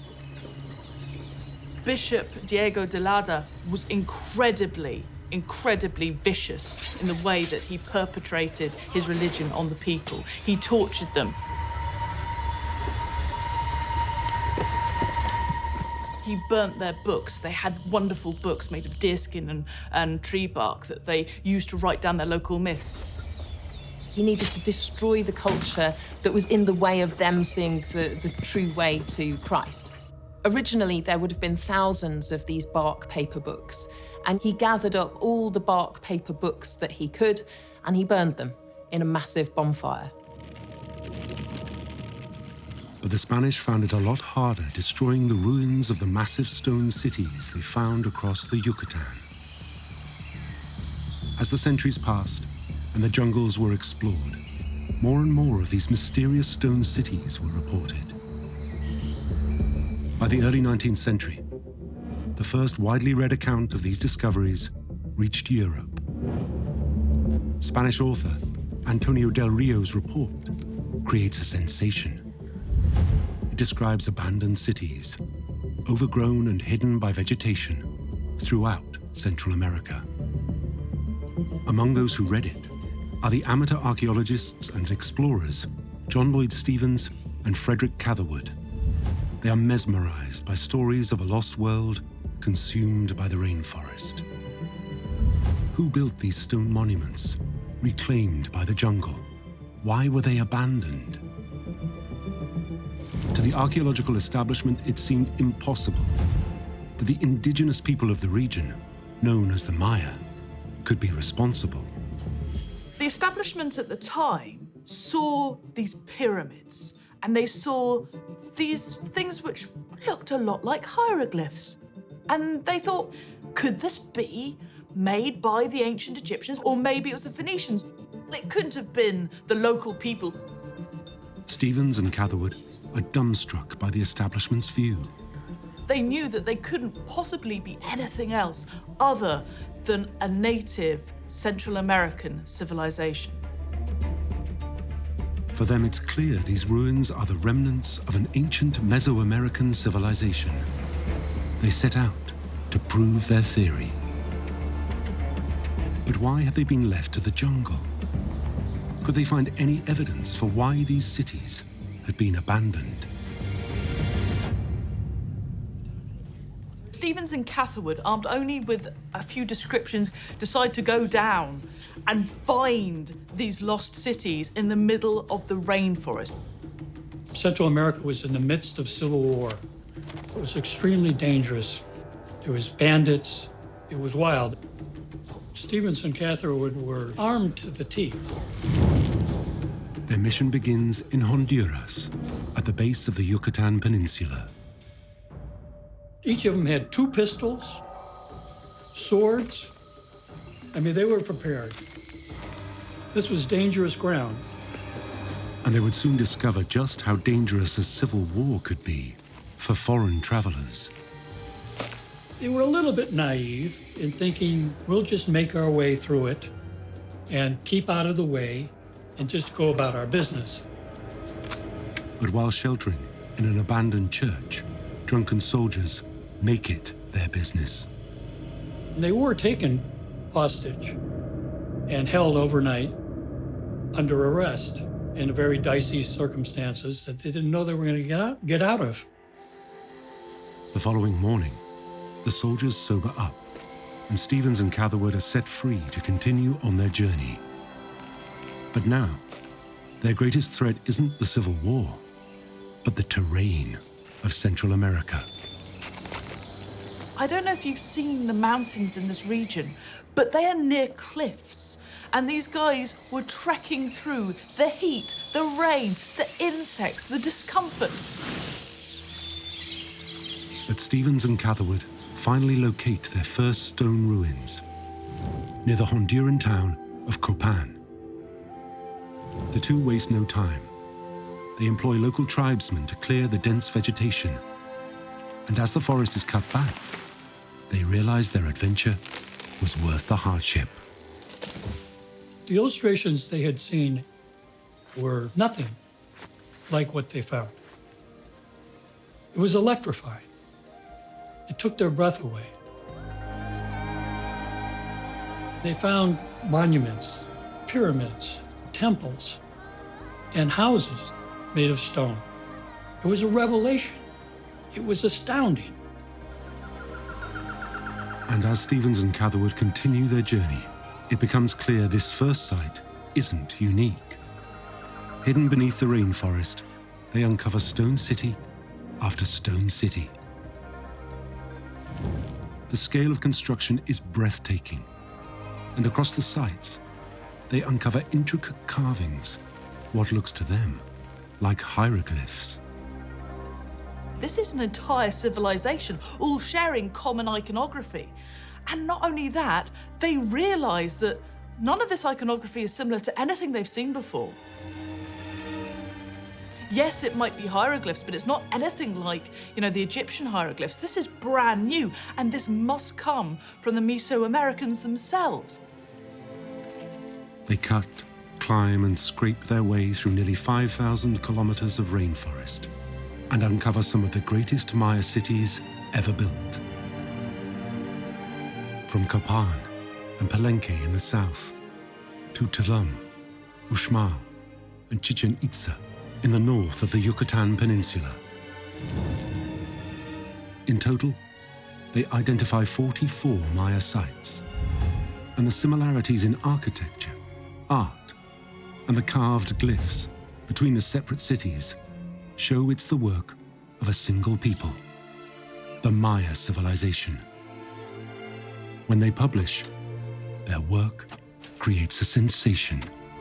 The books were bestsellers. Stevens is a brilliant author. And the illustrations, of course, just struck the popular mind. It was a sensation. They were the archaeological celebrities of their day. But their findings ask more questions than they answer. What had happened to these people? What could cause the collapse of an entire civilization? And when did it happen?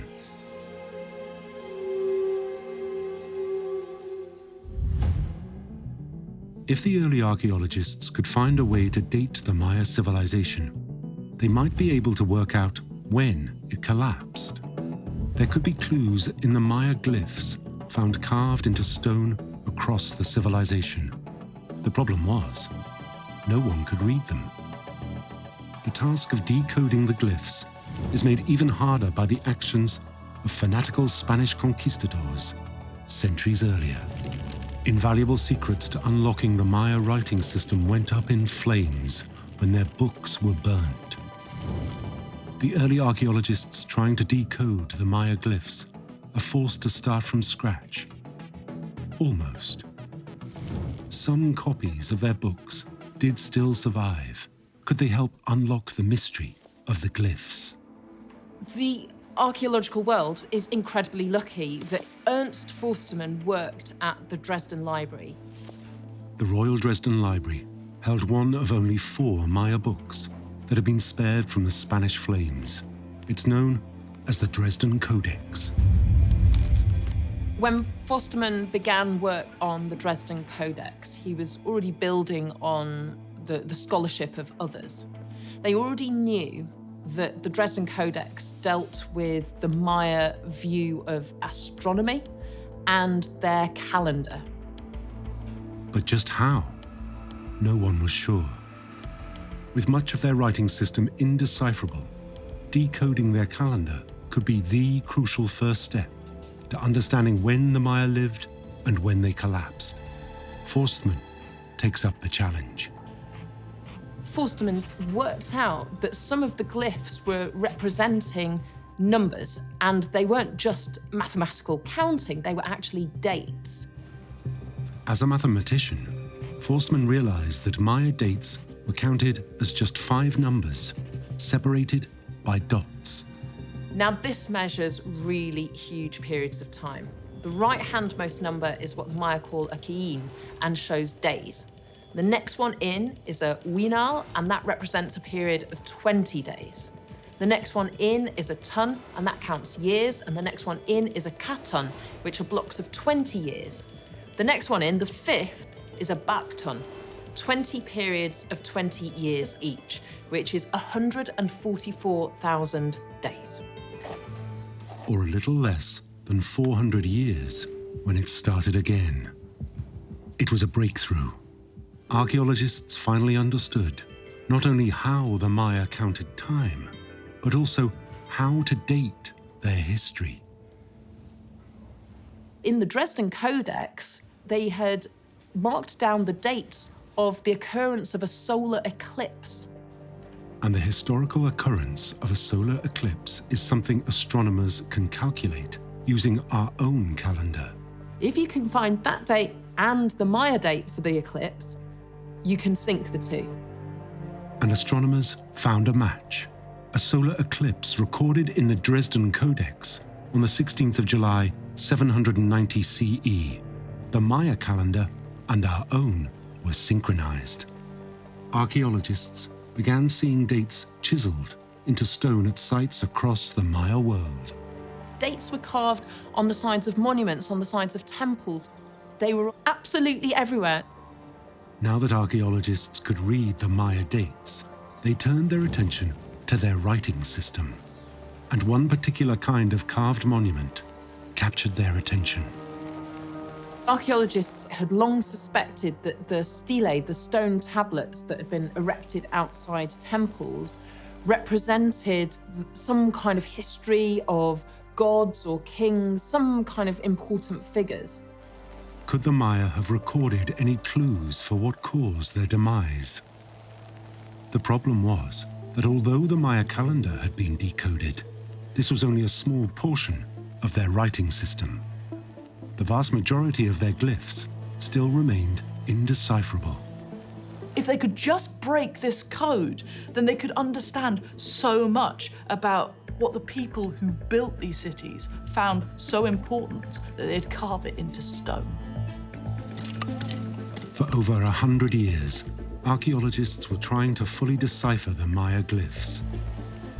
Over 800 individual glyphs were identified, and researchers suspected the writing system was logosyllabic, a mixture of logograms, where a symbol represents a separate word, and syllabograms, where each symbol represents spoken sounds and are combined to enunciate whole words.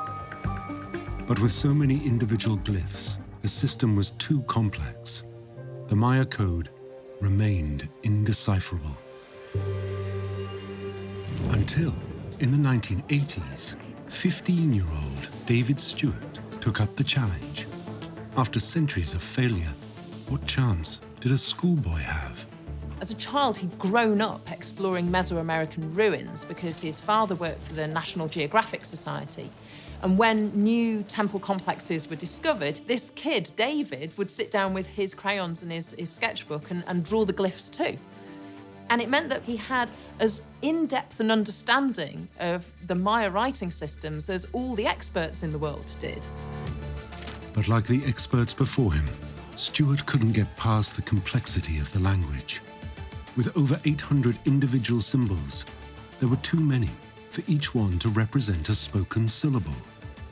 But the sheer number of glyphs gives the teenager a clue. David Stewart realised that the symbols didn't each represent a different syllable. There were multiple symbols that would represent the same syllable. There weren't 800 individual syllables in the Maya language, just variations for writing each one. Words could be depicted using many different forms, and individual syllables written multiple ways. The Maya code was cracked, and as archaeologists began to translate the stelae, they were blown away. They showed birth dates, they showed accession dates, they showed important victories and terrible defeats, and when the throne was passed on to the next king. In those tablets of stone, we have the history of ancient Maya. Archaeologists could finally read the Maya story, and what they discovered was astonishing.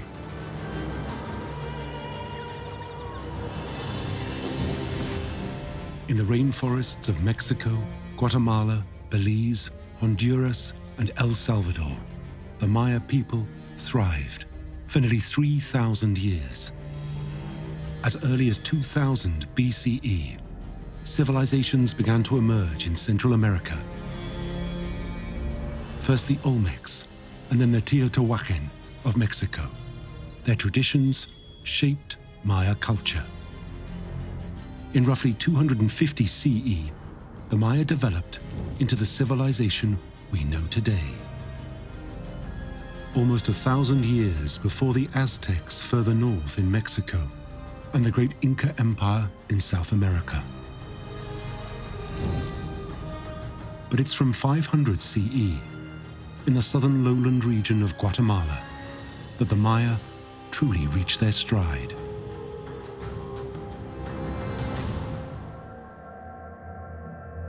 It's a civilization to rival any, but by 900 CE, at their very height, the Maya abandoned their heartland. Remnants of the people survived along the edges of the Yucatan. These are the people the conquistadors first encountered in the 16th century. But their civilization is a shadow of its former self. And over the centuries, the cause of their exodus from the southern lowlands is forgotten. Studying them is really kind of like the early autopsies to understand the body. It's in ruins in the jungle, what happened. It's one of the greatest cold cases in history. What caused the collapse of the Maya civilization? But among the ruins, surely the Maya must have left some clues.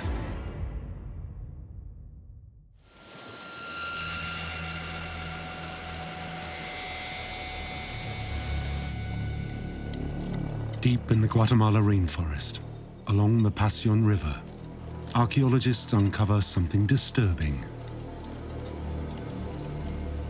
At Maya cities, all along this river, they find human bones.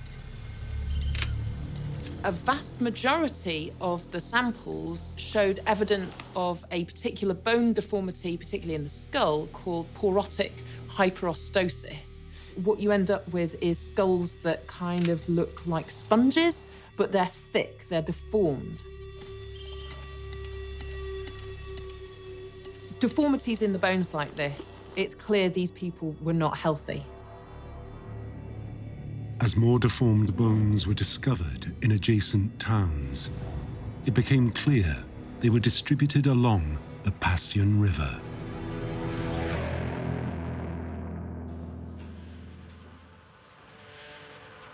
Archaeologists need to know what was causing the deformations. They enlist the help of paleopathologist Frank Saul. The conclusions that Saul and his team came to in the 70s was that the deformities in these bones along the Pasión River were evidence of malnutrition. These people had starved. Malnutrition suggested that the Maya food chain collapsed. Given that rainforests are notoriously difficult to farm, in many ways, over-farming made sense. Typically, tropical rainforest soils aren't nutrient-rich. They can be exhausted very quickly. It's really hard to sustain a large population in a rainforest where you've got thin soils, where you have to constantly maintain this delicate balance between the nutrients going into the soil and the nutrients coming out of the soil through your harvesting. The idea that the Maya population outstripped their capacity to grow food was tantalizing, particularly with the form of agriculture that archaeologists consider the Maya used: slash and burn, clearing the forest and setting it alight.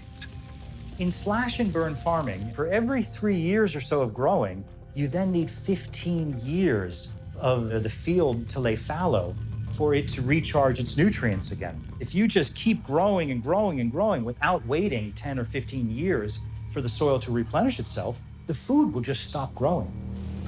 Did the Maya population outgrow the land? Archaeologists needed a way to understand the true scale of their civilization. For centuries, archaeologists surveyed from the ground. In the rainforest, it's painstakingly slow.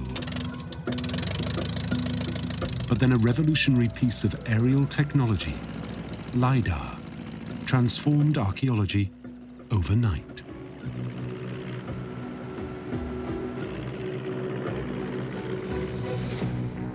LiDAR sends down hundreds of thousands of laser beams to the surface of the Earth, and it measures the speed of the laser beam bouncing back and returning. And so by measuring the distance, you can calibrate those data points and build a 3D model of what the shape of the land surface is. The amazing thing about LiDAR is that the light ray will penetrate right to the surface, even through dense tree cover. So you can start to build an incredibly detailed picture of the land surface hidden deep under that vegetation. If you suddenly see a straight line, you know that probably that isn't Mother Nature, that's the hand of humans. You're looking for the things that stand out, the anomalies, and those are the points to investigate. And when LiDAR recorded the areas around known Maya sites, the results were astonishing. Out of nowhere, over 60,000 unknown Maya structures suddenly appeared. What the LiDAR revealed to us wasn't that the Mayans lived in little cities surrounded by jungle, but actually all of these cities were networked. This is massive infrastructure. This is one of the most significant civilizations that humanity has ever seen. Crucially, LiDAR revealed the true extent of the Maya world. Tikal is one of the greatest ancient Maya cities. It's been studied for more than 100 years by archaeologists, and to be honest, we thought we knew quite a lot. But then they sent up the LiDAR surveyors, and it was an absolute game changer. Scans of Tikal showed the city was 4 times larger than previously thought. LiDAR analysis has forced archaeologists to radically rethink the size of the Maya population. There was an estimate of about 5 million people, but the estimate has now been raised to about 15 million people. The Maya civilization at this time was one of the largest and most awe-inspiring on Earth. This forces us to go back and recalculate what's called landscape carrying capacity. How many people could a given landscape support? Surely, it would be impossible for the nutrient-poor rainforest soil to sustain that level of population. Did their agriculture simply give out on them? Just as archaeologists thought they had solved the mystery of the sudden Maya collapse, LiDAR analysis threw everything on its head.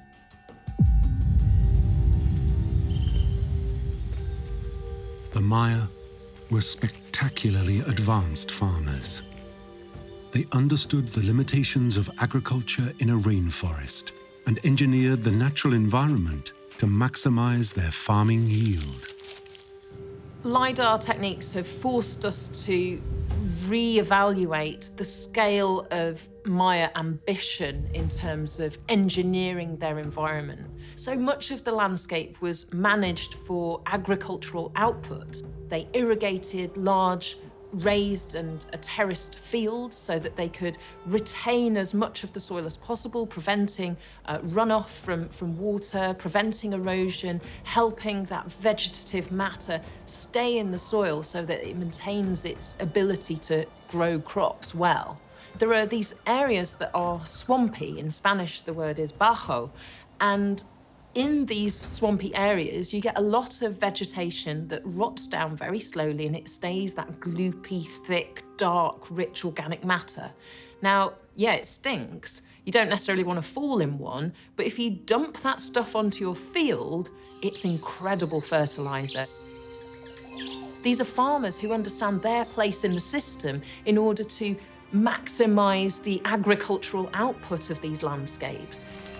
The Maya were masters of farming in the typically difficult rainforest environment. Cultivating the land gave them a more dependable harvest and a food surplus. And this allowed the Maya culture to flourish, provided the climate remains stable. They had learned how to walk this tightrope. They had learned how to reach this delicate balance between not overexploiting, but exploiting enough to feed everybody. They were amazing experts at cultivating this rainforest. And there was something else missing, written evidence of famine. But did the Maya leave any clues for the cause of their collapse in their glyphs? Dr. Arthur Demarest's team excavate at Dos Pilas, a Maya ruin near the Passion River.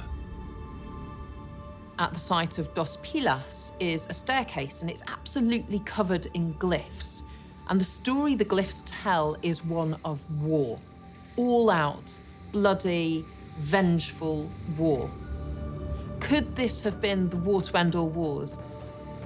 The glyphs offer a tantalizing breakthrough behind the Maya collapse. Could one Maya group have wiped all others out? But the translators have a problem. The glyphs seem incomplete. Part of the story is missing. The dig goes from bad to worse. Excavations at the site were halted because of the hurricane season. And the excavators got a call saying that there'd been great destruction and lots of damage at the site. But one of the things that happened was that it revealed more hieroglyphs on the Dos Pilas staircase. And this transformed everything. The hurricanes exposed 10 previously undiscovered stairs, covered in glyphs, the missing part of the story. The archaeologists could finally read the complete sequence. It was the history of Dos Pilas, and it was steeped in warfare. Did the Maya destroy each other? As Demarest's team translated the glyphs, they discovered a detailed story. In the 600 CE, two superpowers wage war, Tikal and Calakmul.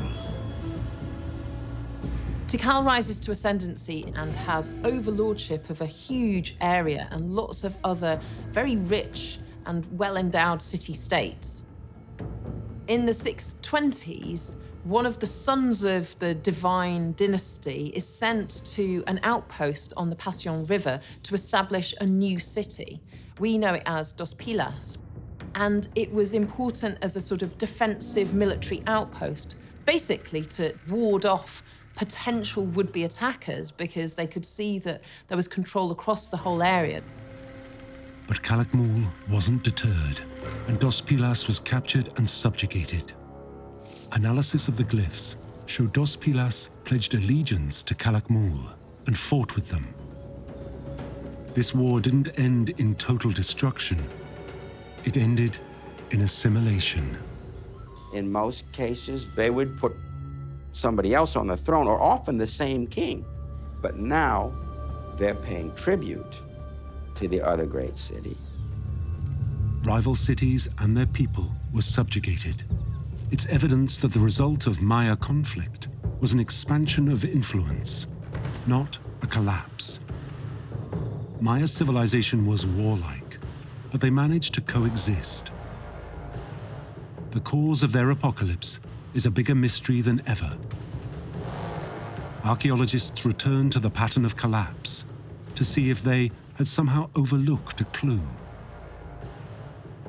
The collapse of the Maya cities along the Passion River start with Dos Pilas. Then, all along the Yucatan Peninsula, Maya cities fall like dominoes. The answer had to lie in this very specific region.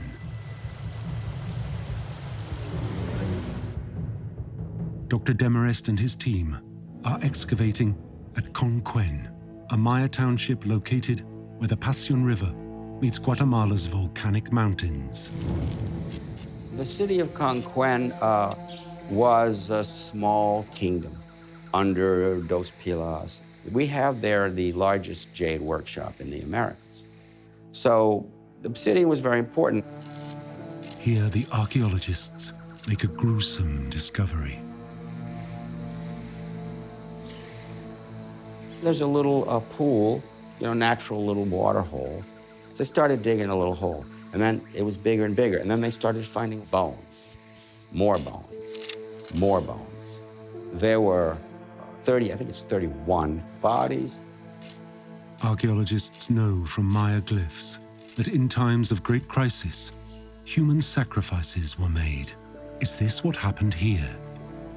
Luckily, the Maya left behind a great deal of information about the macabre ritual. When Maya were sacrificed, they would be brought to the top of a pyramid. They would be painted in blue, decapitated. Their heart would be ripped out. So it leaves a fairly recognizable fingerprint in the archaeological record.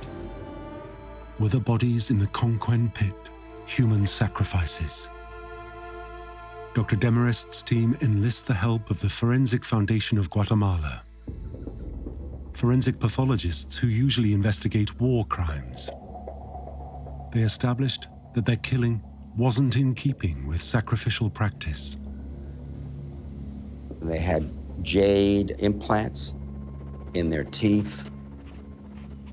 And then you had, jaguar claw necklaces and some canines. Clearly, these were not just, warriors or something. They were high elite. They could see that some were speared, a couple were bashed in the head. Several had a spear thrust through the throat, severing his spinal cord. The autopsies make sacrifice unlikely. So why were these people killed? They find another clue in Conquen. The palaces, parts are toppled. Hundreds of tons of dirt and garbage are buried over the throne rooms and the surfaces. We're digging, we're seeing this, and wow, this is really the mother lode, for collapse. They date the destruction to 800 CE. Whatever happened at Conquen happened near the start of the Maya collapse. Everything pointed to the deaths being linked with a distinct Maya form of worship.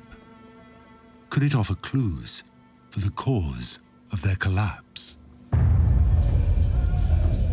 There is almost nothing in the Maya culture which isn't a religious ceremony. They had a holy lord at the top who's effectively a king, and he gets his power because he is descended from the gods. He could talk with the gods, he can convene with the gods. They had many, many different gods for different things. Corn god, a rain god. It was crucial for the Maya people, the common people, that the gods were placated. This meant life and death because the agricultural base of their society was very much dependent on rain. To appease the gods, the holy lords would honor them with an elaborate ceremony. They put on pageants before the people. They loved red, and they painted their pyramids and their temples in these vivid colors.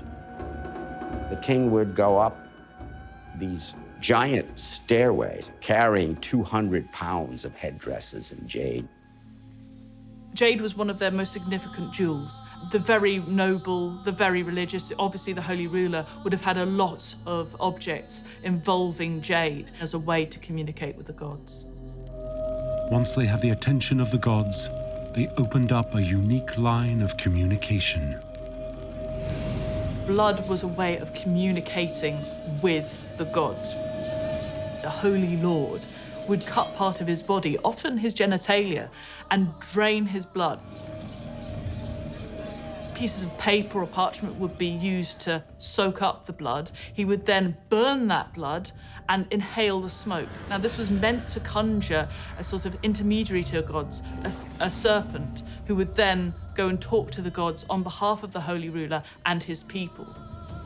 The visions would advise them on all aspects of Maya life, but crucially, when to plant and harvest their crops. And for the Maya, the city that pleased the gods best reaped the greatest rewards. You have this competition between the holy lords of one city and another.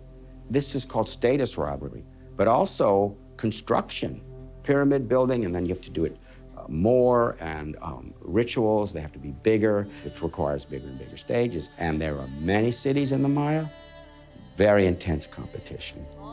And there is evidence that in 796 CE, the Holy Lord of Conquen was riding high at the epicenter of Maya trade. In the Holy Lord's palace, Dr. Demarest's team have uncovered a sculpture. It shows the Holy Lord sitting astride a Maya water monster. This was symbolizing that he was the king of the river. The rainforest is hell to move through. Rivers were the big highways. The Passion River is the biggest river, and it flows from the volcanic mountains all the way through to Mexico. Jade was coming back.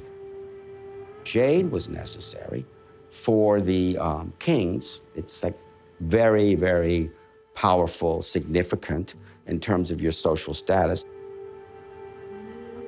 By 796, the Holy Lord and his elites had grown wealthy from the jade trade. But just 4 years later, the city was abandoned. It's a pattern repeated across the Maya civilization. A city reaches the height of power and then collapses. They returned to the 31 bodies thrown in the pit. Understanding why they were killed could be key, and one very striking feature provided a clue. The victims were buried still wearing their luxury items.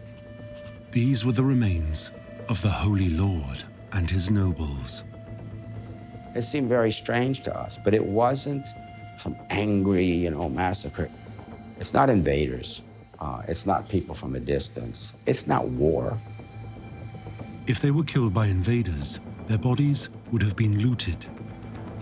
The Holy Lords of Conquen were killed, and their shrines desecrated by their own people. But what triggered this sudden act of violence?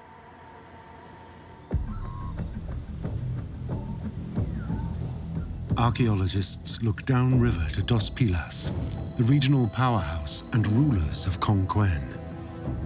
It's a very strange city because it was founded for war. But then, when the wars were over, it became more controlling the trade route, the jade. But it ended up conquering much of the Passion River. The conquest didn't mean that they took over these cities in detail. It did mean they paid tribute, and it led to a period of great wealth in Dos Pilas. But although financially Dos Pilas was thriving, there were signs that the city had turned its back on its religious rites. They were at their height in 760. In 761, they tore down a lot of their temples and palaces to build defensive walls. There was obviously a coming attack. But from who? Archaeologists look to vassal cities under the control of Dos Pilas. They strike gold in the ruins of Tamarandito. When archaeologists began deciphering the stele from Tamarandito, what they found was that the king of Tamarandito had decided to rise up and overthrow his oppressor at Dos Pilas. With Tamarandito advancing, Dos Pilas prepared for a siege. We dug 13 kilometers of walls. And we found right by where the wall was breached in the center part of the city, 13 decapitated adult male skulls, young adult warriors, in other words, in a pit there. By 761 CE, the elites of Dos Pilas were dead and the city abandoned. But the fighting didn't stop here. When Dos Pilas was destroyed, then you start to see others fall. There's a rapid domino effect. The population drop was very dramatic, very fast. It seems there was a rebellion that spread throughout the southern lowland region, the heartland of the Maya civilization.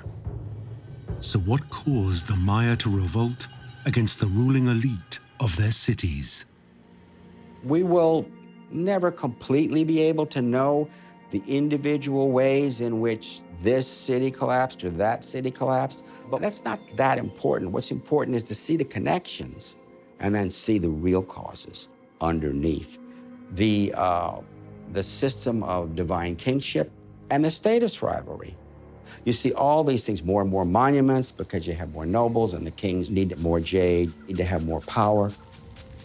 And you see those things getting greater and greater. And it really is greater in many ways, but not for everybody.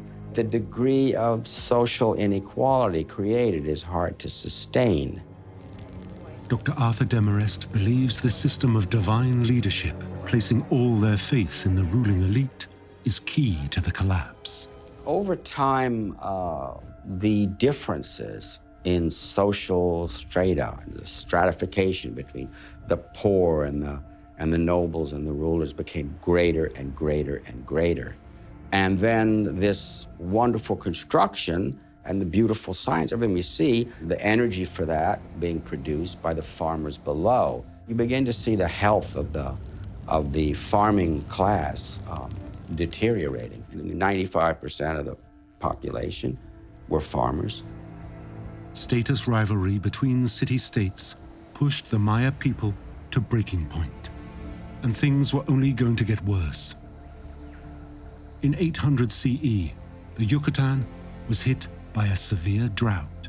It lasted for 150 years. The Maya civilization reached the heights it did because they mastered farming in the typically difficult rainforest environment. The drought threatened to destroy everything, and the Maya solution to the drought would prove just as fatal. Whenever there was a disaster, whenever there was a drought and the Holy Lord was unable to convince the gods to give them rain, well, what did? They doubled down. They'd be focusing on building more temples to the gods, building more monuments. A city would declare war on another city, going out and finding more jade. And at a time, if your people are starving and you're going out and spending a lot of time trying to get jade, it seems really backwards. The Maya went to war to control what little resources there were left, built more temples, held more ceremonies, and prayed harder, hoping the gods would save them. Their efforts proved futile. What happens when the Holy Lord is unable to convince the gods to make it rain? Maybe you realise that the system's not working. And if the system's not working, what do humans tend to do? Well, they tend to smash it up and leave. It's believed that one by one, they gave up on their holy lords, like the people of Conquén had, ritually killed them and abandoned their cities.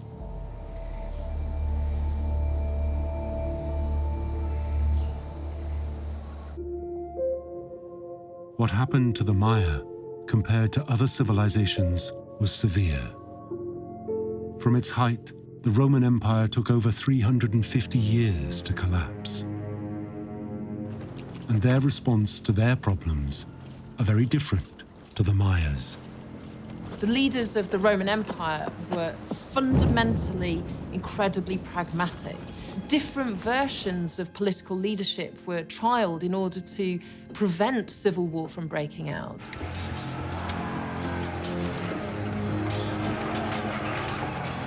Various emperors delineated the edges of the empire and said, this is as far as we can go in order to not destroy ourselves back home. The thing about the Romans is that they tried stuff out in order to try and keep things together. From what we know of the history of the Maya, they didn't do that. The Maya people themselves aren't gone. Their descendants live on in the Yucatan, even today. But it's thought that at the height of the collapse, the ancient Maya abandoned their cities and dispersed into the rainforest, reorganizing into smaller, self-sufficient villages. By 900 CE, the collapse in the Maya heartland had all but stopped, and only Maya in the Yucatan and highlands remained. The Maya's great temples, their palaces, their cities were left for the rainforest.